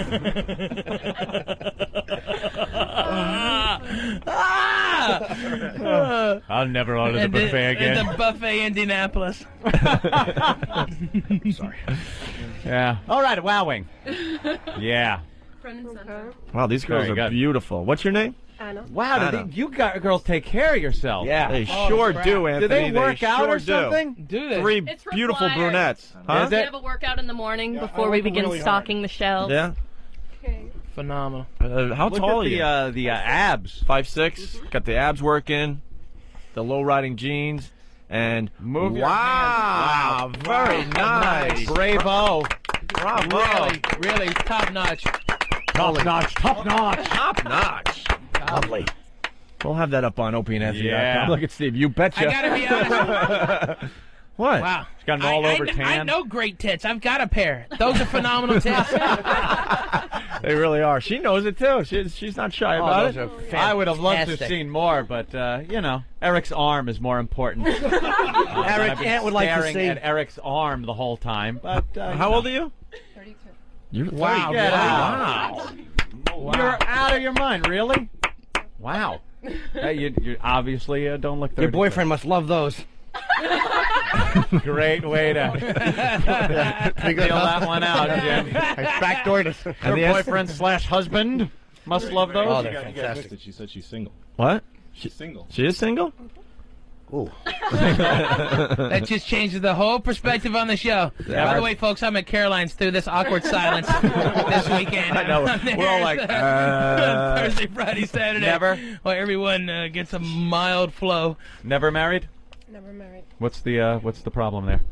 She likes girls. Is that it? No. There's Well, got to be an issue that you're 30 what? 2. 32. And you're not married. I, Usually it either means the girl really is into her career, or she's a cunt. I'm not saying you are. I'm Man, speculating. thank you for the big cock block. Thanks for the buzzkill. I'm in no danger. Girls I'm just hate saying. that word. Why especially when else you are say girls that age and not married? Isn't there supposed to be an alert before that word? Yeah, I know. I went right in there without the C word alert. Where's the C I'll word vouch alert? for her, fellas. She's not a tedious bitch. She's cool. Oh, okay. All right. All right, just in case it comes out again. All right. What? Oh, okay, all right. Warning, warning, C-word alert, C-word alert, down the hatches. warning. All right, so now the ladies know that the C word might fly during the rest of the segment. I won't say it again. I'm just saying that You said a it lot right of to her times, face. if a girl Did you hear what he called you? No, didn't call I her that. didn't. I said if a girl's that age, it means now you must be maybe career-oriented. I just keep meeting the wrong guys. The wrong guys. Where are you looking? Brooklyn? No. There you go. You Russian? No, I'm Greek. Greek? Yeah, she's beautiful. Absolutely beautiful. Do you speak Greek? Yes, I do. Can we hear some? It's a Steve, little joke. we can use it for a promo. That's a little joke. Oh no. Yeah, Steve. Can you say something? Can you say something sexy in Greek? Dude, what's that thing? Can you not cover your nipples, please? Yeah. It's the hair that's covering it, which Can you is say, making it very sexy. Hey, Jim, what's that liquid you're dumping in the white hanky? I don't know what to say, guys. It's too much pressure. No, you could say anything. We don't. Ask Jimmy if he wants to play Monster No, Rain it wouldn't in Greek. translate well. It wouldn't translate. Say, we Greeks like doing it in the ass. No? That You might seems as to be well the, say it. that's You the might as well stereotype or the rumor. Yeah. Rumor has it. Just say anything. Let me see that. How about no, I would not like to go out to dinner with you, because that's what I'm going to wind up hearing anyway. So. I'd like to hear it in Greek first for my pathetic attempt at hitting on you later. If you're hungry, I could eat. You are the worst. I'm a just little nothing. I saw you working that blonde yesterday. You're I'm just terrible. awful. Well, I mean, I live here if you want to come in for coffee. You turn into a different person. It's hilarious. I got it. Say mashed potatoes too early. Peas and carrots too early. Anything. God, I'm just anything. I can't even. How about I'm really hungry? Be now. Hmm? Be now. Be now? Mm-hmm. That's it? Yeah, that's it. That's all we get. The Greeks cut to the point, those hairy-chested savages. Be now! All right, here. Can you say, Huh? Wait, she speaks it too? Yeah, she speaks it. So then you do it. Sisters. You guys are sisters? Yeah. Wow. How hot Are your is tits that? as great as hers? I mean, no offense, but I mean, those are phenomenal. That's like not every day. My shirt too. Didn't mean no disrespect. I'm just saying. Could you take your shirt off too and then just start kissing your sister and then what did I say? What happened? You promised I could jerk off on the stage. I've been waiting for that for a while. It hasn't happened yet. No? We're Greek, but that's the men, as I hear. So. Yeah. See? The men like that. And how old are you? Wait a minute. Isn't 29. Lesbos 29. an island in the? Lesbos. Yeah, I'm sorry. That's We for traveled to Lesbos. lesbians. All right, say something for us. Say something sexy. Either one. I had it and then I lost it. So. say, get your cock out. Can you do that? I think you just did it for us. Yeah. Just say hello, we'll interpret it as that. Yeah. Wow. Give me a line, I'll say it. I mean, All right. Get your cock. This bit's going nowhere, ladies and gentlemen. This is you. Wow, the people get nervous on You can't there. say well. It doesn't The translate. tits are Yeah, phenomenal, but the How about I get? commentary stinks. Hey, Ralphie's got the best tits I've ever seen. Can you say that? Ο Ράλφι έχει τα καλύτερα βυζιά που έχουμε δει. Right. Hey, right on. Say that again. Hey, all right. Now I'm Ο feeling Ράλφι έχει τα καλύτερα βυζιά που έχουμε δει. Nice. Wow. Nice. They have sexy voices. We need them in a promo. You'll be following Steve in a few minutes. Oh, thank you, Flower. Don't worry, he's harmless. He looks scary, but he won't touch you. We had a little talk with him behind the scenes, and he won't be touching any girls anymore. No, I'm just kidding. That's a joke. No, I just need you to open your taint. Right. It's for a promo. Right. But what does that have to do with anything? Trust me. I just need to brand your ass with the Foundry Music logo. Everything is property of Foundry. See, this is the problem with our radio show. The hotter the boobs, the worse the radio gets, because we just we just We're get mesmerized. dumbfounded. Right, exactly. So. I would just like to tell the listeners that Eric, when she came in, moved the mic down to her boobs as though they were gonna talk. That's all right. Well, that's Boy, what we're trying Eric. to think at times. You know what? We're You're a stupid. good man, Eric. All right. That's a well, smart move. I hate to say it, but we got to get the ladies out because we need to do good radio for our listeners. Ladies, it kills me to say that. thank you but so very I much. can't talk with the Thank you, hot. gentlemen. But if you guys want to stay, hang out topless outside there, that'd be Give us a awesome. traditional Greek farewell. Yasis. Yeah? Yeah. All right. Very good. Yes. Maybe we could go eat or something. There's two hotter chicks waiting outside. A lady named Di. and The retard Laverne Yeah. Shirley. Oh, wait. Phenomenal. Absolutely phenomenal body. Completely nailed it. Phenomenal. Hey, Ziggy, can you Absolutely talk me up to her? phenomenal. She's fantastic. Beautiful. I have no shot at dinner with her. I'm such a Perfect such body. A depression. Dark hair, dark eyes, small boobs. Beautiful. Perfect shaped boobs. But great, yeah. I don't- Phenomenal. Big We've nipples. said it on the show a million times. It's not all about the big boobs Nah. at all. Nah. No. Poe's working on it. I can't compete with him. Who? Talking there with his towel. All right, we'll have that up on opieandanthony.com. Master Poe is working his moves on her. Look at him. Look at him. He's got the towel around his What's his real name? Master Poe. Nobody knows? No, he's a trained killer. That's what I've heard. It really is. Yeah, so I don't want to give him any static. Ben, what's Master Poe doing out there? Look at him with the towel around his neck. He looks like he Here, just bring him got in. done beating someone up. What is he doing? He's working him. Can you blame He him? is totally working the picture. I can't compete with that. He's newly divorced. His great jawline. He's Very ready to handsome go. Fella. There's also a problem with. Well, there's a problem with your mic because people aren't paying attention today again. Whose mic? Is your mic on now? Now it's on. All right. Marion caused a disturbance outside. They were just yelling and screaming, so I think... What's going on, Master Poe? Master Poe, are you working? Are you losing control out there, Master Poe? No, actually, I'm not. Just give me 1 second. Well, you could have all the time you want. I'm not going to play his music again while he gets his headphones. Theme music is fine. Now, what happened is, I heard that they were yelling at the intern, at Dan, Danny. And I went outside and I told him, I said, look, you'll have to wait out here. When I have the time to bring you in, I will. Mm-hmm. But in the meantime, just be patient. Yeah, don't yell, patience don't scream. they have none of. Don't yell, don't scream, and do not harass anyone here. You could take out their voice boxes, right? In like a second? Pretty much. It's pretty easy. He woke up a comatose guy yesterday with a couple drops to the ear. I know, Mr. Miyagi taught him A couple that. water drops to the ear. Woke that guy up. That was amazing. I've seen him catch a fly with chopsticks. Sitting at a table. Well, there's certain parts of your body that... And what were you saying to the hot Greek women after they left?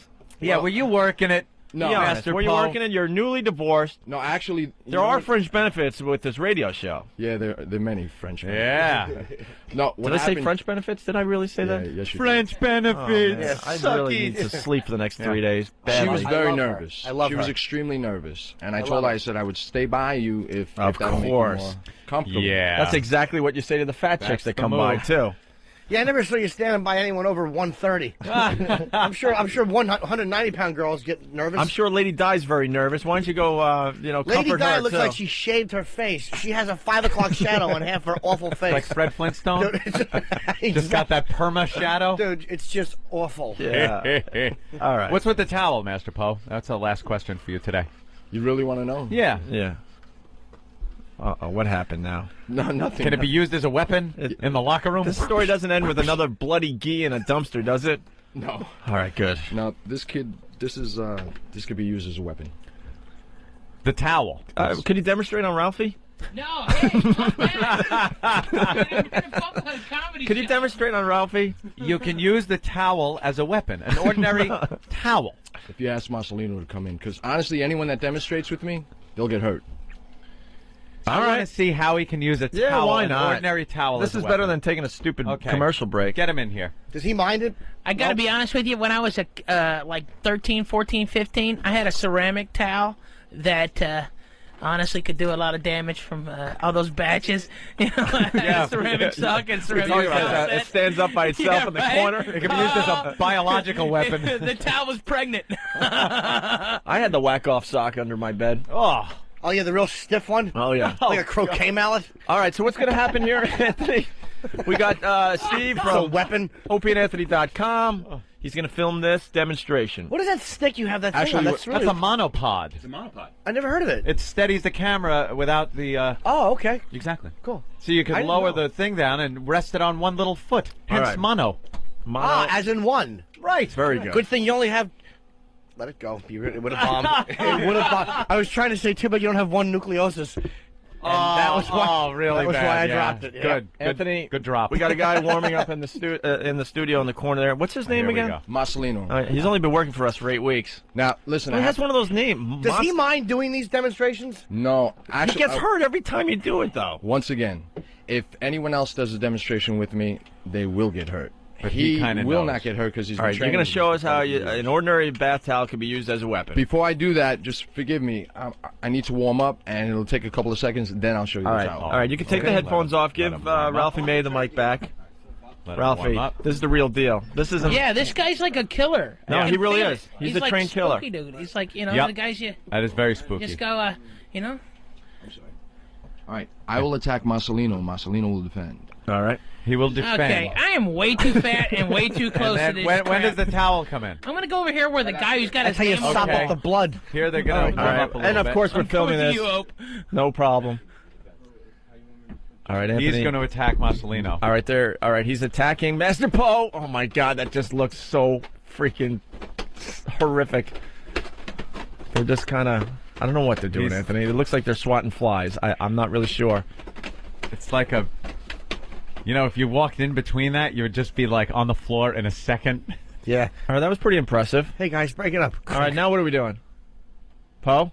Oh, that's right. He loses all reality. All right, here comes the towel.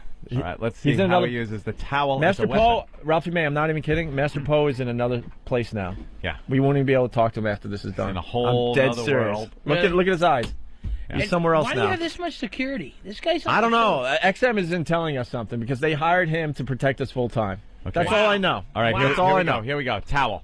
All right. Oh, okay. Okay, he choked him out with the towel. Yep. He's down and out. Okay, that's good. Tap out. Yeah. You don't want to... See, unless you tap out, Master Poe will continue until you are dead. Yeah, you just get a good choking. Yeah. All right, so now he's holding the towel in front of him. He's he using tied it his as a- arm up, and now, wow! He's got his arm this is and like his neck Steven with the Seagal towel. stuff. But like, He's for real? he's immobilized him, and now he's crushing his head. Wait, he just picked up an improvised weapon, and he's got it to his neck. All right. Unbelievable. This would be great if it was TV. He Very tied impressive up his once again. arm and his head with the towel, immobilizing him, and then worked on the back of his head with his elbow. Master Poe, thank you. Thank you. All right, get him out of the studio. Get him out of the studio. Wow. Because he doesn't know where he is. Thank you. Man, How do I the whole follow? time when that was going on, I was thinking, rising up, back on the street. How do I top that when I asked the chick out? She saw a man doing what I men know do. what men do. Did you hear my one-liner about Jaws? Where you going? Bye. God, am I nothing? Once again, losing it to the athletic guy. Why don't we take a break? The retarded Laverne and Shirley will be joining the party next. Oh, I hope. We're just kind of screwing We up. go from hot tits to. That's the problem with this show. Can I give out something for Ralphie, though? The number for Caroline's? Oh, yeah, please. 212-757-4100. Yes. Ralphie Thank May, you. I saw you last time you were at Caroline's. Maybe you've been there since. 'Cause No, I went no, it was underground last for a time. long time. Absolutely hilarious. Underground. Absolutely hilarious. And the shows will sell out, so call. I'm not just being polite. They will sell Yeah, out. Ralphie May at Caroline's all weekend long, starting are- tomorrow? Yeah, it's Thursday, 8 o'clock, 2 on Friday, 3 on Saturday. There you go. Call 212-757-4100 for your reservations. Yes, man. Saturday's There's still two not more up. chicks here, too. Oh. Hot chicks. Are they Besides hot? Laverne show. Hotter than the names. Greek chicks? No, they're hot as well. The Greek sisters are Yeah. phenomenal. I want to ask. Bring 'em I want the in. Greek girl to go out with me. I'm so Bro. depressed over whatever. Her You want- tits were absolutely fabulous. I'll ask her for you. No, Little quarters. I can't have that. Little quarters, perky No, nipples. they were beautiful. They were beautiful. They were beautiful. I would do Really, this really with them. You're going to ask the father to take her hand in marriage? I don't know any girl like that. I know, wrong nationality. No. Same machismo drivel. Or dribble, according to the guy that hates me. Same dribble. All right, listen, we should take a break. I got the Jimmy Robinson song, Anthony. Oh, I love the Jimmy Robinson We need to set it song. up, though. The problem with people joining the program every day, we got to set these things up a lot. Jimmy, besides Monster Rain, which was a little game he played with little playmates, he would yell, "Monster Rain's coming." They would run under a porch and give each other oral treats. Perfect. Besides that, Jimmy had a lot of imaginary play friends when he was a little Yes. tot. And one was Jimmy Robinson, who was Jimmy with a cape. He was like a superhero. And Jimmy here and Jimmy Robinson hated Jimmy Norton. Yeah, Jimmy Don't ask. Robinson and I hated Jimmy Norton. Don't ask. It doesn't make who any did, sense. And who did Kiss hate in this scenario? Kiss didn't hate anyone, but they would just come over, and all four of them in makeup, but especially Gene and Paul, would beat me, and it would hurt me. And I remember kicking me down the stairs and then just hugging me and loving me and comforting me. That was my fantasy. All right. Oh, But fantasy. they did this Okay, to I'm like. they did this to you, I love Yes. or the other guy, or Jimmy Robinson. And who is the other guy that's not Jimmy Norton? That is Jimmy Norton. No, me. I would almost observe Jimmy Robinson with the cape and Jimmy Norton. But it was me. I would kind of dissociate myself. And it was my me God. and Jimmy Robinson hating I'm a Jimmy skater, Norton. and Jimmy this Norton. Is very This is going to take It's another. completely true. This will take another 2 weeks, and we'll have I it love all it. figured out. I love and it. then there's Wow. Helen. Holy ass! Who are they? Holy shit! This show just got better. Wow. Now we got Hot Orientals. we got sluts. Nice. Hero.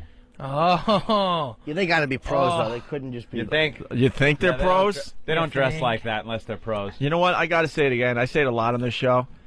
That DNA is a bitch because you mix up the DNA and you get that, and then you mix up the DNA another way and look over there. Retarded Laverne and Shirley.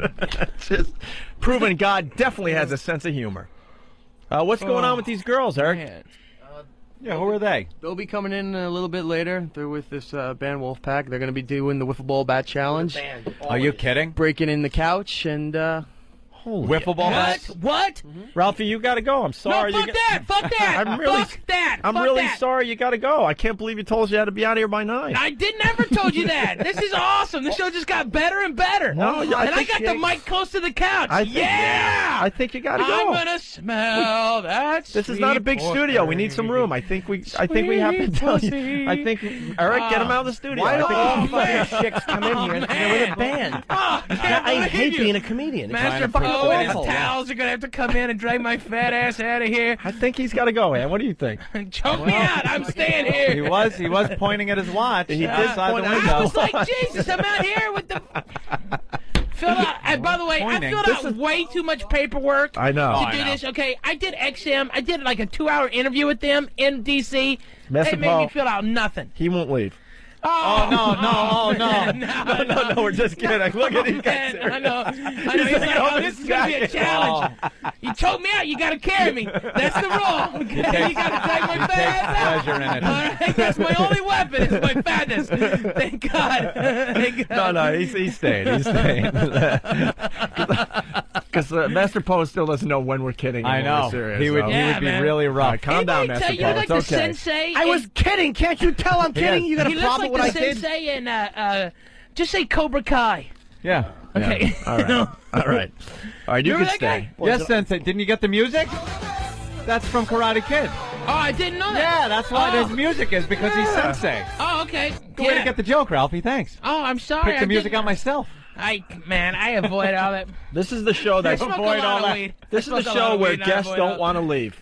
Are you out of your mind? You've got you just had hot Greek broads, okay? All right, how about this? With If great you can sit through the retard Laverne and Shirley, we'll let you stay for those two I can sit hot through. pieces All of right. ass. I can sit That's through. a good deal. And I think we're going to get the Greek girls involved somehow. nice. Holy Jeez, ass. there's a red mark in And between they her have cheeks. fired What's up going the Jägermeister machine. All is you good. can hear it With humming. the Opie and Anthony show. All right, so getting back to Jimmy Robinson. Oh, yeah. Then there's Helen. Helen is another imaginary friend he had when he was a kid. Well, she was Who, one Jim? of my Yeah. imaginary friends when I was about 7 or 8.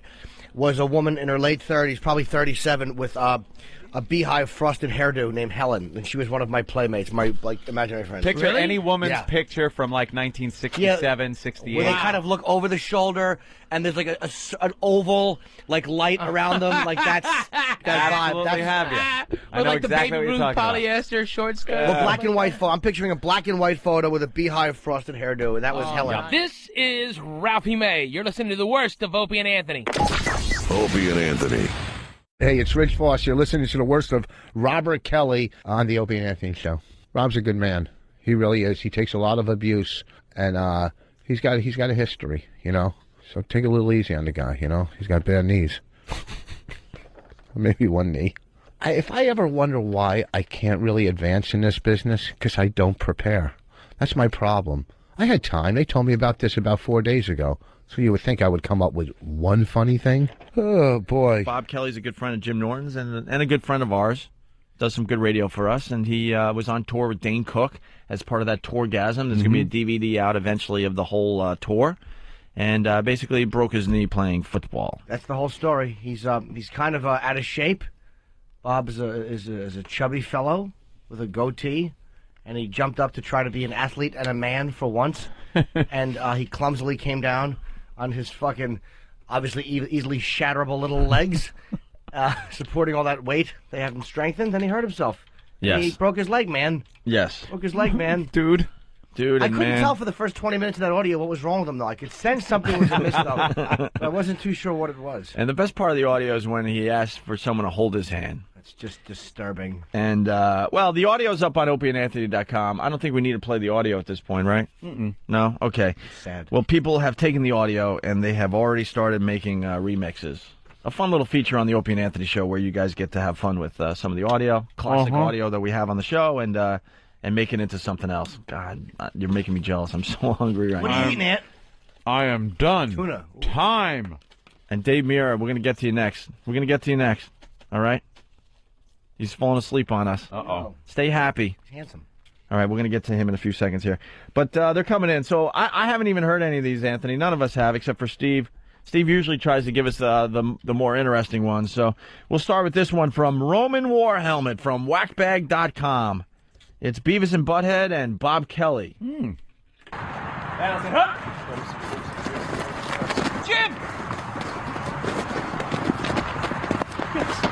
He's down, you're way down. He's down. You started moving before you had the ball. Jim.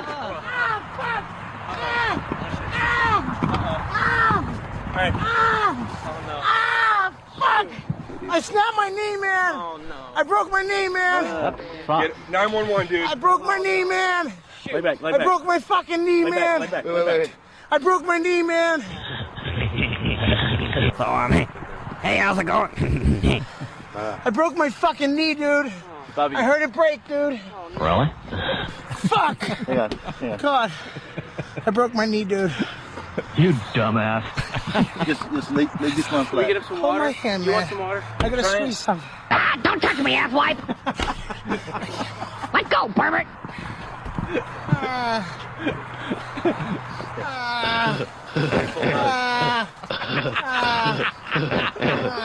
Fuck. What a dork. Fuck. Wussy. I broke my fucking knee, man. Oh, man. It bent backwards. God damn, man. We get somebody coming, Bob. He said, "Come." You gotta be fucking kidding me, dude.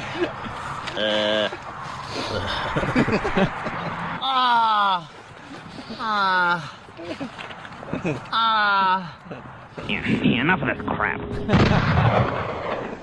That was cool. No, it wasn't.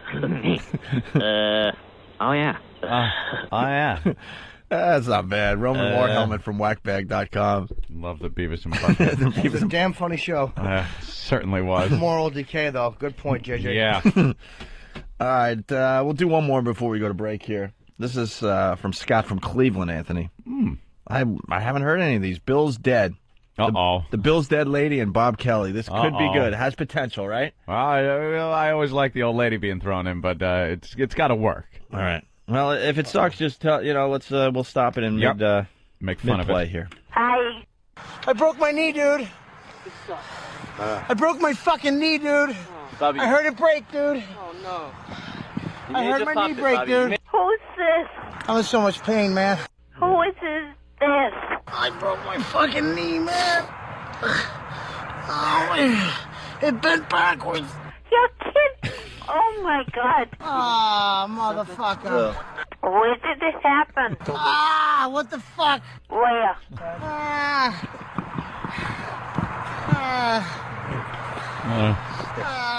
Both components are funny, but put together, it's just might as well just listen to the call. Oh my God. I don't believe it. Hold my hand, man. Oh no. Hold my hand, man. I gotta squeeze some. Oh boy. Well, be sure and give the kids my condolences. Oh, yuck. God, that fucking hurts. Came down with the ball. That's all that matters. All right, well. That stunk.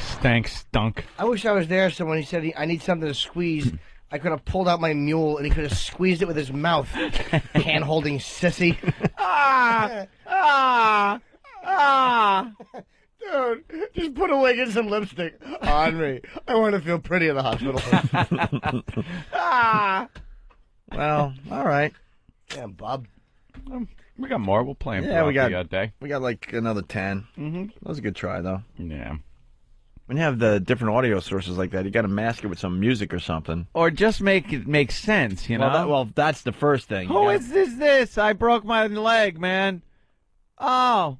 Who is this? It doesn't make sense. No. Dundee.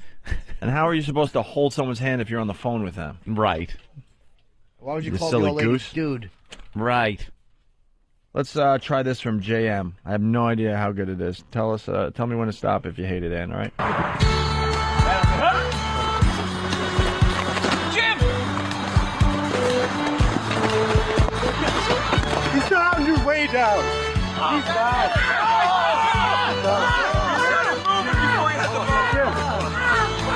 They saddle in Houston. Broke my leg in Santa Fe. I snapped my knee, man. I broke my knee, man. Get it. 911, dude. I broke my knee, man. I broke my fucking knee, man. This is fucking horrendous. On every level. Send that shit to Bob and Tom. On every level, that's horrible. The This is music awful. stinks. You can't hear either the song or the audio that's being played with it. And what? Because the guy said broken leg at the beginning of the song. That guys, calm down. Guy That banked was on that. Fucking brutal. Calm down. The guy's trying. Yeah, good for him. Send in a Camel Toe song. We'll all play that and elbow each other good-naturedly in Indianapolis. That blew. That was really bad. Oh. There's a Camel Toe song? Oh, it's fucking awful. Really? Yeah, I know. I said it again. Now I'm all self-conscious. See, aren't we? Douchebag listeners. Jesus You're Christ. ruining my self-esteem. Now we're all just going to be quiet. Yeah. You know the torture I go through every day before I attempt to say the word put? Because of these asses. We see it. You'll go like, stop.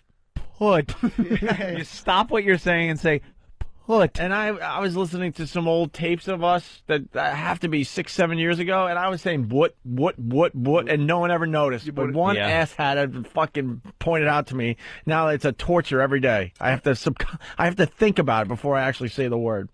Want to try another one here, Anthony? Yeah, because that's stunk. That All was right. just- Yeah, we gotta leave. terrible. We gotta leave with a good one. Here's Dan in Pennsylvania. I love that. See? Muggsy.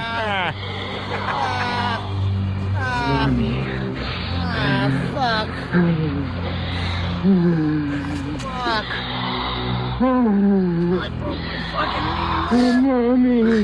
Mommy. It bent backwards. Hold my hand, man. I gotta squeeze something. Baby wants to fuck.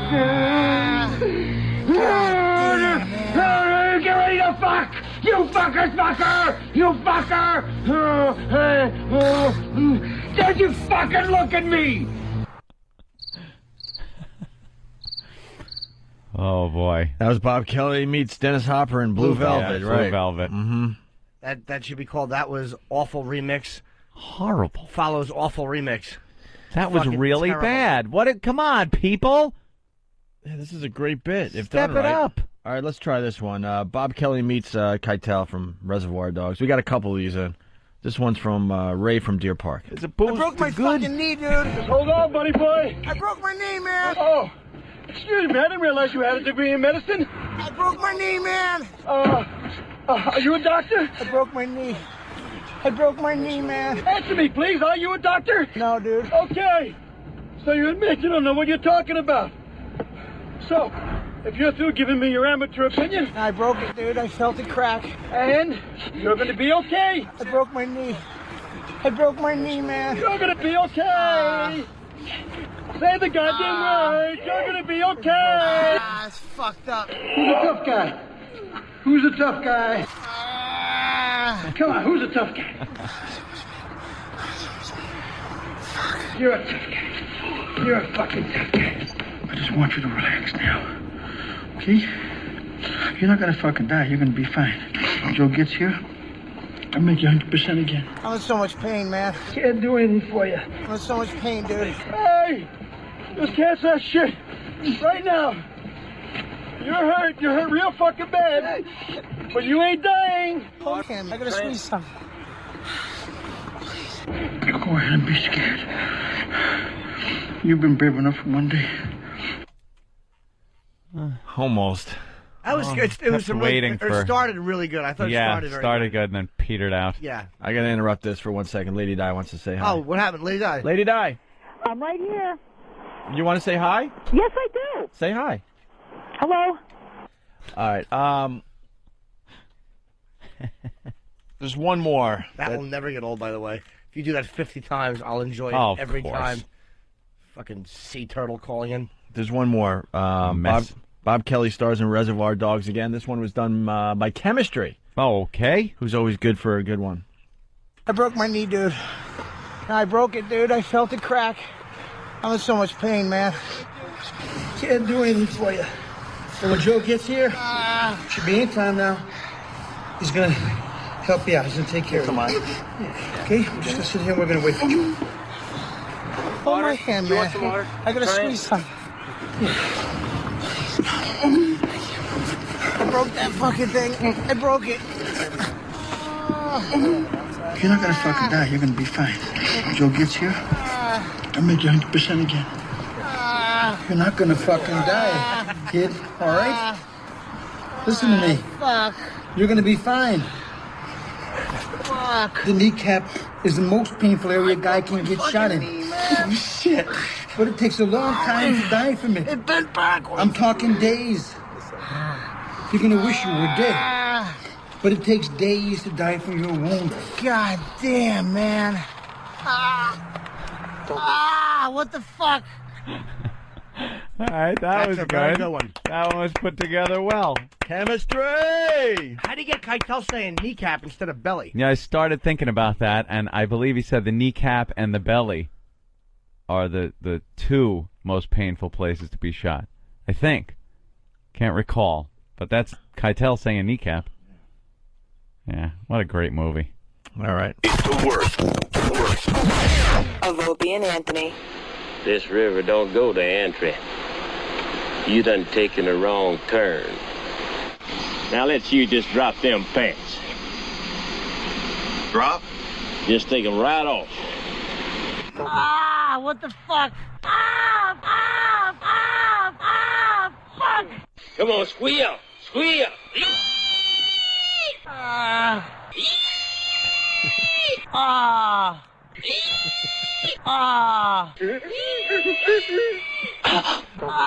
What the fuck? What the fuck? The Bob Kelly remix is still coming in. That's good. Pat from Unaki saying the kid, who's this kid, Jason? He won't die. That's kind of funny. Yeah, old Jason. What have we got here? A fucking comedian. Jim! Whatever you do, don't fall down. That would break my fucking heart. You're way down. Keep down. Get your fat ass up. What's your excuse? I snapped my knee, man. Oh, no. I broke my knee, man. I'm asking the fucking questions here, Private. Do you understand? I broke my knee, man. Well, thank you very much. Can I be in charge for a while? Do you feel dizzy? Do you feel faint? Jesus Christ! I think you've got a heart off. Can we get us some water? Hold my hand, man. I gotta squeeze some. What is your major malfunction, numbnut? I broke that fucking thing. I broke it. You're gonna be all right, dude. I broke my leg. You had best unfuck yourself, or I will unscrew your head and shit down your neck.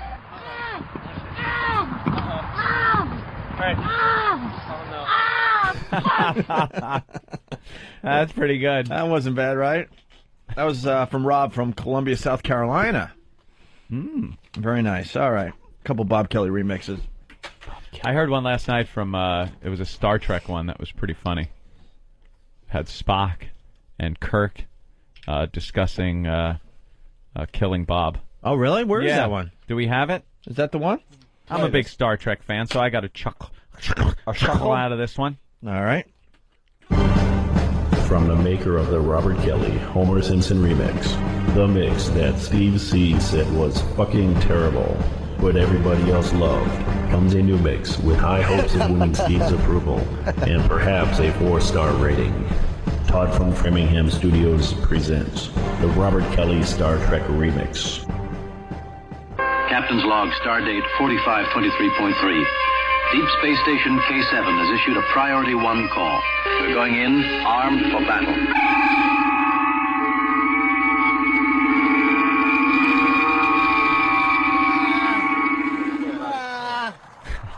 It is not life as we know or understand it. Hold my hand, man. Don't be afraid. Here's my hand.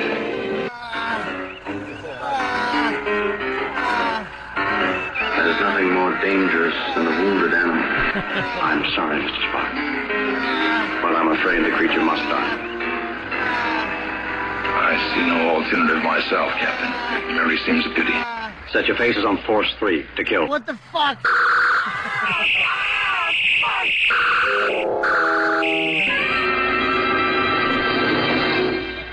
Hey, I like that. I kind of like that one. The what the fuck at the end is the real payoff. Yeah. Was 3 to kill. Bravo. Oh, what the fuck? That was Todd from Framingham? Yeah. Bravo, Todd. That's Yeah, pretty I thought funny. That was funny. Little Star Trek. Yeah, sure. Just when we thought the bit was dead. We Well, get that little, It gem. is, but it never really lived. But no. It's the worst of the Opie and Anthony Show. All right, so here's the Bob Kelly Star Trek remix first. From the maker of the Robert Kelly Homer Simpson remix, the mix that Steve Seed said was fucking terrible, but everybody else loved, comes a new mix with high hopes of winning Steve's approval and perhaps a 4-star rating. Todd from Framingham Studios presents the Robert Kelly Star Trek remix. Captain's log, stardate 4523.3. Deep Space Station K7 has issued a priority 1 call. We're going in armed for battle.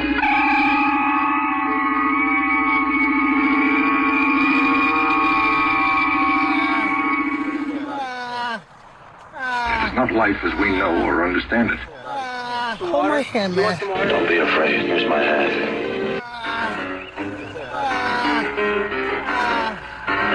There's nothing more dangerous than a wounded animal.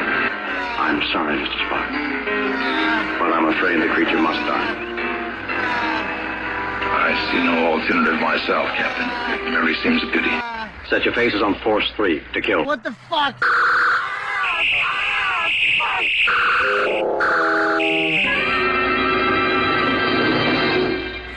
Not bad, right? I find it kind of funny. This next one blows it away, though. Yeah, well, you always play the one that's not as good first. You're right. Here's, I think this one was the best one that came in, Ant. Would you say? From Harry Yeah. T? Which one is that, though? I don't remember. Henry Hill? Oh, yeah, definitely. I think this one blew all the other ones away. Yeah, I like it. Look, he started to touch me. He started to grab me. I told him to stop. He didn't stop. I hit him back.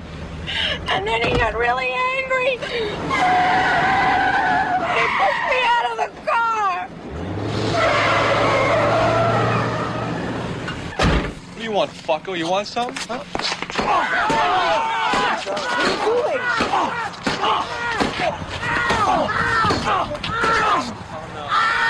Fuck! I broke my knee, man! Fuck! I swear my fucking mother, if you touch her again, you're dead! Oh, hold my hand, man. I gotta squeeze something. Fuck! Down, you're way down. He's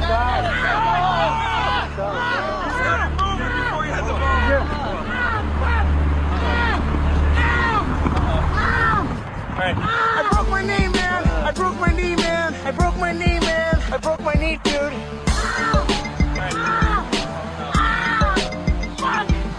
I broke my knee, man! I broke my knee, man! I broke my knee, man! I broke my knee, dude! Hold my hand, man. I gotta squeeze something.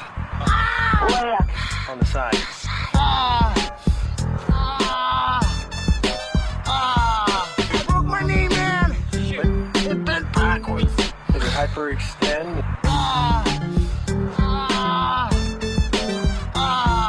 I broke my knee, man! Oh my God. It bent backwards. I broke my fucking knee, dude. I heard it break, dude. Fuck. I broke my knee, man. I broke my knee, man. I broke my knee, man. I broke my knee, dude.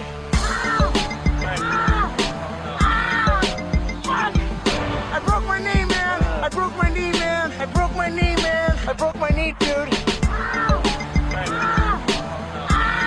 Hold my hand, man. I gotta squeeze something. Anybody have some like Advil? Motherfucker.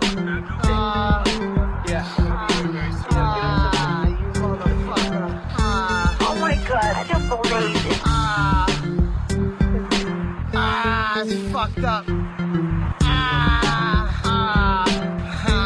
You mother. What the fuck? Hold my hand, man. I gotta squeeze something. Dude, I won't move. Hold my hand, man. I gotta squeeze something. I broke that fucking thing. I broke it. I broke my leg, man. I broke my leg, man. I broke my felt it crack. I broke my knee, man. I broke my knee, man. I broke my knee, man. I broke my knee, dude. I broke my knee, man. I broke my knee, man. I broke my knee, man. I broke my knee, dude. Hold my hand, man. I gotta squeeze something. I broke my leg, man. I gotta squeeze something. I'm in so much pain, dude. I'm in so much pain.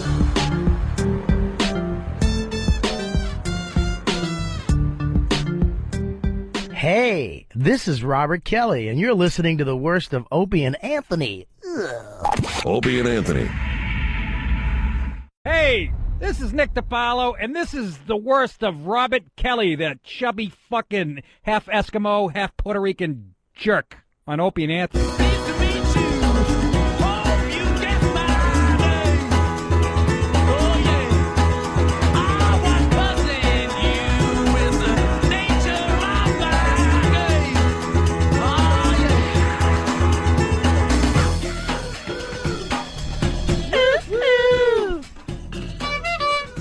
It's the Opie and Anthony program. We like to call it the O&A virus. We like to call it spreading the virus across America.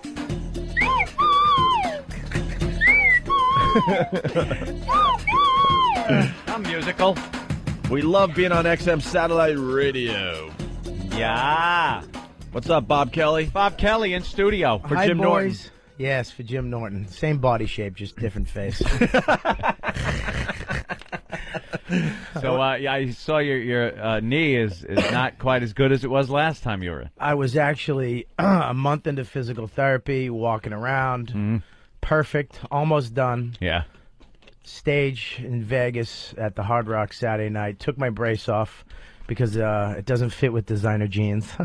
Friggin' faggot I am. And then is it the brace obviously has to go on the outside of the jeans, right? No, I can wear the brace on the inside, you but I have can? to wear baggy. I have baggy jeans that I can wear, but these jeans are 7s. I don't know if you're familiar. These friggin' things are like tight, but they make me look a little Hold thinner. on, man. Oh, yeah, no, 7 jeans come are on. all the rage, dude, but mostly for girls. No. Guys are buying the 7s too? Well, guys, I actually went into Macy's. It was actually Like, dude, these jeans are ridiculous. They're like $200 a pair. Yeah. Girls are like doing whatever they can just to get a pair. They'll blow you on the street just to get enough money so they could get their 7 jeans. Yeah, it's that's actually true. it's the thing to have if you're a chick. I didn't know there was a guy thing going on with the 7 jeans. I went to Macy's with Norton and my girl. You know, when Norton gets on these kicks where it's like, I need jeans. And Norton, for some reason, can't go shopping for anything alone. No, he can't. He needs people with him to advise him. I know, but the funny thing is that you'll help Norton out. You'll teach him, like, dude, these are what you get. This is why, and blah, blah, blah. And then 2 weeks later, he'll actually teach it back to you. Like, dude, what you want to do is go, you want to get these. And I'll be like, yeah, really, Jim? Why is that? Who told you that? Oh, I don't know, but, I did, you friggin' ape. You know what? Jim does that a lot. He does. You bring up a good point. He is You've really done that to me too. I'm like, you don't know anything about rollerblading. What do you? I told you that. Well, you got to do. You got to get the rollerblades with the 5 wheels instead of the 6. When is he gonna tell me that gravity is caused by mass and not spinning a planet? He will. That whole discussion, that nightmare that we had to live through. Jesus, I was. Whatever. Go ahead, Bob. The 7 jeans. The 7 gay jeans that you're wearing. Oh, they're so gay. So what? You said they make your butt smaller or something? No, nothing could do that. Or makes you thinner? They make you, because you wear baggy jeans. You like I'm a little chunky guy, but these jeans kind of fit, but they stretch. They're like Chuck Norris jeans. You know what I mean? Where you can remember those jeans? You could throw a high kick. Right. Still tight, but you can throw that high kick. Sure. But so I put them on, and I wrapped my knee in an ace bandage because I was walking great. And then I'm on stage, I'm doing my thing, everything. This gig is fucking hell. I mean, you really got to punch him over the face the whole time you're up there. Hard Rock Vegas? Dude, it's 1,500 people, but half of the people, all the people up front and back they have a stripper table from Spearmint Rhino. These are all famous people. Bon Jovi was there. You know what I mean? It's all these people that, they're looking at me like, who the fuck is this guy? VH1? Okay, nice talking to you. And I literally had 2 seconds left. I mean, probably around 5 words to say in the bit. And I did this thing, and I came back all my weight on this leg. and it just went snap backwards. And I backwards. Dude, I hit the ground like a fucking, just a fat sack of potatoes. Oh, dear Lord. And I'm on the ground just finishing the bit. Oh, good Lord. Sorry. Should have been quicker. Sound like that at all? Didn't sound like that? Thank God I'm a sack of potatoes. What a way to end your set, though. Jesus. But thank God I'm not like a joke writer. I'm a physical comic because people didn't know. If I was just standing there the whole time and then all of a sudden the last bit I'm just on the ground just Thank God I'm a loud jackass anyways, because they had no fucking clue. I'm just on the ground. Oh, did you finish the joke? I finished the joke. I go, thank you, good night. And then everybody comes out. They have midgets, strippers, a 7-foot gay Russian sword swallower. Right. They all come out and they're grabbing me, trying to pull me back. And I'm like, my leg, dude, my leg. And I'm just like fighting. I'm fighting midgets and Russian sword gay swallowers. Did you ask the midget if you could hold his little disgusting midget hand? Hold my hand. 5 cocktail francs and a bun. Dude, did you ever get surgery on this knee? I was going a month of physical therapy. I'm fine. Fucking Saturday afternoon. This Thursday, going to the doctor, set the appointment because I had to get my knee better. To set the appointment. Now it's all fucked. Now it's fucked again. I'm on Vicodin. The way home, I'm just staring at the dude's TV next to me the whole time. He's creeped out.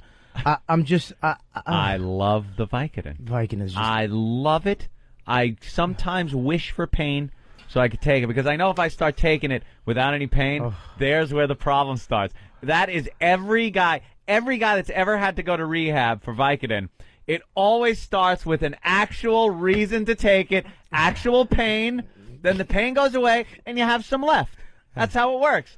And then if you start taking it when you don't have any pain just because it's there, you will then have to get more because it will be gone, and there starts the big problem. You still have some of that Vicodin from your... I have Vicodin. Your dentist visit. It's right there at home. I still have the Vicodin. And I have the wonderful memory of what it was like to take. It's hilarious because when I got my eyes done, I did the laser eye surgery. They give you some Valium, Valium. And you only need like two or three tops to get through the procedure. It's really not that big of a deal.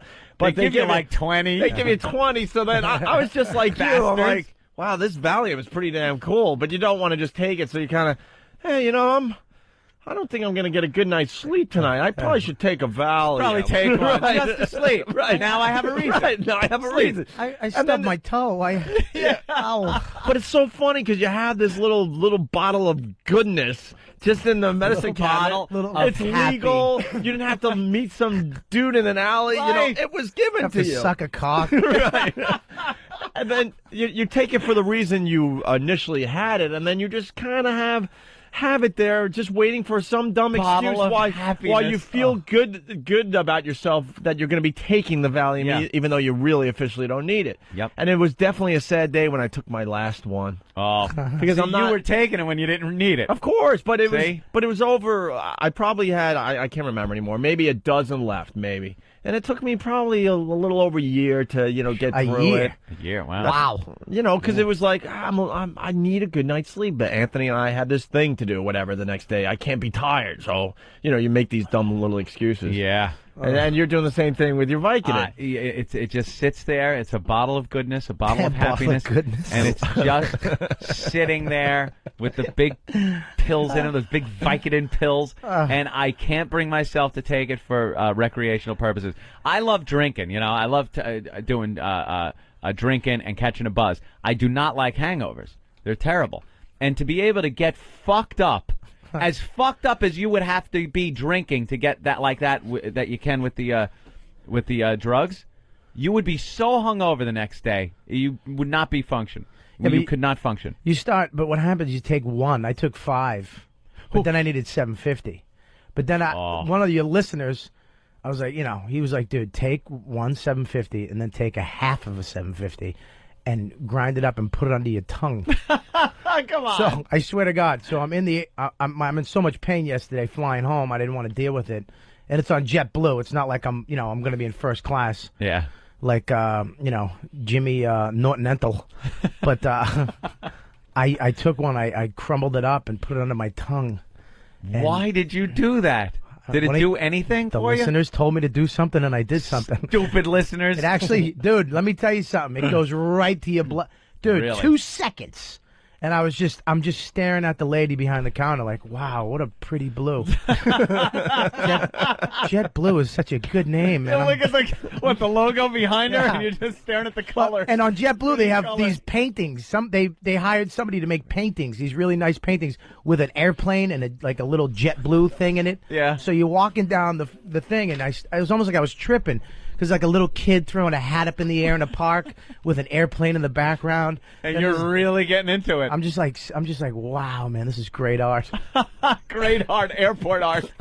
That's fantastic. You know, I would expect to have to be in a Holiday Inn to see art of this caliber. Yeah. But to see it here at the airport. That's funny, man. Just talking about a little drugs. Bill Burr. Vicodin, Bill Burr things has like that. entered the discussion here today. I was taking some for a dental problem I had, and I took them, but I didn't take them all. The dentist always gives you a little more than you really need. And they sit there at home just talking to you, the bottle.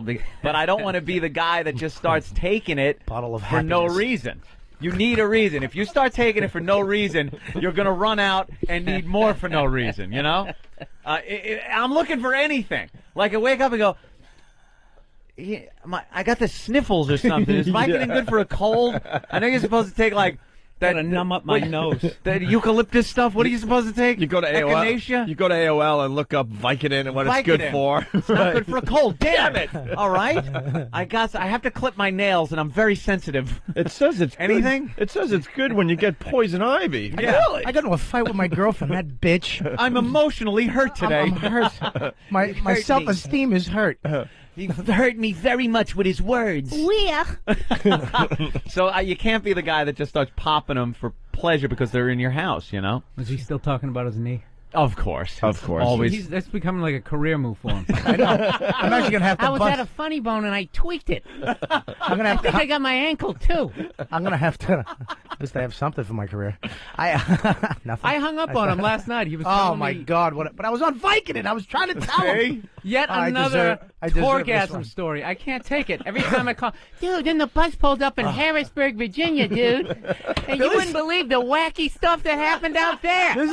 Dude, there was a mascot, and they totally set it up like punk, dude. Click. Oh, no. You know you told that story for another fucking 20 minutes before you even realized But it. Billy sucks you in. He sucks me in because he asked me a question, so I'm like, yeah, and I start answering it, and then all of a sudden I take it upon myself to just keep talking about other things like I think he's interested.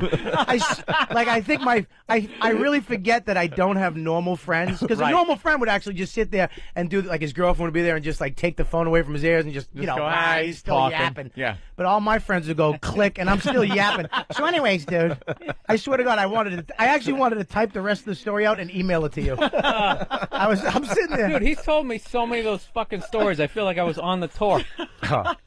And then day 3, Yeah, it was a big break for Bob Kelly. It was a big break. No pun intended.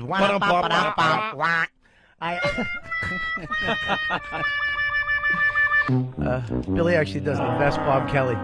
He used to go, what was it, Bob Kelly in a cave? What do you set me up to bomb for? These inside jokes. Why don't you imitate me imitating you? Dude. See that? See how awful I would have sounded?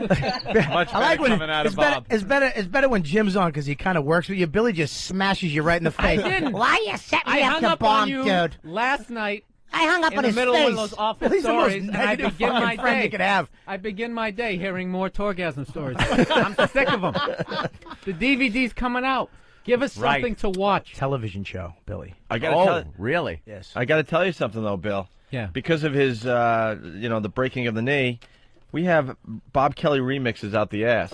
Have you I heard heard the immigrant song, man. It was hilarious. People you heard that one? making these. I got that on my iPod. I think accidentally. Wait, Bob, It is you a haven't good heard one. any of these, right? I've heard a couple of them. I've heard the Zeppelin one was funny. That's, the that's a good one. The Goodfellas one was funny. You know what? I was surprised. Hold my hand. Hold my hand, man. Nobody Love did that. Pope of Greenwich Village, like a dueling. Oh, that my would've been thumb, my thumb, Charlie. I broke my knee. No, my thumb. They took my thumb, Charlie. I broke my knee. Hold my hand, man. Hold my hand. I just like how he says, I broke my knee, man, in the exact same way like 18 times in a row to the point I thought I broke my knee, man. I broke my knee, man. I broke my knee, man. And right when you're like, is this on a loop? He goes, I broke my knee, dude. Well, did you hear the song? He switches it up. Yeah, switch it up a little bit. That's one of my favorite songs. I you hear broke the my song? knee, man. I broke my knee, dude. Song. No. People just take your pain and your tragedy and turn it into Dude, songs. I gotta admit, like when I heard that play start on the audio, I was like, "Fuck," you know. Yeah, almost like there when you you sit watch, there going, "Here it comes." Yeah, funniest home videos. You're holding your nuts. Yeah, It's you like the know same it's thing. coming. Like, yeah, there's the father standing in front of his son with the pitch in the baseball. the background, and the people are like discussing the play. Like, dude, you should have broke right. It's just right. And they're arguing. He was down, man. He was down, and they have no idea that you're fucked up. I'm just yet. off in the distance going. But I knew they're discussing the play. Yeah. But that's why I started screaming because nobody came over to me, and I was so nervous that nobody would take me serious. So in my brain, I just kept going. I broke my knee, dude. And what about the one asshole? God, that's the famous guy. That's the famous sound. I It just sounded got that just like feeling, him. like, oh my God, we have him in studio. It really sounded like it was just like abandoned on the horizon. He sounded so far away. It's like a pterodactyl coming in. Well, here's the Bob Kelly Immigrant Song remix, because Bob hasn't heard this yet. Yeah, I like this one. We want to play some of the better remixes for you, because you haven't heard any of these yet. I love this one.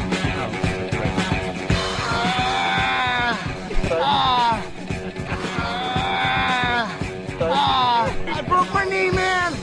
Fuck. I broke my knee, man. I broke my fucking knee, dude. I broke it, dude. I felt the crack. Fuck. I broke my leg. I broke it.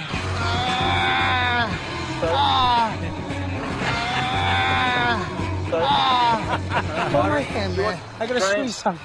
Hold my hand, man. That hold my hand, man, is one of the greatest lines. You could have said that like the manliest man could say that, and it would sound faggy. The way you said it, it's even worse. Hold my hand, man. But as soon as I said it, I knew. That's why. And then I went, I need something to squeeze. But that was even gayer if you think about it. Yeah. And then. You're one. My hand, man. It's getting dark. I think this is it. There's midgets crying all over. I don't know what to do. There's midgets everywhere. What's going on? It's getting dark, man. There's a light and there's midgets crying. We'll do it for Johnny, man. Do it for Johnny. Do it for You're one of those guys on the battlefield that would just be just like the movies. Hold it up, suck it up, man. Stay with us, stay with us. The blood and guts That's all what he over needed. him. He needed that Barnes guy. Yeah. Right in his face. Take the pain. Take the pain. Take the pain. I had You see this piece of shit? I got a bad feeling about this one, man. Come on, LP. What do you say, Bob? All right, here's a taste of the song that we were discussing. Down, you way down.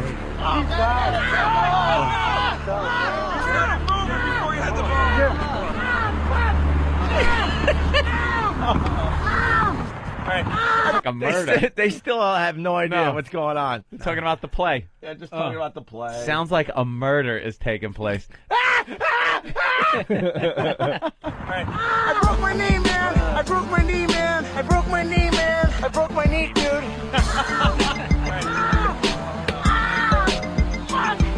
I broke my knee, man. I broke my knee, man. I broke my knee, man. I broke my knee, dude.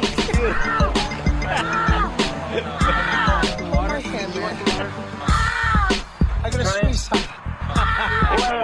On the side. I broke my knee, man. It bent backwards. I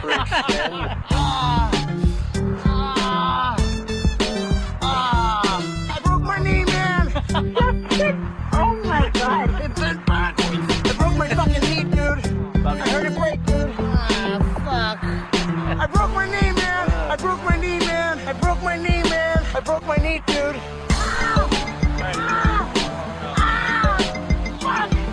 I broke my knee, man. I broke my knee, man. I broke my knee, man. I broke my knee, dude.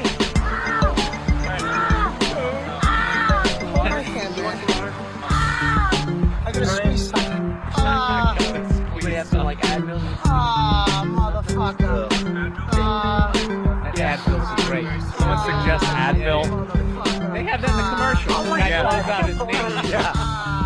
Most people use Tylenol. Yeah, Tylenol. But not for a blown-out knee. When T.O. ripped his ACL. Advil. My favorite thing, anybody talk about Dane's complete lack of concern? The way he came up, there was no concern in his voice. Dude, yeah. The ambulance is coming in a couple seconds. Oh, in his head, he's like, "This is great footage." Yep. Oh, exactly. the camera lady actually apologized to me later. There's a girl For taping it?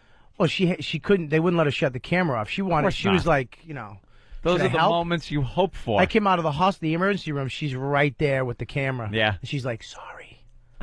And then I'm just like all messed up on Vicodin. My knees all wrapped up. I'm in a wheelchair, and they videotaped. Oh, the sound guy smashed my leg too. I'm lying there. I'm on the bus, and the guy he's saying goodnight to everybody, and he walks over to say goodnight to Dane, and he just whacks my leg and just pushes it all the way to the left, and I just Dude, they needed another take of it. That's what I was Come on, Bob, do thinking. another take. We want to get The audio wasn't quite right. Yeah, we want to get your point of view. Just punch him in the kneecap. Here's another remix that you haven't heard yet there, Bob.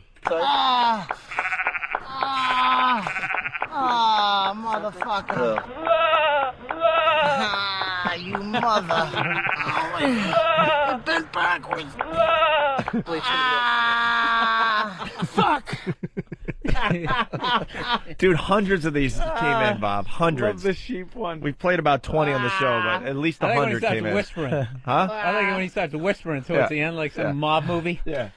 It's so fucking weird, dude. Dude, I broke my knee, dude. Dude, I busted. I can't believe I just busted. I can't believe I It went backwards. Dude, it went sideways and backwards. I can't believe it went backwards. Dude, I'll take that Advil. I was just walking on it. Who's that random Arab who's just trying to relate? No, that's the Dominican that did it. Oh.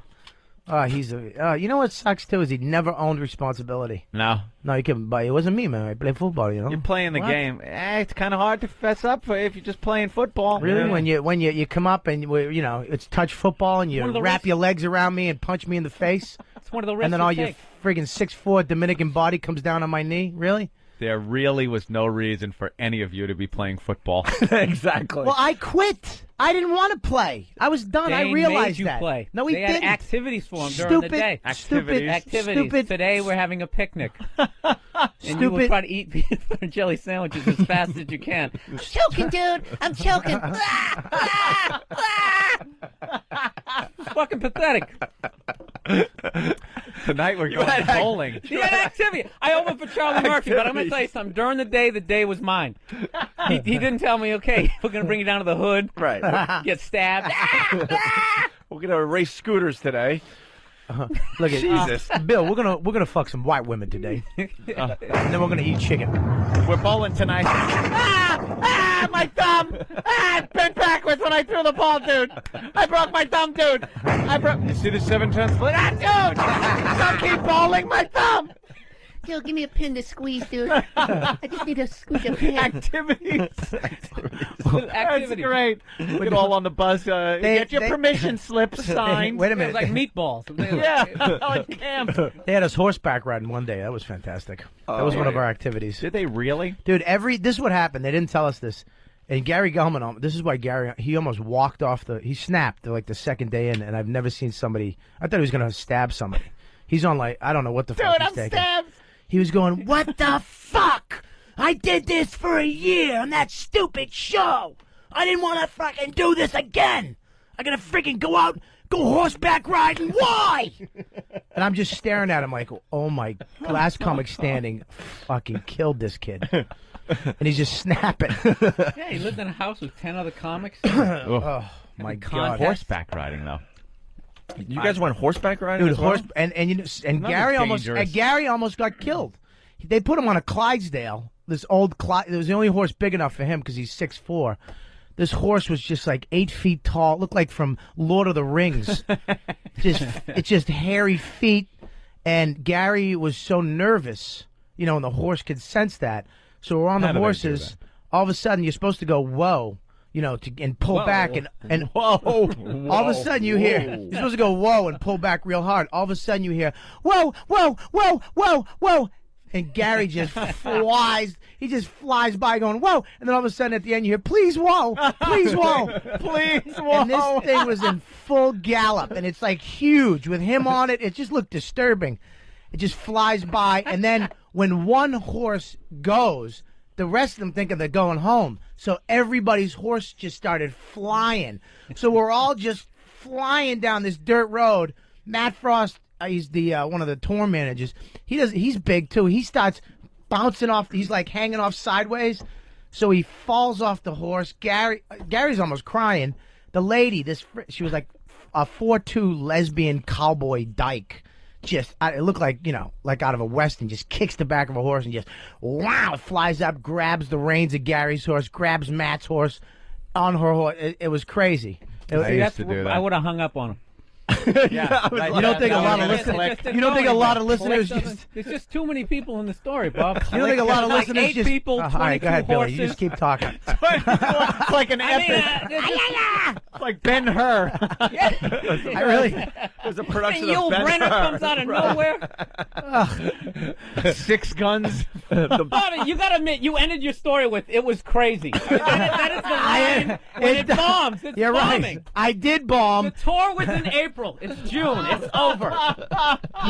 Coming around again, man. I really have a problem with telling one story and going into another. I really do. I think I have a torgasm disease. I really do have a problem. What was the story? What was I Will we originally see this talking about? horseback riding on the DVD? Yeah, you know what? The Dominican guy. Yeah, he was filming it and he didn't get anything. Because of your knee break, this DVD's going to sell like crazy. Though. Yeah, everyone's going to want to see that. that. We're going to play another remix for you here. One of the better ones that came in, the Henry Hill Bob Kelly remix. I like this one. This might have been the best one that came in. Look, he started to touch me. He started to grab me. I told him to stop. He didn't stop. I hit him back. And then he got really angry. She almost sounds like Bob. Pushed me out of the car. What do you want, fucko? You want something? Huh? What are you doing?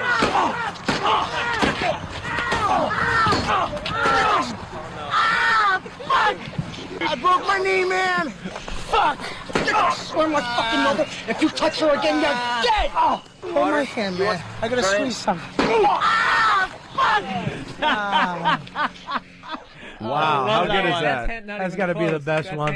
You know what? Absolutely. No, it's weird. I had no idea. That was by Harry T, and Harry T is now one of our interns. Oh, well. Look at that. He's one of the new guys today? Yeah. Maybe he ought to get a little recognition. He's got That was a great one. a little, I like at the end. I little go, skill there. hold my hand, and he hit me Bring again. him in. Look at him. We gave him little name tags. Did you pat this guy down before you hired him? The Taliban. That's what we said. That's the guy we were talking about earlier. Everybody says that to him. I have Harry. to shape now. It's just Harry Taliban. It was a temporary thing, but now it's got to go. Guys, we have a whole crew of new interns wandering around them, so. And they all have the name beard tags thing on. really makes you look a little terroristic. That's not the look I was going for. So He came in with like 3 other people like surrounding him, just making sure nothing's going to happen. I could tell you were probably going for a Stallone Cobra look, and you got more of a Mohammed Atta. A Nighthawk. What was that? Nighthawks. Nighthawks. Yeah, that was it. Nighthawks. Nighthawks. With Stallone Billy D. Nighthawks With look. Billy D. Very good. Wow, yeah. That was the one. But it comes off a little bit, jihad. It's going to go then. You should check his computer. He has a flight simulator on his computer. Yeah. He's practicing. All kinds of schematics of the subway. Yeah, there you go. Harry T. Well, that was a very good job. The Goodfellas remix. You sent another one in too, Harry? I sent the immigrant song one. The okay. Wow. 2 gold ones. Well, look who we welcome have to on the board. program there, Harry. Brand new to the show. I want Harry getting my coffee from now on. So you've been listening to the show for a while? Yeah, I a guess? long time ago. For a long time, and you figured you would apply for an internship? Yeah. And I used to, back at NEW, I used to work for the night show. Ron Fez. Nice. Yeah. Oh, okay. So you have a little experience. Yeah. I started the week you guys left. Left, yeah. So we didn't know you then. Unfortunately, no. See, it was a lot of fun when we were there. Foosball tables, booze, broads. It was a ghost town. Yeah, after we got the boot, they kind of cracked down on everybody over there and took all the games out and took the all booze pinball away machines from and everyone. video games and beer coolers. Yeah. There was a closet where all your stuff was. Like Yeah. all the fun stuff they moved into your old office and padlocked it. Yeah, padlocked it. Yeah, and we ruined it for everybody over there. Before we got fired, it was a daily party over there. It was a with frat house. Girls coming in. We had a bartender that would Shot come in and girl. mix drinks. Shot girls. There were foosball tables, video games, pinball machines. And, you know, in between all this, we'd put on some kind of radio show. Oh, drug dealer. Yeah, drug dealer, whatever you need. We had Whatever it you all. need. And then after we got the boot, Ron and Fez were still there, and they're very cool guys. They did a great show, still do. And they were into having fun, too. At night, you know, the beers would still be flowing. There'd be things going on. They cracked down on everyone so bad that all fun had to be put in the closet and locked away. Whatever happened to the enema kiddie pool? Oh, that I didn't unfortunately get to see. What was that? Oh, God, they had a guy come in. Paulo. They loaded him up with an enema, so he could barely hold anything. Not just like as much as the guy could, take. And we all went around in circles telling jokes to see whose joke would get him to fucking explode out of his ass. Into the kiddie pool. Into the kiddie pool he was standing in. That's a great make me laugh. It really was. I think Opie won. Yeah. By getting the... he beat Brian Regan. Yeah, beat Brian Regan was there. Beat him, but it was such a... it wasn't even a thought-up line or anything. It was a spur-of-the-moment thing. He got a dominatrix to start crying because he said she looked like Joey Ramone. Then he threw poker chips in her face. There's nothing worse than seeing a dominatrix cry. It's like, what are you crying? No! Just slap her in the face. Yeah, smack her. You're Yeah. supposed to do this, Exactly. bitch. All right, Harry, welcome aboard there. And Pleasure thanks to for be the here. great remix there. Good job. Very good. I easy, think Harry. he's Good a job, man. standout amongst the two guys, the Shave two that other beard. guys today. I don't even want to know the other guy's name. 3 other guys today? What are 3 other? There's a total of how many new interns here today? 4? Is that why they have the name tag? There's intern 1, intern 2, intern 3, and Harry T. And Harry T. Harry Taliban. See how this works? Harry the Taliban. We know. Oh, Yeah, we know Harry's name. That's how you should get him in here when you want coffee. You I like Paul. he does look like one of the pilots. I'm trying to play some of the other remixes for you there, Bob, because you haven't heard these. Actually, a lot of people did it to music as Nobody well. got Deliverance? Yeah, I was going you to play think that of one, that, actually. someone rape did. scene? We'll play that one for you. Someone did. Yeah. See how original I am? But first, Yeah. Yeah, it 20 worked. people not even in show business came up with that, you hack. listen to this one. I snapped my knee, man. I broke my knee, man. Please hold my hand. Hold my hand, man. I gotta squeeze something. Hold my hand, yeah, yeah. Hold my hand, yeah, yeah. Hold my hand, and I'll see you home.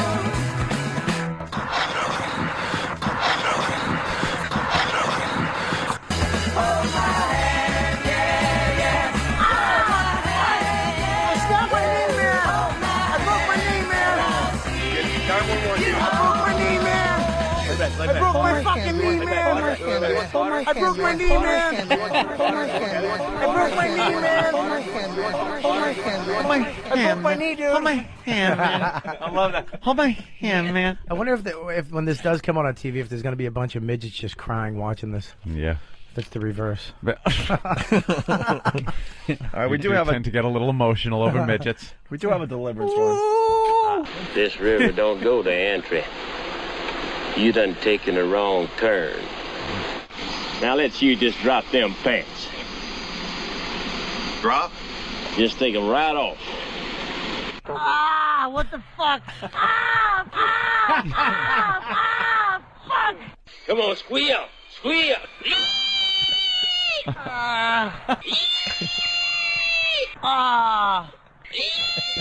Ah, what the fuck?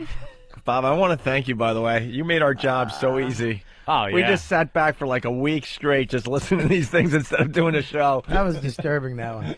I just remember hearing the you talking to Dane. You guys were so nice to me when I called in when I was all on Vicodin. Yeah. Man, take care, Bob. Blah blah blah. And yeah, as soon as you got me off the phone, you were like, dude, Dane, you got to get that audio. Yeah, we need it. Listen, Dane, get that fucking audio. We would have paid big bucks for that. We got it for free, but we would have wrote some serious checks. Dane was like, "Don't worry, I'll get it." It was like a CIA drop to the KGB. Yeah, I'll The get same tone he had when he asked you if you were okay. I'll get it. Yeah. Don't worry. The ambulance is coming. Keep rolling. Keep rolling. What other ones you want to play for him? I don't want to play all of them, obviously. No, 'cause some of them are just really bad. The Bob Kelly, Sergeant Hartman was a million of these came in. Yeah. I think I got an example of one. Yeah, I think we got an example of the better one. What have we got here? A fucking comedian. Jim! Whatever you do, don't fall down. That would break my fucking heart. You're way down. He's down. Get your fat ass up. What's your excuse? I snapped my knee, man. Oh, no. I broke my knee, man. I'm asking the fucking questions here, Private. Do you understand? I broke my knee, man. Well, thank you very much. Can I be in charge for a while? Do you feel dizzy? Do you feel pain? Jesus H. Christ! I think you've got a heart off. Can we get him some water? Hold my hand, man. You want some water? I gotta squeeze something. What is your major malfunction, numbnut? I broke that fucking thing. I broke it. You're gonna be all right, dude. I broke my leg. You had best unfuck yourself, or I will unscrew your head and shit down your neck.